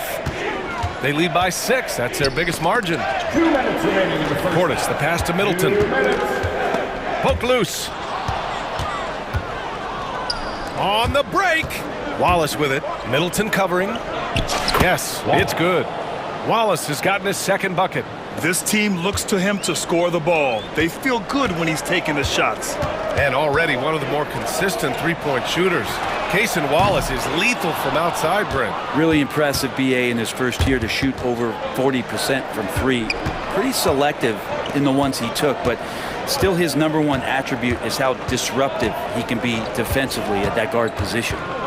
Now here's Wallace, and Chris Middleton gets the whistle that time. That'll be a second foul of the game. And almost 4 minutes gone in the second quarter of play, and it's out of bounds. They say it was last touched by Smith.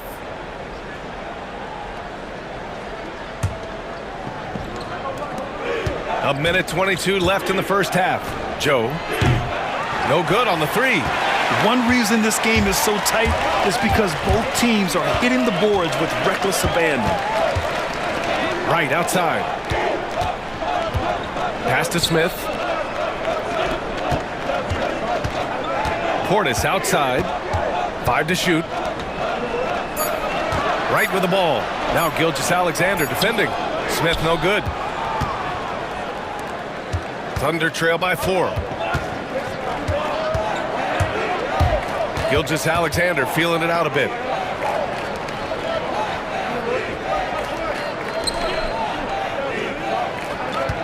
Now here's Wallace, covered by Smith. And down it goes. Jam that one home.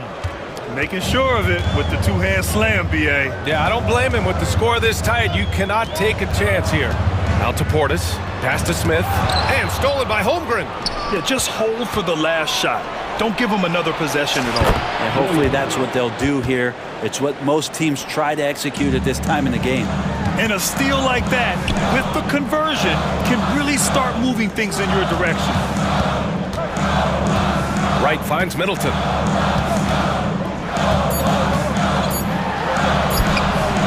And he converts the layup. And the Bucks lead by 2. That's what you call playing big. He just stays committed to the attack mode. Tip of the cap there. I mean, that defense was good. The finish was better. Allie, as always, thank you. We'll be back right after the break for the third quarter here on 2K Sports.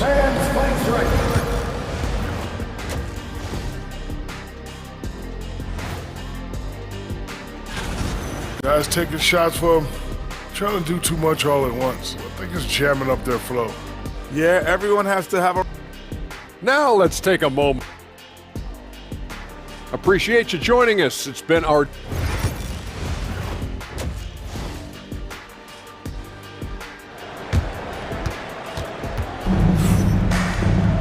Second half of basketball is upon us, and we may be in for an exciting finish based on how close of a game we've seen so far. It's been a clinic out there by Giannis Antetokounmpo.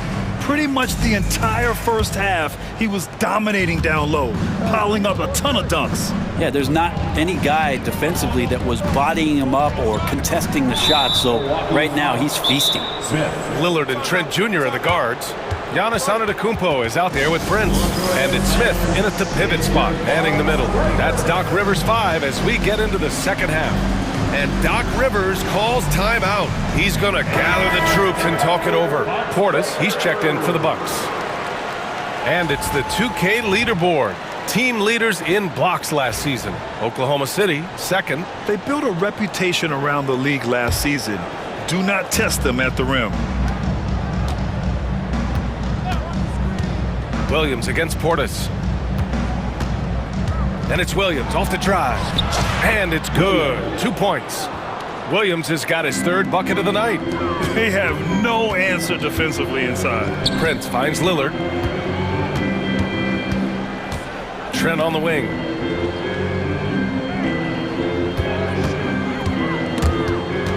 by Caruso. And a fast break now for the Thunder. Williams against Portis. Williams passes to Gilgeous-Alexander.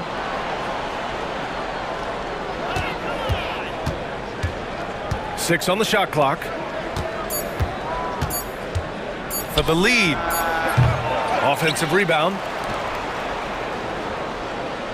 Dort, a screen on Portis. Williams from long range. The shot that time not on target. And so it's Lillard who brings up the ball for the Bucks. They'll be playing host to Houston for their next game. That'll be their second of a 5-game stretch at home. The Taurean Prince not going to give up anything really easy when he's on the floor, especially on the offensive glass. Now here's Dort. Hasn't gotten one to fall yet. Outside Gilgeous-Alexander. Williams a screen on Lillard to the middle. And Williams punches it home. And once he gets to the rim, it's fairly automatic. Nothing fancy right there. Just takes his 2 points, moves on. Portis gets the bucket. Not easy to keep Bobby Portis away from the painted area where he carves out a lot of room and just works hard. Williams a screen on Lillard. Outside, Williams.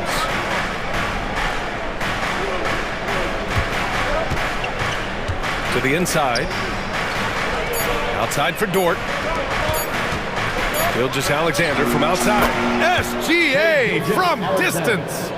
Gilgeous-Alexander, good recognition right there. He reacts quickly to what's happening out there. From undrafted to a key rotational player, Lou Dort's story is definitely inspirational for him. This guy has worked so hard to make himself into an NBA player. But I will tell you this, BA, he's never not believed that he wasn't one. And Luguentz Dort continues to make improvements, and the guys on the team love the way he approaches it. He's as surprised as we are. Most nights, that bucket is automatic. Lillard passes to Portis. Trent with it, and stolen by Caruso.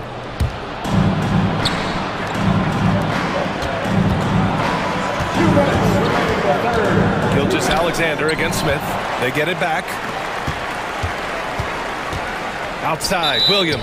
And there's a 3-second violation. Well, after committing a turnover like that, you're just praying the game doesn't come down to the last possession. You'll remember that one. And the Bucks making a change here. Wright's checked in. And also a switch here for Oklahoma City. Holmgren's checked in. And we've got a timeout called by Mark Dagnall. Coach wants to speak to his guys, maybe alter some of the game plan.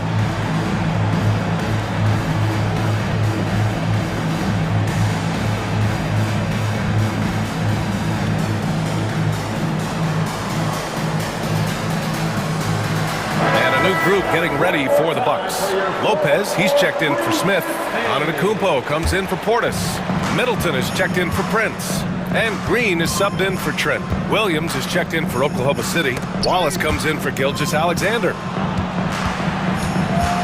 Wright with the ball. Caruso covers. A clear look for Green. And it's off the back of the rim. No good. Won't see him miss that one too many times. Yeah, that happens. Important thing is for players, just don't beat yourself up and make a miss like that cost you another play.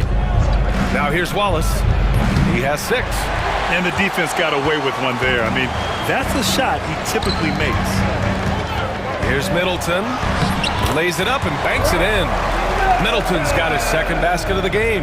Yeah, their defense is starting to wear down. That's 3 straight buckets at the rim. Wallace outside. There's the drive, and he takes that one up and powers it through. Very difficult to slow him down defensively, especially when you have communication problems. Oh, look at Giannis power in. We've seen that more than once today. An effortless basket inside. Now here's Wallace, tightly guarded. Williams a screen on Middleton. Pass to Holmgren, 3-pointer. On target from range. And it's a tie ball game. A superb 3-point threat. When Holmgren is knocking down triples, he's hard to contain. It's Dort on the wing, covered by Lopez. Now Holmgren. Dort, the pass to Wallace, 6 to shoot. Holmgren with a screen on Middleton. Throws it up high. Stolen by Middleton. In transition. Green for three. And a great assist by Antetokounmpo. And that one goes in. Green's got 6. And it's energy like that on both ends of the floor that's got them out ahead. Where's the rim protection? That's just too easy for him. And here's Wright from the arc. Oh, and the release was before the buzzer, but it's off target. We're at the end of the third quarter, and we've still got it. And now we have a moment to reveal our State Farm assist of the game. You know, I'm kind of stoked that this was a choice because I love this pass. A remarkable find. He put his court vision on full display. Well, a great job with the eyes. And what separates great playmakers, as we note, is peripheral vision. And it's been a very competitive game so far as we get rolling here in quarter number 4. Williams is checked in for Oklahoma City. Gilgeous-Alexander comes in for Wallace. And Oklahoma City looking at who they've got to start the fourth. Shea and Caruso are the backcourt pair. Inside we got Williams and Holmgren, and it's Dort in at the small forward position. And that one's good. Middleton. Middleton only takes a second to get that shot off. Such a good catch-and-shoot game. Right against Gilgeous-Alexander. Lopez with the steal. Antetokounmpo, the pass to Middleton. The second effort. Kicks it out to Antetokounmpo. Outside, Green. Three-pointer off the mark. Thunder trail by 4. Now here's Gilgeous-Alexander. Pass to Dort. Caruso outside. The kick out to Williams. And a miss there on the triple.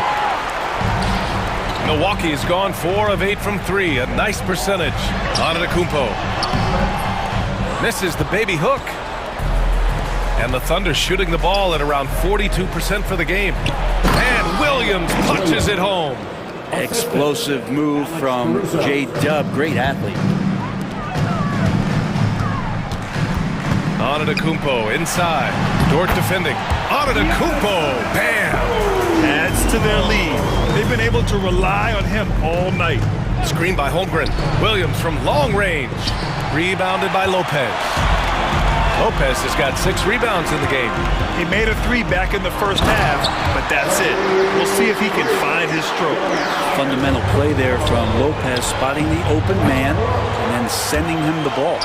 Well, his shots aren't dropping, and they haven't been able to keep pace, but they trust him enough to keep going to him, see if he can find him. Now here's Green, back to Wright. Outside, Green.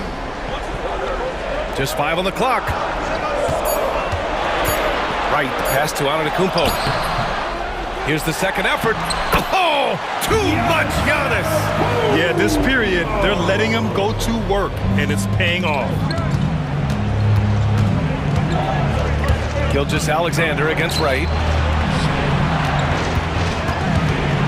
Now here's Caruso. Not a lot of room. And it's Williams off the drive. Outside Gilgeous-Alexander. And it's good. Off the back rim and in. This is what Gilgeous-Alexander does. He attacks you relentlessly.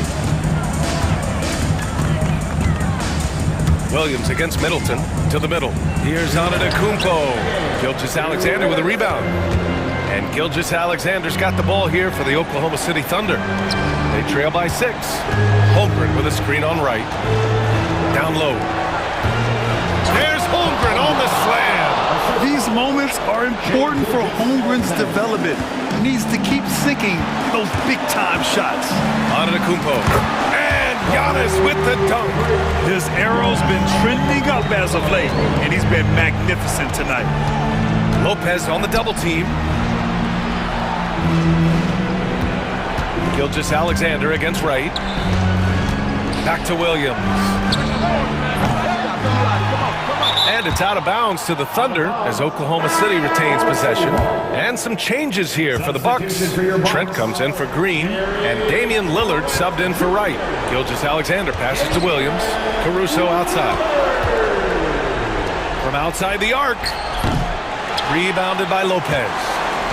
Lopez has got rebound number 7 tonight. Lopez, the screen on Gilgeous-Alexander. Oh, got a piece of it. And stolen by Williams. It all comes down to this possession. They must get points.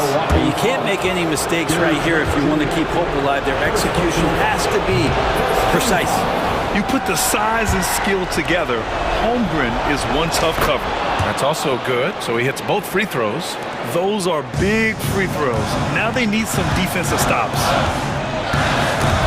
Dort with a steal. Williams with it. Middleton covering. Yes! Now that's one to remember. What an impact on the game. I'm wondering, is that the biggest shot of the game? Antetokounmpo, a screen on Gilgeous-Alexander. Lillard passes to Antetokounmpo. The putback. And that is what you need in big moments. Lillard's a strong leader with competitive drive. Bingo. Lillard against Gilgeous-Alexander. And stolen by Middleton. And that's an intentional foul. Gilgeous-Alexander. First personal foul. Second team foul. 27 seconds left in the final quarter. And now we've got an intentional foul. Second personal foul. Third team foul. First free throw is good. And that puts him up 5.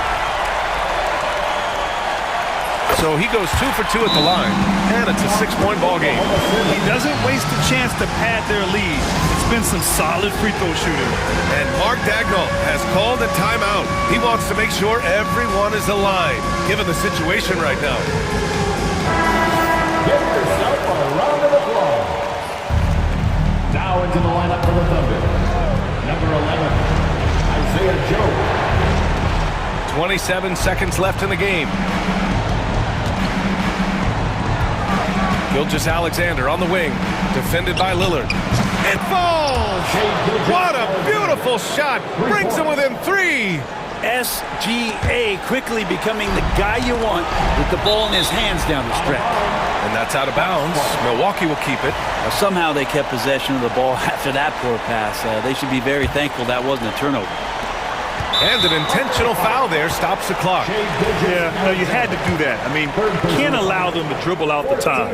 So the first one drops, and that gives him a 4-point cushion. And so both free throws good, and it's a 5-point game. Breathe easy now. The biggest free throws in the game, and he's coming through. Oklahoma City calls timeout. They're behind by 5. From a coaching perspective, what are the keys to focus on here? Score quick, then foul. Then you have to hope for some missed free throws. Yeah, this won't be easy, so a little bit of luck will go a long way for them to get back in. They get it back outside. Williams. It's good from beyond the arc. That's the kind of passing you want there. Work the ball around, keep it moving, try to get an assist on every bucket. So it's a narrow victory for the Bucks, pulling it out for the W. What a performance they had here at home today. I'll tell you what, these are the ones that are so nice to win and so tough to lose. I love being on the edge of my seat, never knowing what would happen next. And now we have Allie LaForce standing with the player. All right, Allie, thank you. And that about does it for the first game of the new NBA season. For Allie LaForce, Brent Barry, Grant Hill, and our entire team.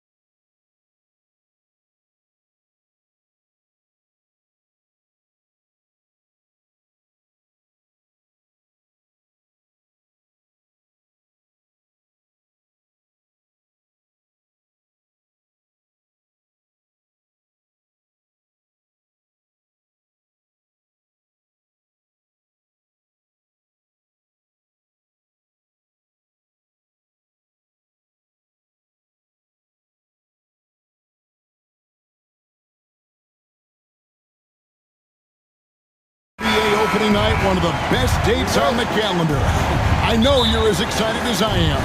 I sure am. Finally, Kevin, we get some games that count. We've been waiting months for tonight, and I love how at this point, everybody has playoff aspirations.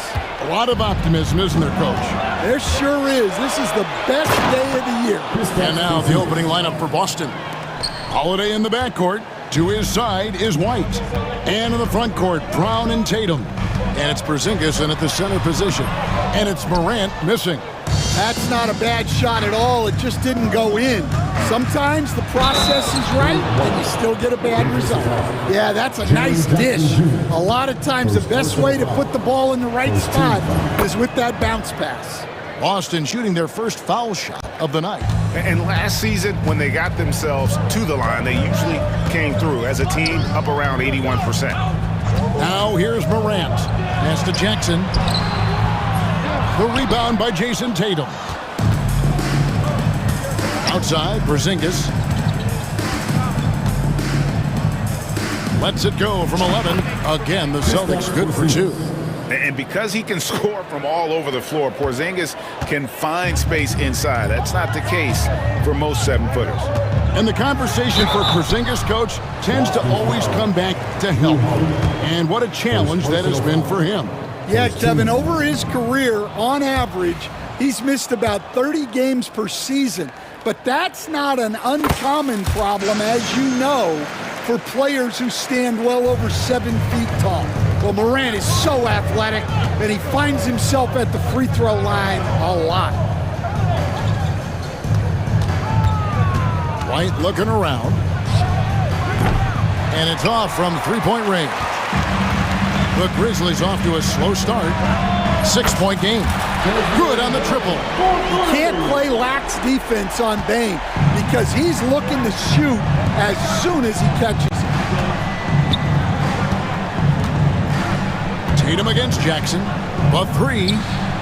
And it's Jason Tatum with a 3. Both teams running perimeter-oriented plays that are working. Well, you know it's become a three-point shooting league. Teams shooting a steady diet from outside. Now White, following the miss by John Morant from deep. White finds Holiday. Back to White. Tatum with the screen on Morant. Morant with the steal.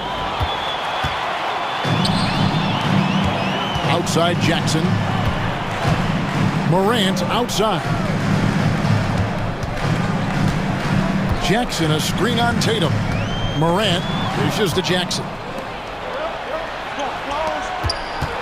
White with it. Now defended by Bane. And it's White missing. The Grizzlies trail by 6. Let's check in with our reporter, David Aldridge. Thank you, Kevin. Well, a bit ago, Taylor Jenkins and I were able to chat. We talked about how they plan to deal with Jaylen Brown. Now, he said Brown's explosive off the dribble, so we have to have bodies in front of him, be physical with him, stay connected with him at all times. We'll see if they can keep Jaylen in check. Back to you guys. Okay, David, thanks. And how about Desmond Bane, among the most accurate shooters in the world? What a rise for Taylor Jenkins, working his way stand from the G League, an assistant there, to NBA assistant, and now to NBA head coach. Wow. Wow is right, Kevin. And Taylor Jenkins, one of the best coaches in the NBA. This is a guy who just kept grinding and learning. I think sometimes coaches get too concerned about when they're going to get their opportunity. Taylor Jenkins was always concerned about being ready when his opportunity came. I think you and I are alike. We root for the grinders, don't we? The guys that have really worked to climb that ladder. I certainly do, Kevin. Here's Brown. The putback controls the rebound and puts it back up and in.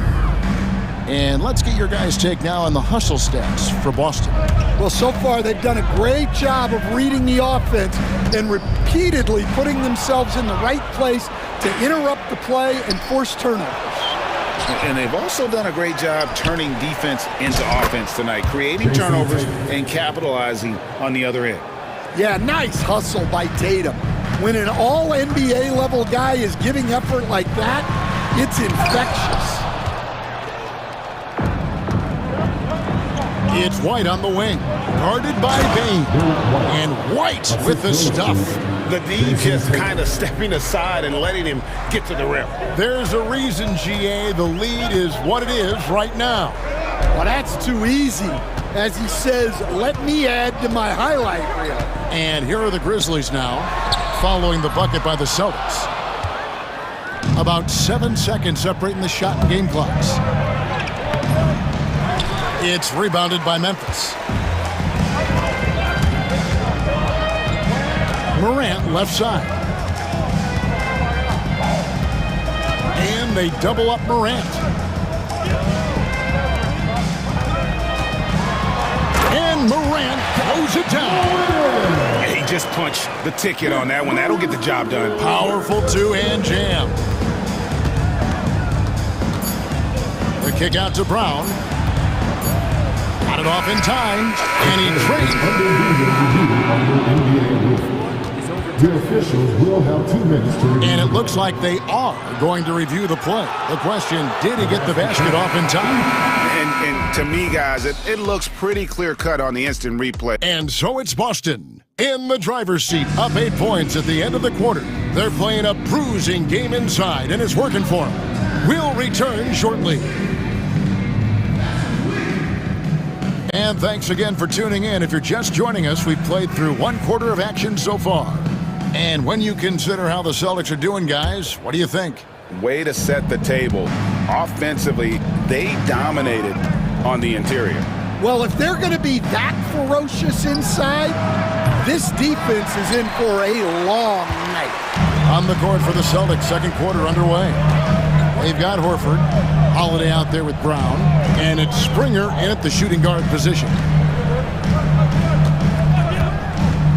Now here's Jackson. Pass to Aldama, and it goes out of bounds. That one's off Holiday. And a quick look now at how the Memphis Grizzlies' schedule is shaping up. On Tuesday, they'll face off against DeAndre Jordan and the Denver Nuggets. And then on Wednesday, they'll be matching up with Andre Drummond and the Philadelphia 76ers. And for that game against Chicago, that's one to watch for. 4th contest of this brand new NBA season. I'm interested in how those teams match up in the early part of this year. And every year, and Greg, we agree, Bain seems to get better and better as a playmaker. Doesn't overdo anything with his passing. Looks more and more comfortable creating off the drive and kick. He's become a large part of this offensive engine. Here's Brown. It's Clark with the rebound. Yeah, you expect him to make those. Good luck. Just couldn't find the mark. Here's Jackson, and the dunk by Jackson. And he's an automatic finisher when he gets into that area. He is, and he picks the simple one-hand stuff to get the 2 points.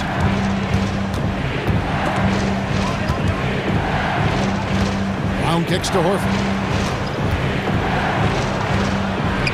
Shot's good. Brown making the play. Brown's got 3 assists tonight. Well, the defense is there, but Horford goes all out to make sure he converts inside. Jackson passes to Bain. Here's Aldama. Back to Clark. Pass to Smart. To the paint. No good from Clark. Boston leading by 4. Here's Holiday. It's rebounded by Memphis. They'll host the Denver Nuggets after this one. And that'll be the 3rd of the 4 straight at home. Clark sets a screen for Jackson. Bobbed up there for Clark. An emphatic alley-oop jam. And how about the incredible timing on that alley-oop? He absolutely hammered it down. Holiday, the pass to Brown. Aldama with the rebound. Last game for Boston, they picked up the W against the Raptors. Inside, here's Clark. Smart finds Bain. Back to Smart. The kick out to Bain. Got a piece of it, and the ball's tied up, so we'll have a jump ball. Jump ball is called on the floor.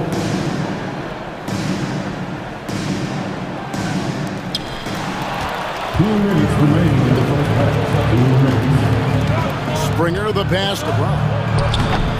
And Desmond Bain pulls it down. Bain's got his 4th rebound in this one. Jackson with it, and Holiday picks him up defensively. And the dunk by Jackson. Now flying high and throwing it down with the one-hander. One of his favorite moves right there, guys. And a closer look here at the scoring breakdown for the Grizzlies. I have to applaud their ball movement. They're moving the ball around, finding the best looks they can, and keeping everyone involved. Also, they're getting into the teeth of the defense. Points in the paint. Something coach... On the rafters, he punched it in! Are you kidding me? Well, check out Brown getting flashy. That'll get him fired up. And here's Jackson. He has 5. To the inside, Clark. That's good, and it's Jackson with the assist that time. Jackson's got 3 assists in the game. And so Joe Mazzulla calls for the timeout. He's made the decision. He wants to huddle up with his guys.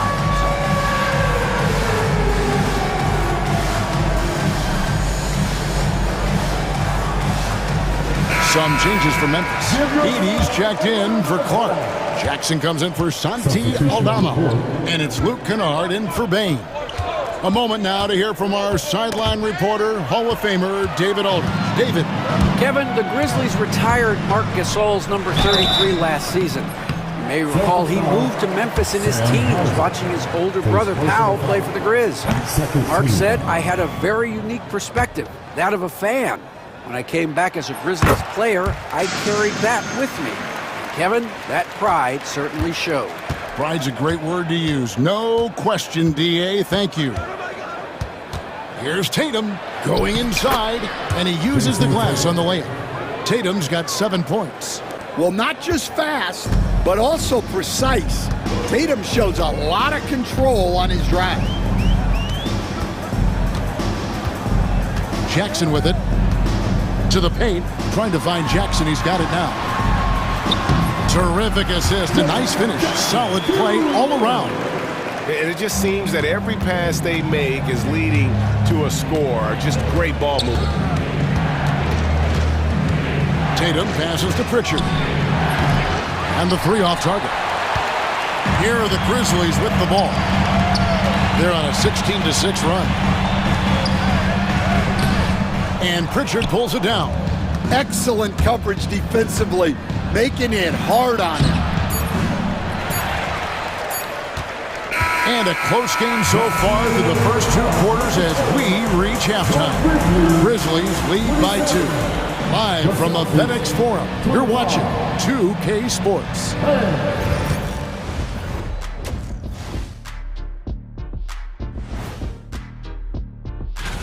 So, guys, what are your keys for the second half of a close one like this?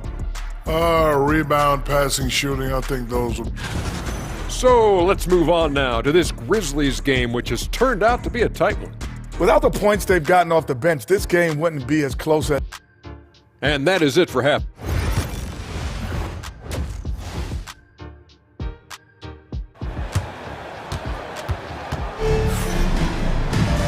We've got second half action for you, and if the next couple quarters are similar to the first, this one could go down to the last possession. One of the stories here, Jason Tatum getting it done today. Yeah, and just look at the numbers from the first half. He has been very efficient. Yeah, it's not like he's getting everything at the rim. He's playing smart and just taking what the defense gives him. We've got Luke Kennard. Edie out there with Jaren Jackson. Then it's Morant, and it's Smart in at the 3 slot. And that's the group for Taylor Jenkins as we begin the second half. Stan, as you know, in past years, Peyton Pritchard had always wanted a starting role. Now, more opportunity, and he has responded. Yeah, Kevin, he's very competitive and certainly deserving of rotation minutes. He is just now entering his prime. Here's Morant, and Morant throws it down. Yeah, so tough to knock Morant off balance, and he's so talented at keeping his focus on the basket. White, bounce pass. Here's Tatum. Tatum pulling out one of his many moves. That's the kind of aggressive and assertive play they need as we get closer and closer to crunch time. Here in this third quarter, just over a minute play. Jackson. Good, and a nice assist from Morant. 6 points for Jaren Jackson. Well, Morant just put so much pressure on the defense to make a choice on that pick and roll. Tatum wide open, he fires one. And no good, had a chance to take the lead there. Memphis leading. Morant, right side. Up and in on the layup. Morant's got 4 points in the quarter. Yeah, Morant uses his incredible body control to work through that contact. Jackson against Tatum. Out to Porzingis, uncovered. The offensive rebound. It's good on the putback. That is really good work there on the offensive glass. Morant left side. On the wing, Jackson. All sorts of time. Rebounded by the Celtics. Yeah, but they're 3 of 4 to start the second half. Here's White, and White slams it in. Yeah, great read by Tatum there. Recognizing the overcommitment and making the defense pay. Here's Morant. Comes up empty down low. The Celtics have gone 4 of 6 from the field since the start of the third. Stolen by Jackson. Inside. Here's Heaney. And he drops in the layup off the glass. And the Grizzlies lead by 2. Greg, you've been a part of some great contending teams over the years, but what's it like being on a team at the bottom of the standings with not a lot of hope for the regular season? Well, Kevin, no one likes losing, but it can certainly take a toll. But it can also allow you to play more freely when you know you're bad and you're not having to deal with the pressure of expectation. Fires from deep. Hauser misses. And he didn't punish them for the weak coverage there, but they can't count on him to continue missing. Morant left side. He scores his 5th field goal. He's taken 9 shots to get those 5. Man, have they been effective at getting the ball inside. Porzingis passes to Tatum. Oh, and the jam by Tatum. That's a big-time move by Jason Tatum. I don't know how many style points you give him on that one. Morant dishes to Jackson. Now Kennard. Still scoreless. Buries it from 3-point range. Kennard's got the lead up to 7 now for Memphis. Yeah, Kennard's percentages from 3 are insane. And he's consistent. He does it every year. Here's Tatum. That shot misses. Some solid defense there from Jackson. And that's the battle they haven't been winning today. Their work on the glass has been porous, and that's got to change. Stolen by Tatum. Hauser the pass to Tatum. And the rejection by Jackson. It's 3-on-3 on the fast break. Morant outside.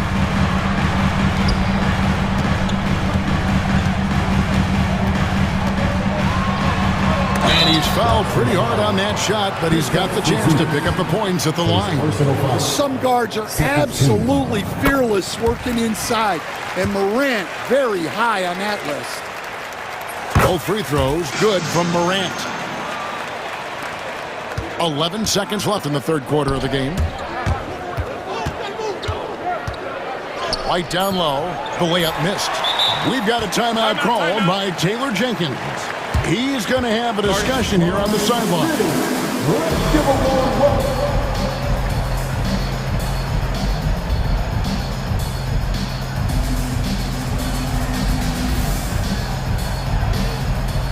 Again, let's give it for the Grizzlies Breakers. Great job. There's Jackson with the 3. And that one released in time, but no good. The third quarter comes to a close. Memphis And a chance right now to show you our State Farm assist of the game. Yeah, an easy choice tonight. Look at the precision on this pass. Put it on a platter for him. Yeah, that's high-level playmaking. He makes it look easy, but it's not. And this is it. Glad to have you along for this fourth and final quarter. And a look at the five for the Celtics to start the fourth quarter. They've got Jaylen Brown. Holiday out there with Horford. And it's Springer in at the two-guard spot. Tillman passes to Brown. The 17-footer. The Grizzlies pull it in. The edge on the glass is the difference. It's allowed them to build this lead. Williams passes to Jackson.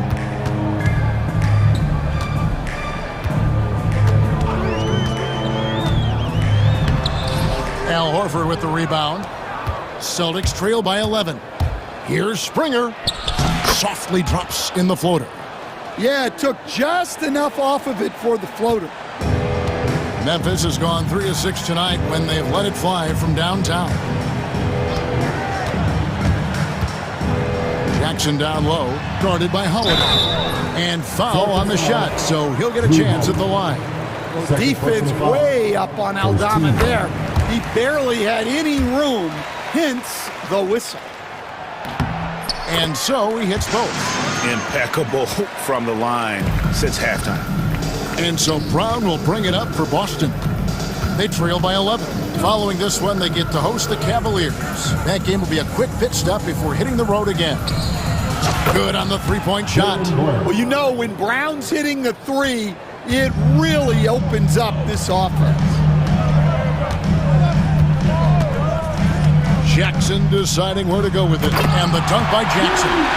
And once he gets clear off the screen, there is no stopping him. No, not when there's a flush waiting to happen. Well, give credit to the screener there. That's how you help free up your teammates. Here's Brown. He takes it in. Attacking the rim at full speed. No one wanted to get in Brown's way. And it's Taylor Jenkins calling timeout here. And clearly an important juncture. He's going to have some choice words with his team.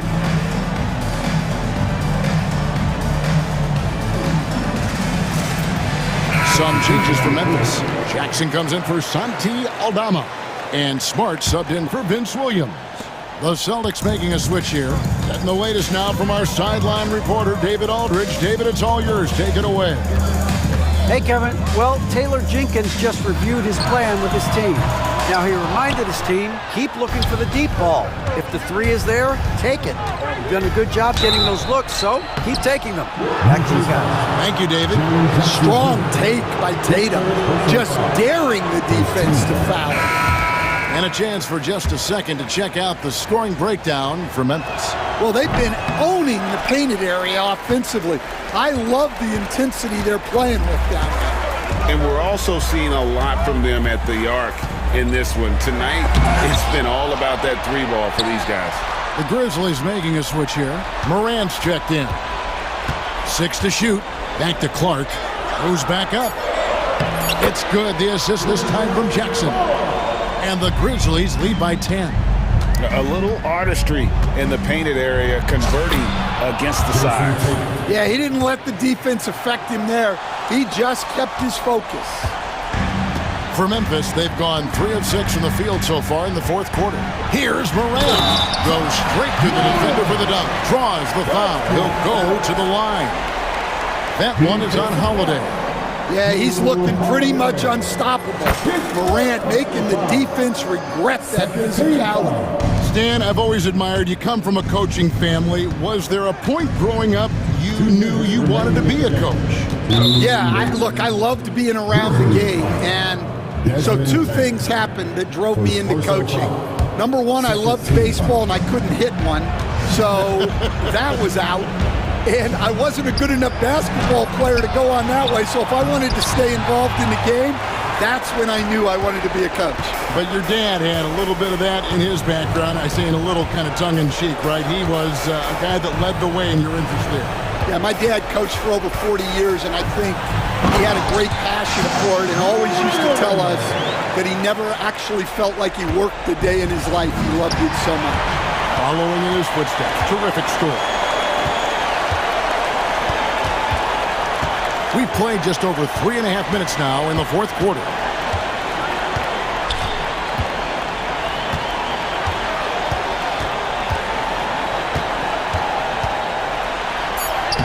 That counts.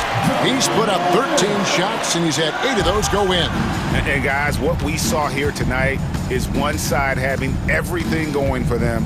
Huge margin of victory for the Grizzlies. And it may be a comfortable win for him, but, you know, they had to weather a few storms along the way, and that's all part of the story. Yeah, Kevin, this was by no means the runaway that it might appear to be. It was a scrappy performance, though, all the way through. And it'll go down as their first official win of the new year. And this is a great way for them to kick off this season series. 2 more games ahead, and they've taken the mental advantage with this win tonight. And, you know, when you look at the huge impact he had, just a monster game for Ja Morant. There wasn't much they could do to slow him down as he was converting every good chance he got. Outside Holiday. Rebounded by Smart. Not quite enough defense that time around. Just lucky he was off. Morant outside.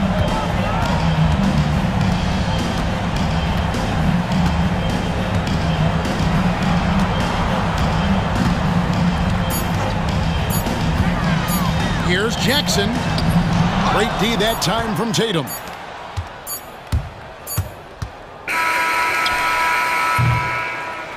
So no problem for Memphis as they get the win. Even early on in this one, it seemed like much appreciated, David. And that about does it for the first game of the new NBA season. For Stan Van Gundy, Greg Anthony, and David.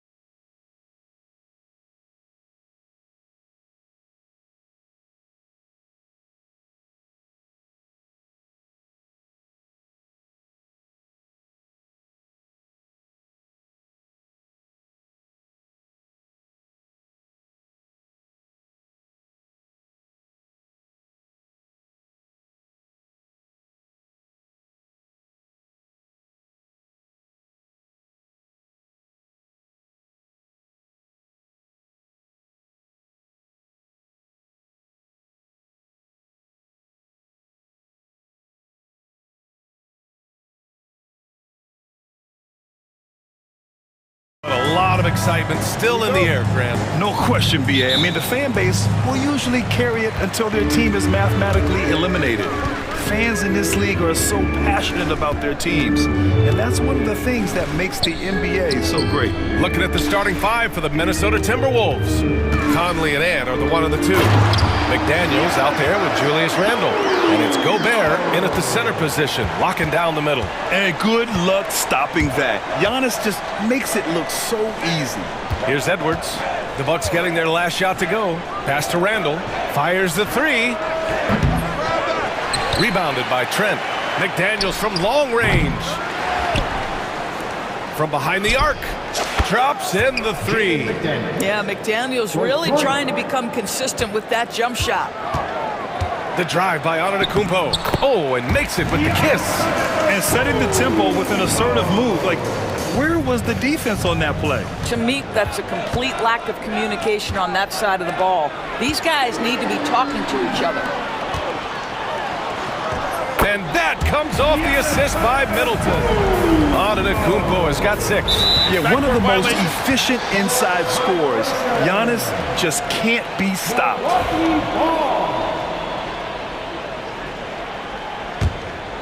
Here's Lillard. They've been taking care of business. Especially at the offensive end, where they've been totally in sync. It's all about the defense right there. Without that level of activity, he probably scores it. And it really feels like the chemistry of this Timberwolves team has taken a step forward. And BA, you know this. Winning always enhances that energy and chemistry. But beyond that, this is a roster full of players that have had individual success, and now they're hungry and thirsty for team success, because that's the true measure. And Giannis Antetokounmpo picks up that foul. That's his first foul. I love great defense. Just quick to establish his feet, and he takes the hit.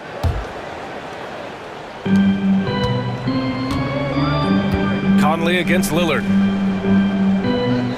Here's Edwards with the drive, and they pick up 2. Edwards has got his second basket. Combination of size and athleticism makes Anthony Edwards so tough to check on the drive. Good luck and good night. Kicks it out to Middleton. Sinks the tray. 80% from the field to start, playing with a ton of confidence. Here's Edwards. Pass to Gobert. Randle with it. Now Gobert. Covered by Lopez. It's stolen by Trent. It's Lopez. High post. And Gobert with a block. Wow, insanely tough to get a shot off when Rudy Gobert is around. Wow. Here's Conley. Antetokounmpo grabs the board. Well, you got to miss sometimes, but that one seemed like a gimme. Three-pointer is up. Middleton. It's rebounded by Minnesota. Edwards looking it over. 2 minutes remaining. To the paint. 2 minutes.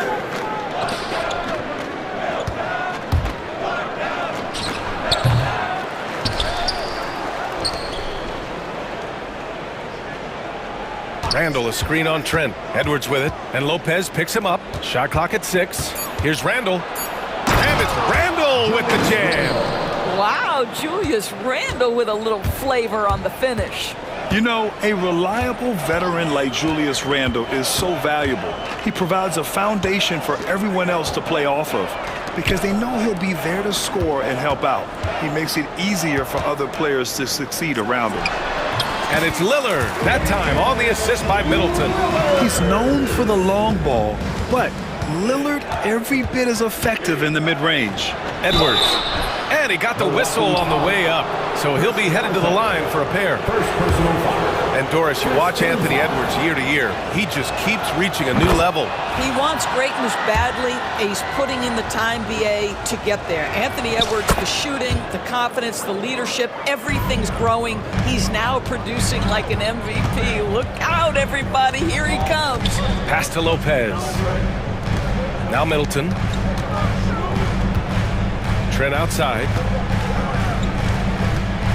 Antetokounmpo, the pass to Trent. Over Edwards. And it's out of bounds. Last touch by Gobert. Look at it last year. Here were the players that led the way in terms of overall scoring. Second is Giannis Antetokounmpo. This is a guy who never took a night off. You look at his numbers and you know that he put in a tremendous effort every single game. And it's in there. Well, defense trying to get physical and shake up Gary Trent Jr. and he's not having any of it. Trent against Edwards. To the wing, right side. Here's Gobert. He can't get it to go. Good work defensively by Lopez. And so it's Lillard who brings up the ball for the Bucks. And an intentional foul right there. You don't want to stop the clock right there. I'm not quite sure what he was thinking. And the jam by Antetokounmpo. Throw it up to the rim and let Giannis hammer it home. Never a bad idea. Picked by Gobert. And here's Edwards outside. Buries it from three. Edwards has gotten his third basket of the night. Gotta fight harder to get over those screens. You know, we see this all the time. You're basically, as a defender, hoping the man misses rather than putting in the work to get over screens. Look out below. Out of bounds. You got no chance of defending him right there. I love it. Nice activity defensively. Getting in there to disrupt the pass. Here's Edwards. It could go. Oh, he got it up in time, but it wouldn't fall for him. Giannis Antetokounmpo has been on display for the Milwaukee.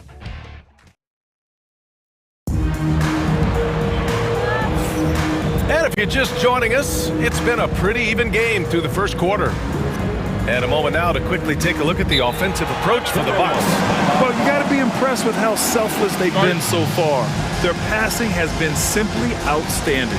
Yeah, and their assertiveness in the paint so far tonight has been impactful. They're really making it hard for the interior defense. And Chris Finch has called timeout. He'll take the opportunity to regroup.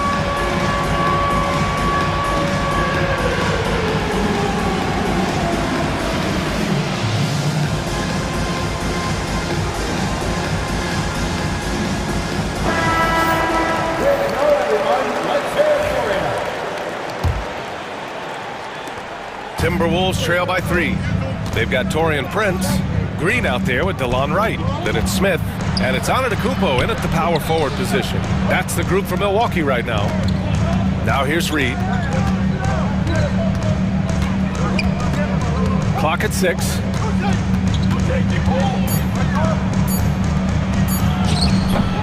Prince grabs the miss. The Bucks leading by 3. Boy, that foul looked intentional. Not exactly what you'd expect here. Yeah, I know. It just doesn't make sense given the situation. And he commits the intentional foul. Brad, you played on some very tight-knit teams. Talk to us about chemistry. Well, B.A., you know, in some sports, chemistry is not a big issue. But in basketball, it is huge. You have to trust and believe in your teammates, and it has to be a unit, not 5 separate individuals. And Minnesota making a change here. Gobert's checked in. Defensively, they've got to get more bodies in the paint. That's 3 straight field goals from below the free throw line. Outside, Alexander Walker. Reed in the post. Prince is there. Reed, good. Well, the high percentage opportunity. Naz Reed on the inside. Here's Milwaukee. 3-point lead. And this is the first season matchup for them against Minnesota. And last year's games were interesting to watch, considering that each team came out with a win against the other. And the fact that they split their 2 meetings last season. Does one try to get a leg up? And he's good on the second. Just over a minute gone here in the second quarter. Conley against Wright. Outside, Alexander Walker. Here's Reed. A slam dunk by Reed. Man, Naz Reed not only gets off his feet, does it in a hurry and with some strength. Antetokounmpo, the pass to Wright. Reed against Prince. And here's Wright from the arc. Minnesota with a rebound. When this game is done, they'll be off to Toronto, taking on the Raptors. That'll be their second of 3 games total on this road trip. Conley looking for an opening. Back to Reed. Conley finds Reed. That misses. Had a chance to tie it. Milwaukee in the lead.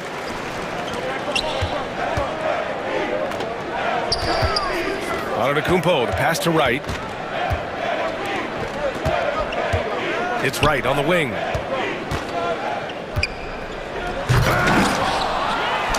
And slammed it home, and a foul!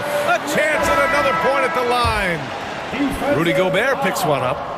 And when the game is this close, you have to go all out. He certainly understands his role, huh? When the shot goes up, just crashes the offensive glass. And that's so demoralizing to your opponent. To play great defense and have the possession end that way, that's tough to take. And a timeout called here by Doc Rivers. I think right now he must be looking at some adjustments. Milwaukee making some changes. Bobby Portis has checked in for Antetokounmpo. Middleton comes in for Prince. And Lillard subbed in for Wright. And we're now a little over 2.5 minutes into the second. McDaniels from long range. Minnesota again missing. Milwaukee leading by 4. Portis, the pass to Smith. That one no good. McDaniels with some nice D. And a bit of a battle for the ball. And the officials signal a jump ball here. Jump ball call.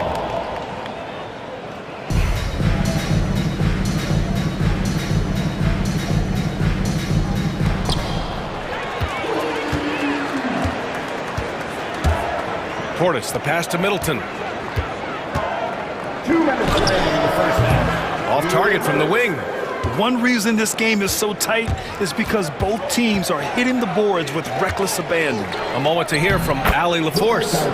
Ryan, Anthony Edwards, his disposition just brightens a locker room. Coach Chris Finch said he's an absolute joy to coach. Always in a great mood with a great smile. It doesn't matter if he plays well or he doesn't. Every day he has the same approach and the same attitude.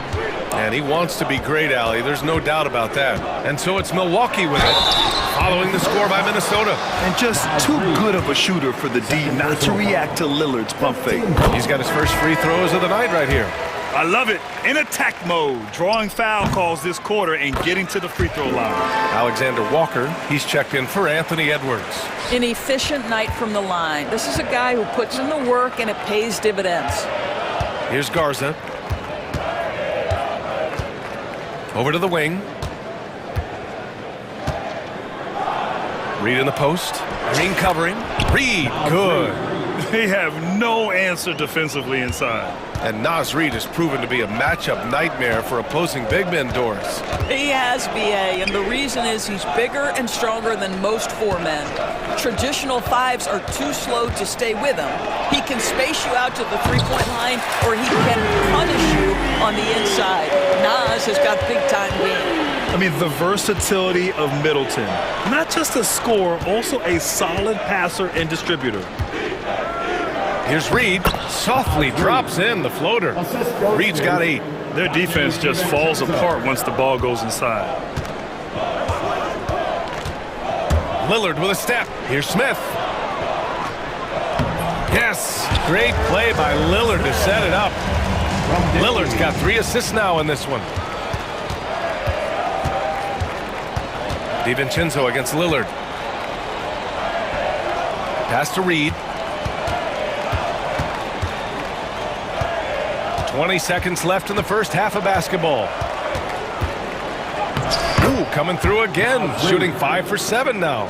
Boy, Naz Reid able to concentrate and finish despite incredible defense. Lillard passes to Smith.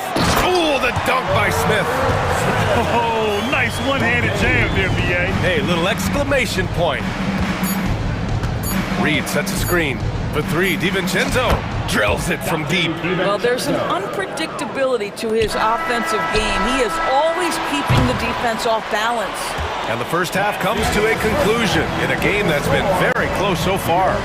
Milwaukee out in front, up by 2. And join us right back here after the break for the start of the second half.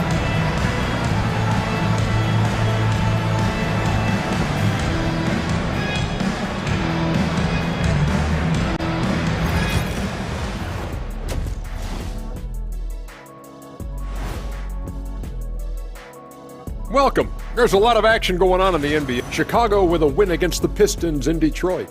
Not a big surprise on that one. I hate to say it, but I think Kenny called it.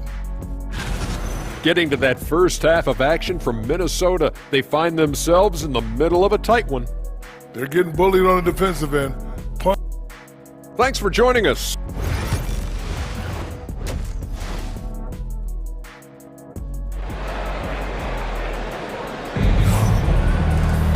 And if you're just joining us, we played through the first half in a game that's been fairly even so far. It's been a clinic out there by Giannis Antetokounmpo. Through the first 2 quarters, he's been on fire. Explosive offensive performance. Boy, he has been shouldering the load. Aggressive, skilled, talented, and thus far unstoppable. On the court for the Timberwolves. And is at the 2 with McDaniels playing the 3. Julius Randle out there with Rudy Gobert. And it's Conley in at the point guard position. Here's Gobert. Gobert showing his skill inside. And their offensive game plan is clear. Get it inside and go to work. And for some reason, he decided to foul there. Yeah, B.A., that's an odd move. Maybe there's something else behind it. And the Bucks with some changes. Lopez, he's checked in for Smith. And Prince is subbed in for Middleton. Reed's checked in for the Timberwolves. And Chris Finch calls timeout here. He wants to review the game plan.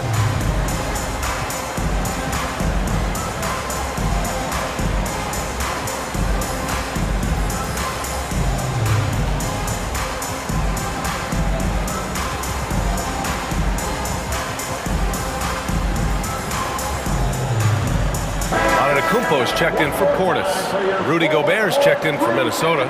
Garza comes in for Mike Conley. On defense, the Timberwolves. Pass to Randle. Gobert with it. For the lead. Strong finish by Rudy Gobert. Gobert has a thin frame, but make no mistake, he is physical and he relishes contact. And he gets it to go. Antetokounmpo has got 14. Probably a play they drew up in the locker room at half. Well, there is nothing better than catching a rhythm as early as possible, and boy, that's a terrific start right there. Here's Garza. And the layup is good off the glass. Wow, what a start to this half. 3 for 3, dictating the pace on the offensive end. They're rolling early. Here's Trent. And he makes it on the layup. Trent's gotten his second bucket of the game. Well, Trent Jr. has a reputation of being a shooter, but don't sleep on his athletic ability and skill. Nice finish inside. Edwards, a pass to Gobert. Here's Garza. Over Prince. Outside McDaniels. Inside. And he was camped in the lane there. He gets a 3-second call. Looking back at last season, the best when it comes to shot blocking. Third is Brook Lopez. It's obvious that he completely dedicated himself to protecting the rim, doing everything he could to get his hands on as many shots as possible. Reed's checked in for the Timberwolves.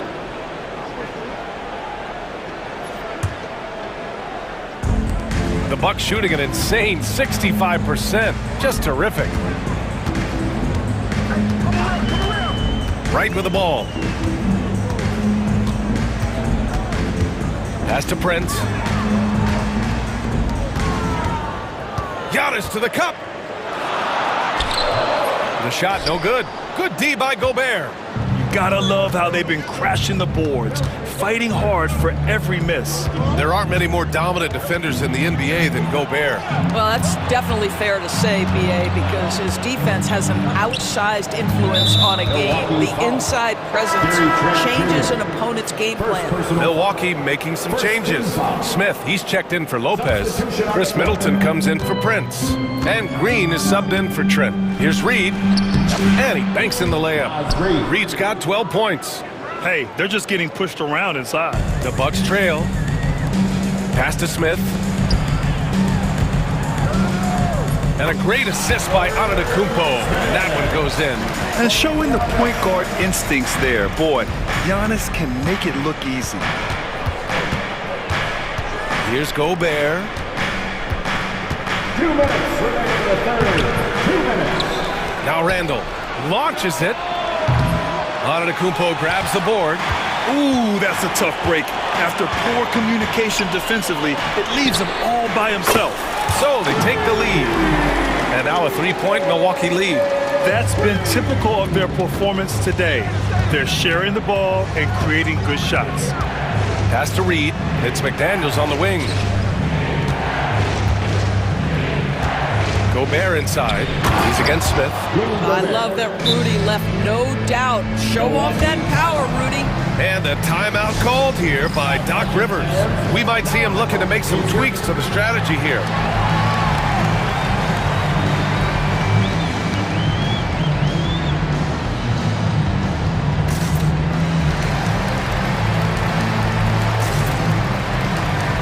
Milwaukee making some changes. Bobby Portis comes in for Antetokounmpo, and Damian Lillard subbed in for Wright. And the Timberwolves making a change here. It's Lillard with the drive. Green, the pass to Middleton. Off the mark there with a three. The Timberwolves trail. Here's Alexander Walker, and the shot goes. You see the work Anthony Edwards has put in on his decision-making. That's a pretty setup. Kicks it out to Middleton. And again, it's the Bucks missing. For Minnesota, they've gone 6 for 9 in the half. Here's Randall. Outside Edwards. Alexander Walker, the pass to Randall. Here's Garza. And stolen by Middleton. And the Bucks pushing it up now. Portis with it. Now Alexander Walker defending. Back to Lillard. Pass to Green. Out to Portis. Lillard with the ball. 6 to shoot. Throws it down, and the official calls a foul. It may be a three-point play. It's on Anthony Edwards. Milwaukee shooting their 6th attempt at the free throw line tonight. Yeah, I think something that doesn't get appreciated enough is Lillard's patience. But he's not one to rush things or look for easy outs. He knows it takes hard work to succeed. Here's Randall, and it's Randall with the jam. A smart move, using a little pump fake to get all the time he needed to go hard to the basket. Yeah, it's just a simple move, but it looks so beautiful when it works. Reminds me of you, Grant. Oh, I appreciate that, B.A. And plays like that one can make the difference in a close game. And it definitely got the bench on their feet, too. Well, credit him for going for it, not settling, saying, I'm going to attack. And his fantastic performance from the last game has carried over to tonight. No, I think that's the one thing every player is searching for. Consistency. They're giving this guy... Tie game in Milwaukee. And time for a short break. Stay right there. The fourth quarter is coming up next. All right, let's take a look at our assist of the game presented by State Farm. And the winner today coming from an unlikely position.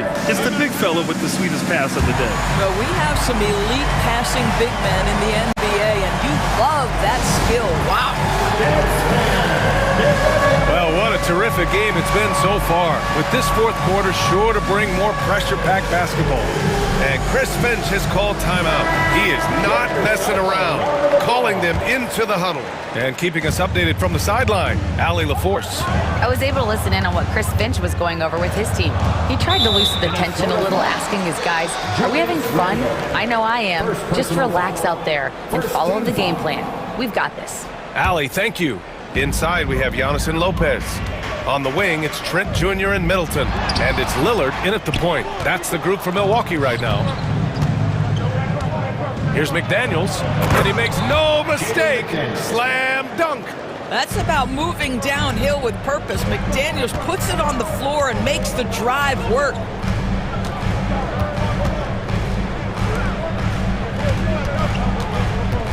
And Lillard, here we go. And no good. Good work defensively by Randall. McDaniels passes to Gobert. The kick out to Edwards. Oh, stolen by Lillard. And the Bucks pushing it up now. And it's Middleton finishing it off. Nicely executed break there. I mean, Middleton finishing it off strong. We're just over a minute into this final quarter of play. McDaniels finds Reed.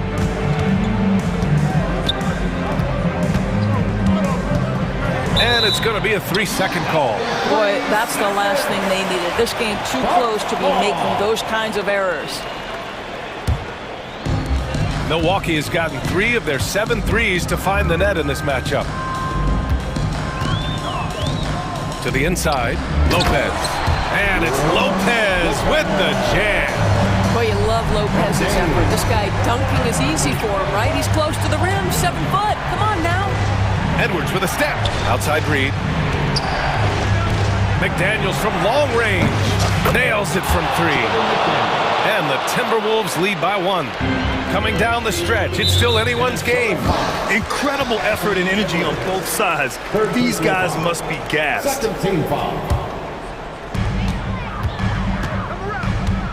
Antetokounmpo outside, down low. Here's Lopez. And a great assist by Antetokounmpo. And that one goes in. Antetokounmpo's got his 4th assist with that last one. Here's Edwards. Outside for Randall. Out to the wing. Here's Reed. He takes it in. A slam dunk by Reed. And put your head down and go to work.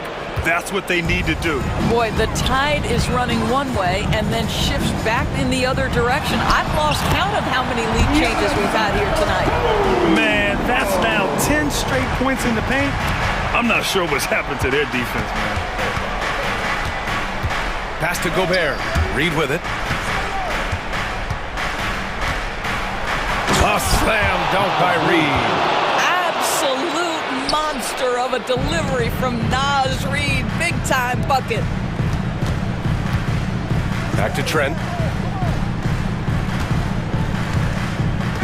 We're in the final quarter play here. 3 minutes in. Out of bounds, it'll go to the Timberwolves.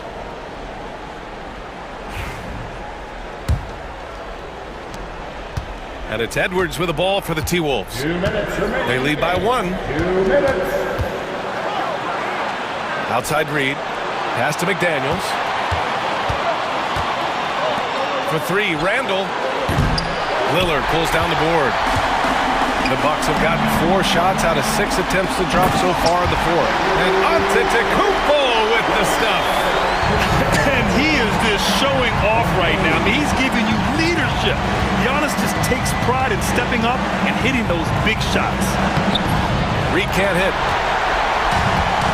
For Milwaukee, they've gotten 5 of their 7 shots to fall in this final quarter. Minnesota has gone 1 of 2 from deep in this quarter. Randall against Antetokounmpo. Pass to McDaniels. Now here's Reed. A slam dunk by Reed. When you've got it going offensively, you keep your foot on the gas pedal. Naz Reed doing exactly that. Lillard passes to Middleton. Trent against McDaniels. And here is Antetokounmpo. Down to 5 on the shot clock. It's rebounded by Rudy Gobert. It's all come down to this one critical possession. And BA, you can feel the intensity in this arena. Reed passes to McDaniels. Now Randall.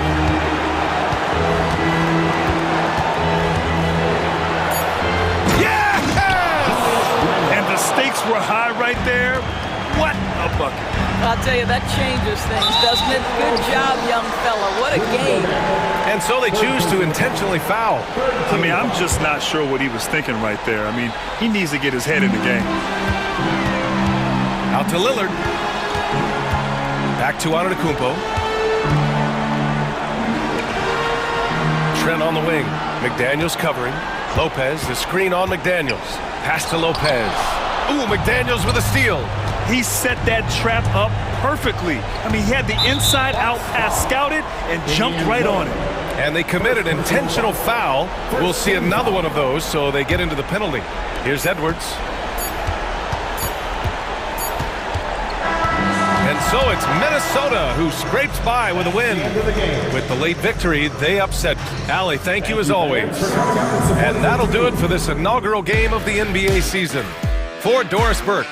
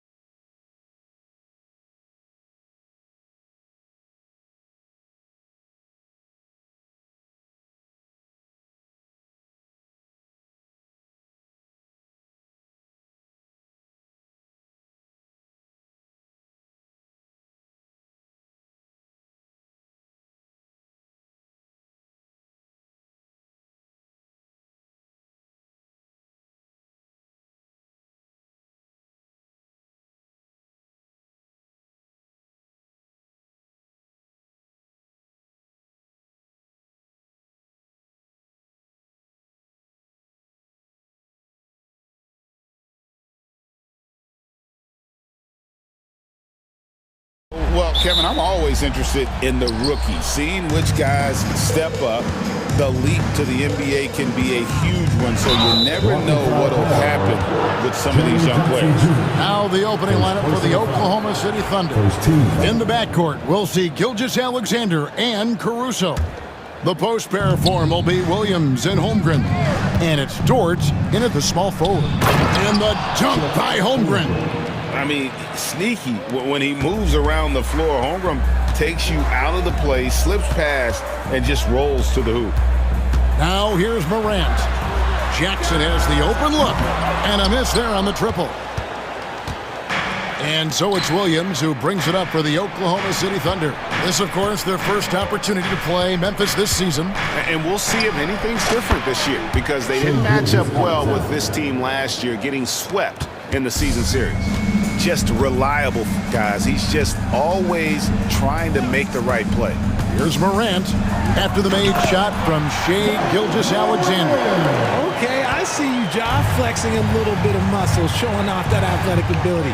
Okay. RJ Morant has always had unquestionable talent. Now it's a question of, can he focus on his game?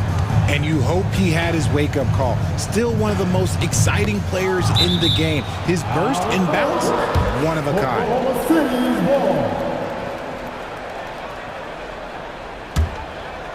Down to 5 on the shot clock. Jacks up a 3. And Gilgeous-Alexander the bucket on the assist by Dort. Gilgeous-Alexander's got 5. Morant looking around. And the rejection by Holmgren. Long 7'1" with that 7'6" wingspan. Holmgren can alter a block just about every shot in his vicinity. First quarter, about a minute and a half in. Jackson, a screen on Gilgeous-Alexander. And good that time. Looks like it could be a big night for him. Very strong start here in the first quarter. To the middle. Outside, Gilgeous-Alexander. Holmgren with a screen on Morant. Floats it up for Holmgren. It's stolen by Gilgeous-Alexander. The 3. Edey with the rebound. His leads have gone 2 for 4 from the field so far today. Morant with it. Dort covering. And Morant throws it down. This is what Morant does so well. No one can stay in front of him. Gilgeous-Alexander against Morant. Williams, a screen on Morant. From deep, Gilgeous-Alexander. Misses his second shot in 4 attempts from the field. Right now, I'd send it over to the sidelines and get a report from Dave. Oh, my goodness! What a play! And man, does Morant put on a show. He's got such insane athleticism. Greg, no one questions the Grizzlies' talent. The challenge has always been availability. Yeah, whether it's been injuries or suspensions, it's hard to get into a rhythm when you're missing key players. But when they're all on the floor, Kevin, they can beat anyone. Bane against Caruso. Nice fake, but the layup off the mark. For Memphis, they've gone 4 of 7 from the field, shooting over 50%. And Desmond Bane, good for 3. Just another day in the office for Mr. Bane. And looks like the illegal kick was set. Yep, that's right. That'll get their attention. Beyond the leaning, you could see his feet weren't set on that screen. Easy call. Look, guys get away with this all the time, but on this occasion, he got caught. Now here's Morant. He's got 8, and the bucket is good. 3-point play chance here for him. The agility, the athleticism. Morant sometimes, I don't know, he just seems unstoppable to me. Greg, with how explosive Ja Morant is, he has certainly taken his fair share of awkward falls. And that's what worries you with guys like that. He's already had a number of injuries in his young career, but we all just want to see him at full health. 2 free throws coming up, and they call the shooting foul. A tough cover in there. Jackson Jr. can post you. He can face you up. He can finish with either hand. And, Richard, when it comes to Jaren Jackson, there's a lot to appreciate. My goodness. Oh, I love that he can guard 1 through 5. Really a modern defensive NBA big man. He can go back to the basket or he can face up. He doesn't need the ball to make a huge impact. Oklahoma City shooting their first free throw tonight. And one of the highlights last year for this group was the fact that they were so efficient from the charity stripe. That's a huge factor. Now here's Morant. 11 points in the game. And Morant throws it down. It's been all about Ja tonight. Can score in so many different ways. On the wing, Gilgeous-Alexander. Guarded by Morant. Here's Williams. It's rebounded by Memphis. They play the clock right, they can go 2 for 1. Just got to time it up right. Morant against Gilgeous-Alexander. Payne for 3. Trains the three-pointer. Payne's got a couple of threes now in the first for the Grizzlies. This is as good as it gets for a first quarter in terms of shooting the basketball. Holmgren kicks to Dort. Oklahoma City moving it around. Here's Gilgeous-Alexander. Here's Holmgren. Edey with the rebound. Morant outside. Driving to the basket. Can't get it to fall. And so it's Memphis going into the break with a 10-point lead. They've been playing some...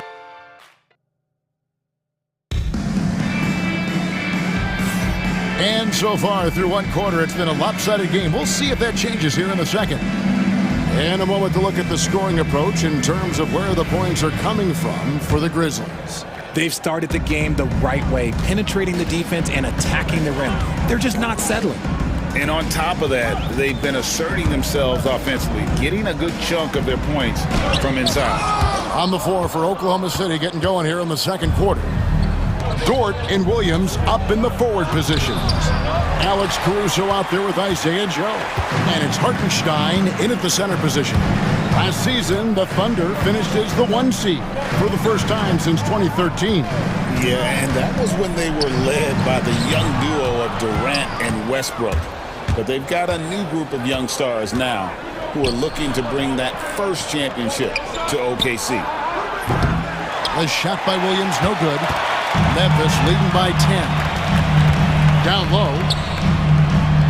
Here's Aldama. Good, and Smart gets the assist. Aldama's got his first bucket in this one. And they keep hammering away at him inside, forcing the ball into the paint. Just over a minute gone here in the second quarter. Joe passes to Williams with the fadeaway. The Thunder with another miss. And it's the Grizzlies with the ball. They'll host the Denver Nuggets after this one. And that's the third of 4 straight played at home. Aldama finds Jackson.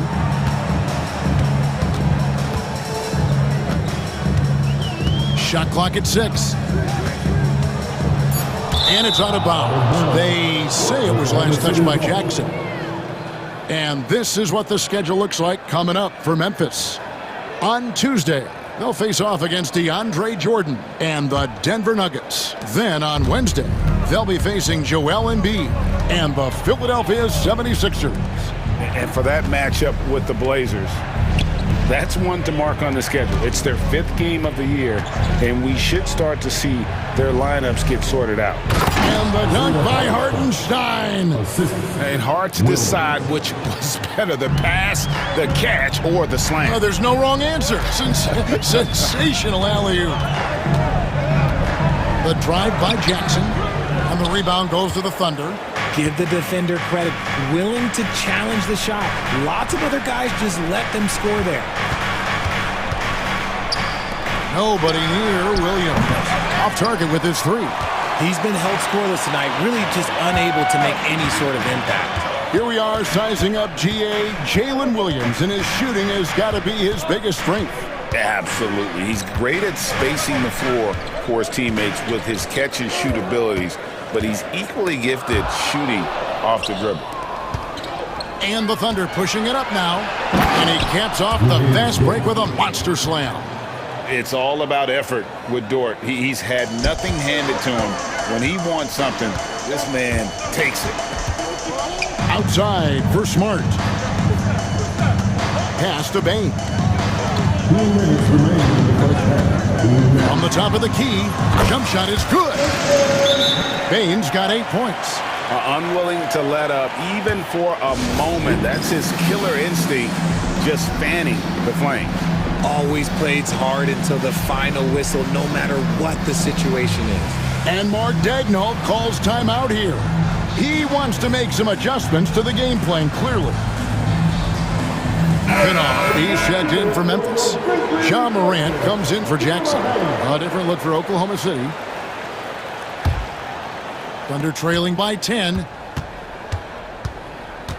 And it's Wallace penetrating. The kick out to Williams. Williams sets a screen for Gilgeous-Alexander. Gets it to go from beyond the arc.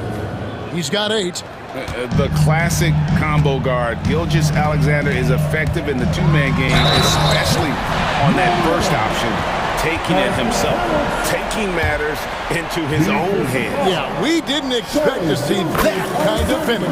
A point guard getting up like that? Boy, that is special. Greg, we know about the Euro step, but is the decel the next move that's getting more notice? I think it is, Kevin, and you can see players have quickly incorporated that into their arsenal. It's been fun to watch, man, and I tell you, it creates some uncomfortable situations. Morant kicks to Kennard. Morant with a wide-open look. Rebound by Williams. They say it's a make-or-miss league, and there's sometimes that you miss. And now we've got some time to check in from the sidelines. You got for us, DA? Kevin, thanks. Ja Morant was the first NBA guard in a quarter century to lead the league in points in the paint. He says, I can't just rely on dunking every single play, so I need different types of finishes to get my shot off, whether it's high off the glass, the reverse, or hanging in the air forever. And Kevin, he just says it so casually. Back to you. I know it.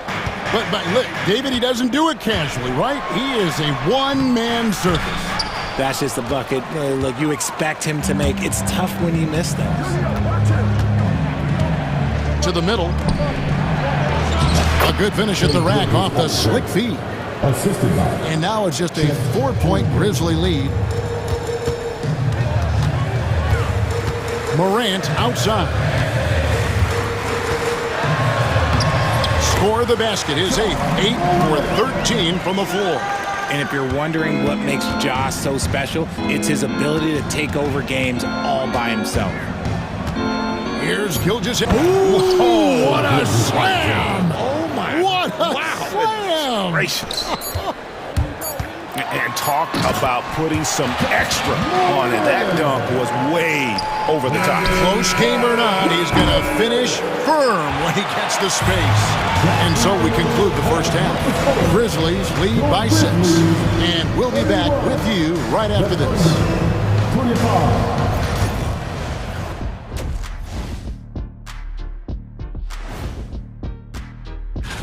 I know we're always impartial, but are either of you guys pulling for a favorite here? Well, as long as someone wins them. Turning back now to our game, lots of positives in that first half for the Memphis Grizzlies. They're hitting at a high clip. And that is...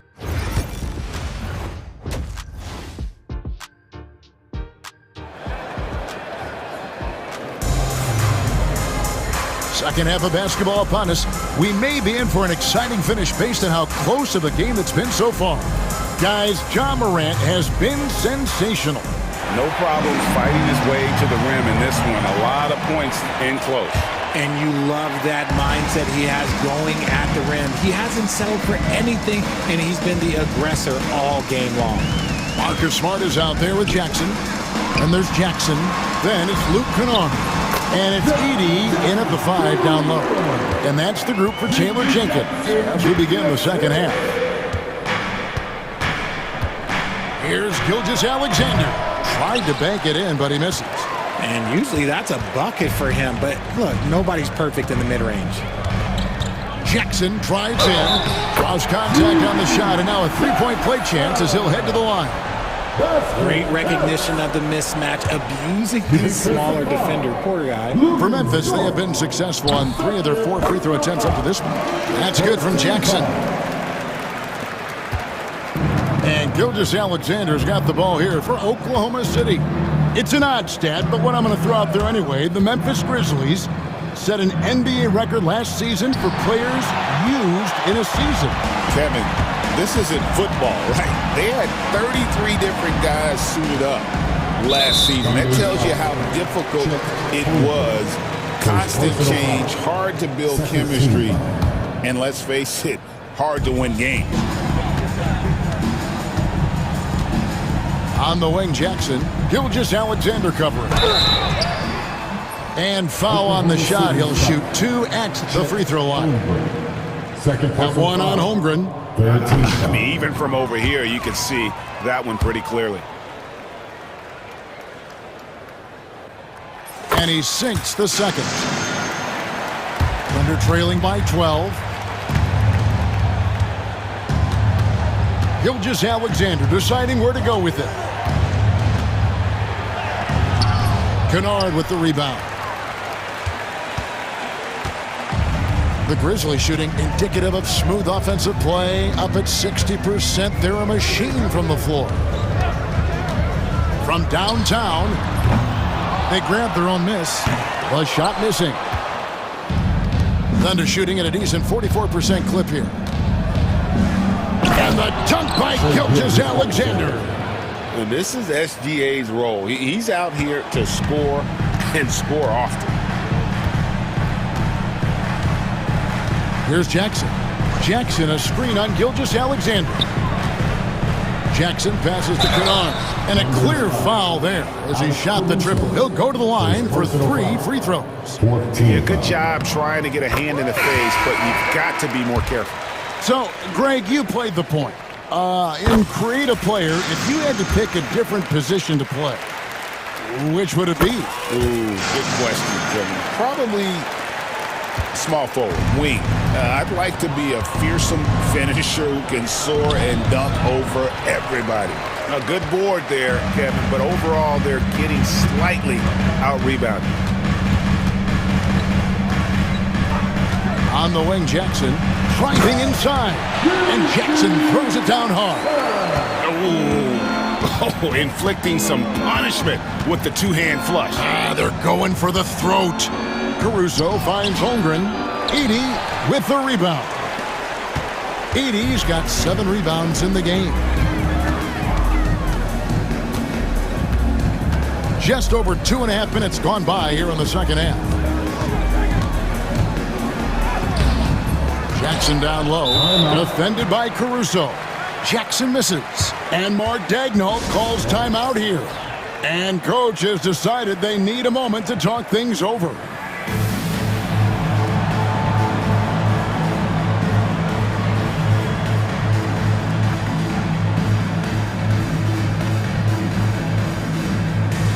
Some changes for Memphis. Clark, he's checked in for Edey.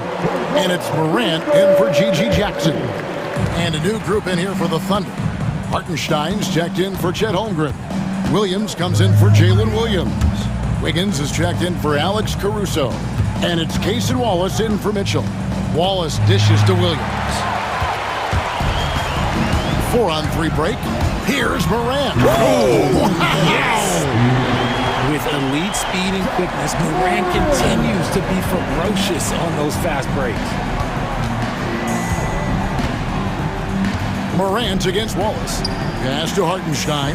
Back to Wallace. And there's the whistle. 3-second violation.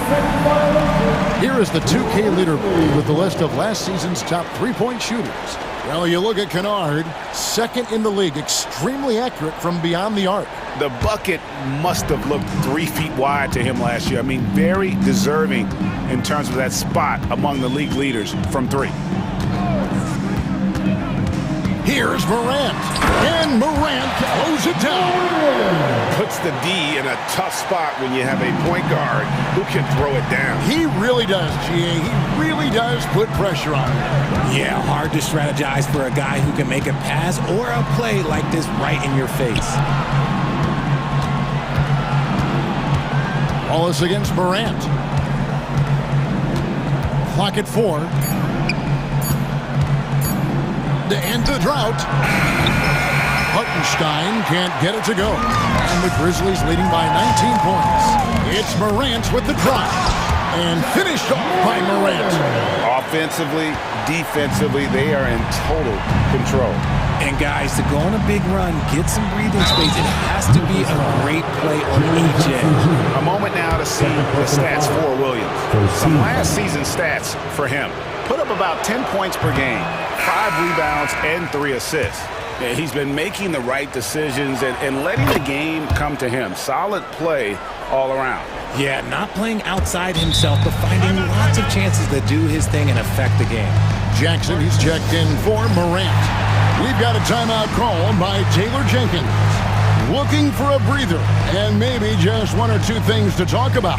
Some changes for Memphis. Edey comes in for Brandon Clark. And Santi Aldama is subbed in for Jackson. And a new group in here for the Thunder. Chet Holmgren, he's checked in for Hartenstein. Jalen Williams comes in for Williams. Alex Caruso, he's checked in for Aaron Wiggins. And Shai Gilgeous-Alexander subbed in for Cason Wallace. And folks, he did not luck into that one. He knew just where he wanted to be to grab that backboard. And Gilgeous-Alexander gets it to go. It's just one of those nights where he's been very good, but his team is losing, and that's just an odd feeling. Here's Jackson. It's rebounded by Oklahoma City. He's been off. Still, they're up, so not all is lost. Holmgren with a screen on Jackson. Gilgeous-Alexander. And watch out for SGA going to the basket. He will put it on your head if you're not watching. Jackson with it. Here's Edey. Plays it up and banks it in. Edey's got 4 points this quarter. When you allow good scorers to get uncontested shots at the rim, no wonder you're losing. That's a great possession. And so it's Memphis, controlling the game and finishing the quarter with a 20-point lead. From the field, they have been outstanding, amazing shooting. That's what has them headed to a blowout. And we'll be back with you shortly. And a quick look now at the State Farm assist of the game.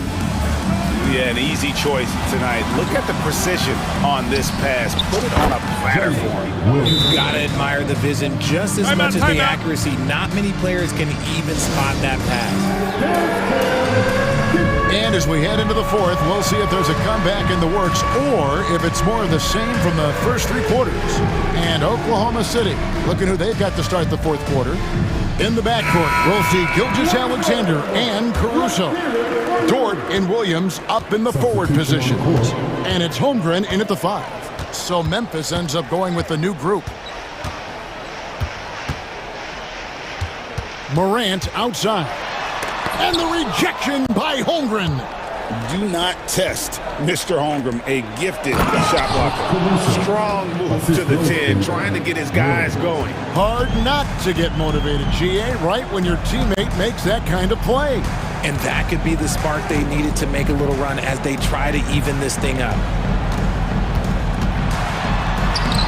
Takes it off the glass. Morant's got 28 points for the game. Oh, one thing about Ja, he's determined. Gilgeous-Alexander against Smart. Caruso kicks to Gilgeous-Alexander. Williams sends a screen for Gilgeous-Alexander. From outside, off the mark. A slight rebound advantage for them. One more column in their favor, and it's all adding up. Outside, Smart. Good, and a nice assist from Morant. Smart's got himself going with the triple, his first basket of the game. Dort a screen on Jackson. Pass to Holmgren. And here is Gilgeous-Alexander. Stolen away. Smart with the ball. Dort covering. Smart passes to Bain. Game moves along. 2 minutes gone here in the fourth. Inside, Jackson. It's Chet Holmgren with the rebound. Thunder trailing by 20. Dort finds Williams. Dort with a screen for Williams. And again, no good by Oklahoma City. Grizzlies have gone 2 of 4 from the field since we started the final quarter of play. Morant left side. With authority. That is a monster finish. And leave it up to Morant to put on a show. What a spectacular dunk. Here's Gilgeous-Alexander. He trains the quick shot. Gilgeous-Alexander's got 22 points. Coming off a big game, his confidence couldn't be higher, and coach knows it. When it ain't broke, leave it alone until someone stops him. Just let him roll. Deflects the pass. And so it looks like the Grizzlies will retain possession here. Yeah, gets a finger on it, but just can't quite come up with the steal. That's fine. You love the effort, not making things easy for the opposition on offense. 6 on the shot clock. And finished off by Morant. Puts the D in a tough spot when you have a point guard who can throw it down. He really does, G.A. He really does put pressure on you. Yeah, hard to strategize for a guy who can make a pass or a play like this right in your face. Dort kicks to Williams.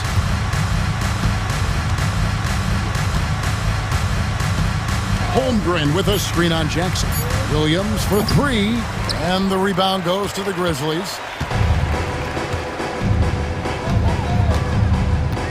1:32 left here in the fourth quarter. And here's Morant. Drives to the hoop, and Morant throws it down. And so it's going to end up in the record books as a blowout, a dominating performance for Memphis. This was a team performing to its fullest capability.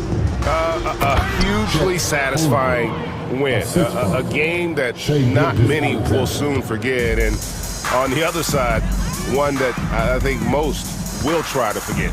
And it'll go down as their first official win of the new year. And what a tremendous standout performance it was for Ja Morant. And he's been a well-oiled machine on offense, keeping things simple in this end, getting the looks that he wanted, knocking him down. Jackson from long range. And Caruso's got the ball here for Oklahoma City. Gilgeous-Alexander against Morant. Outside, Dort. Pass to Gilgeous-Alexander. Got it. Good job in the low post. 1 second separating the shot clock and game clock. Now Morant. We've got 13 seconds left in the fourth quarter of this one.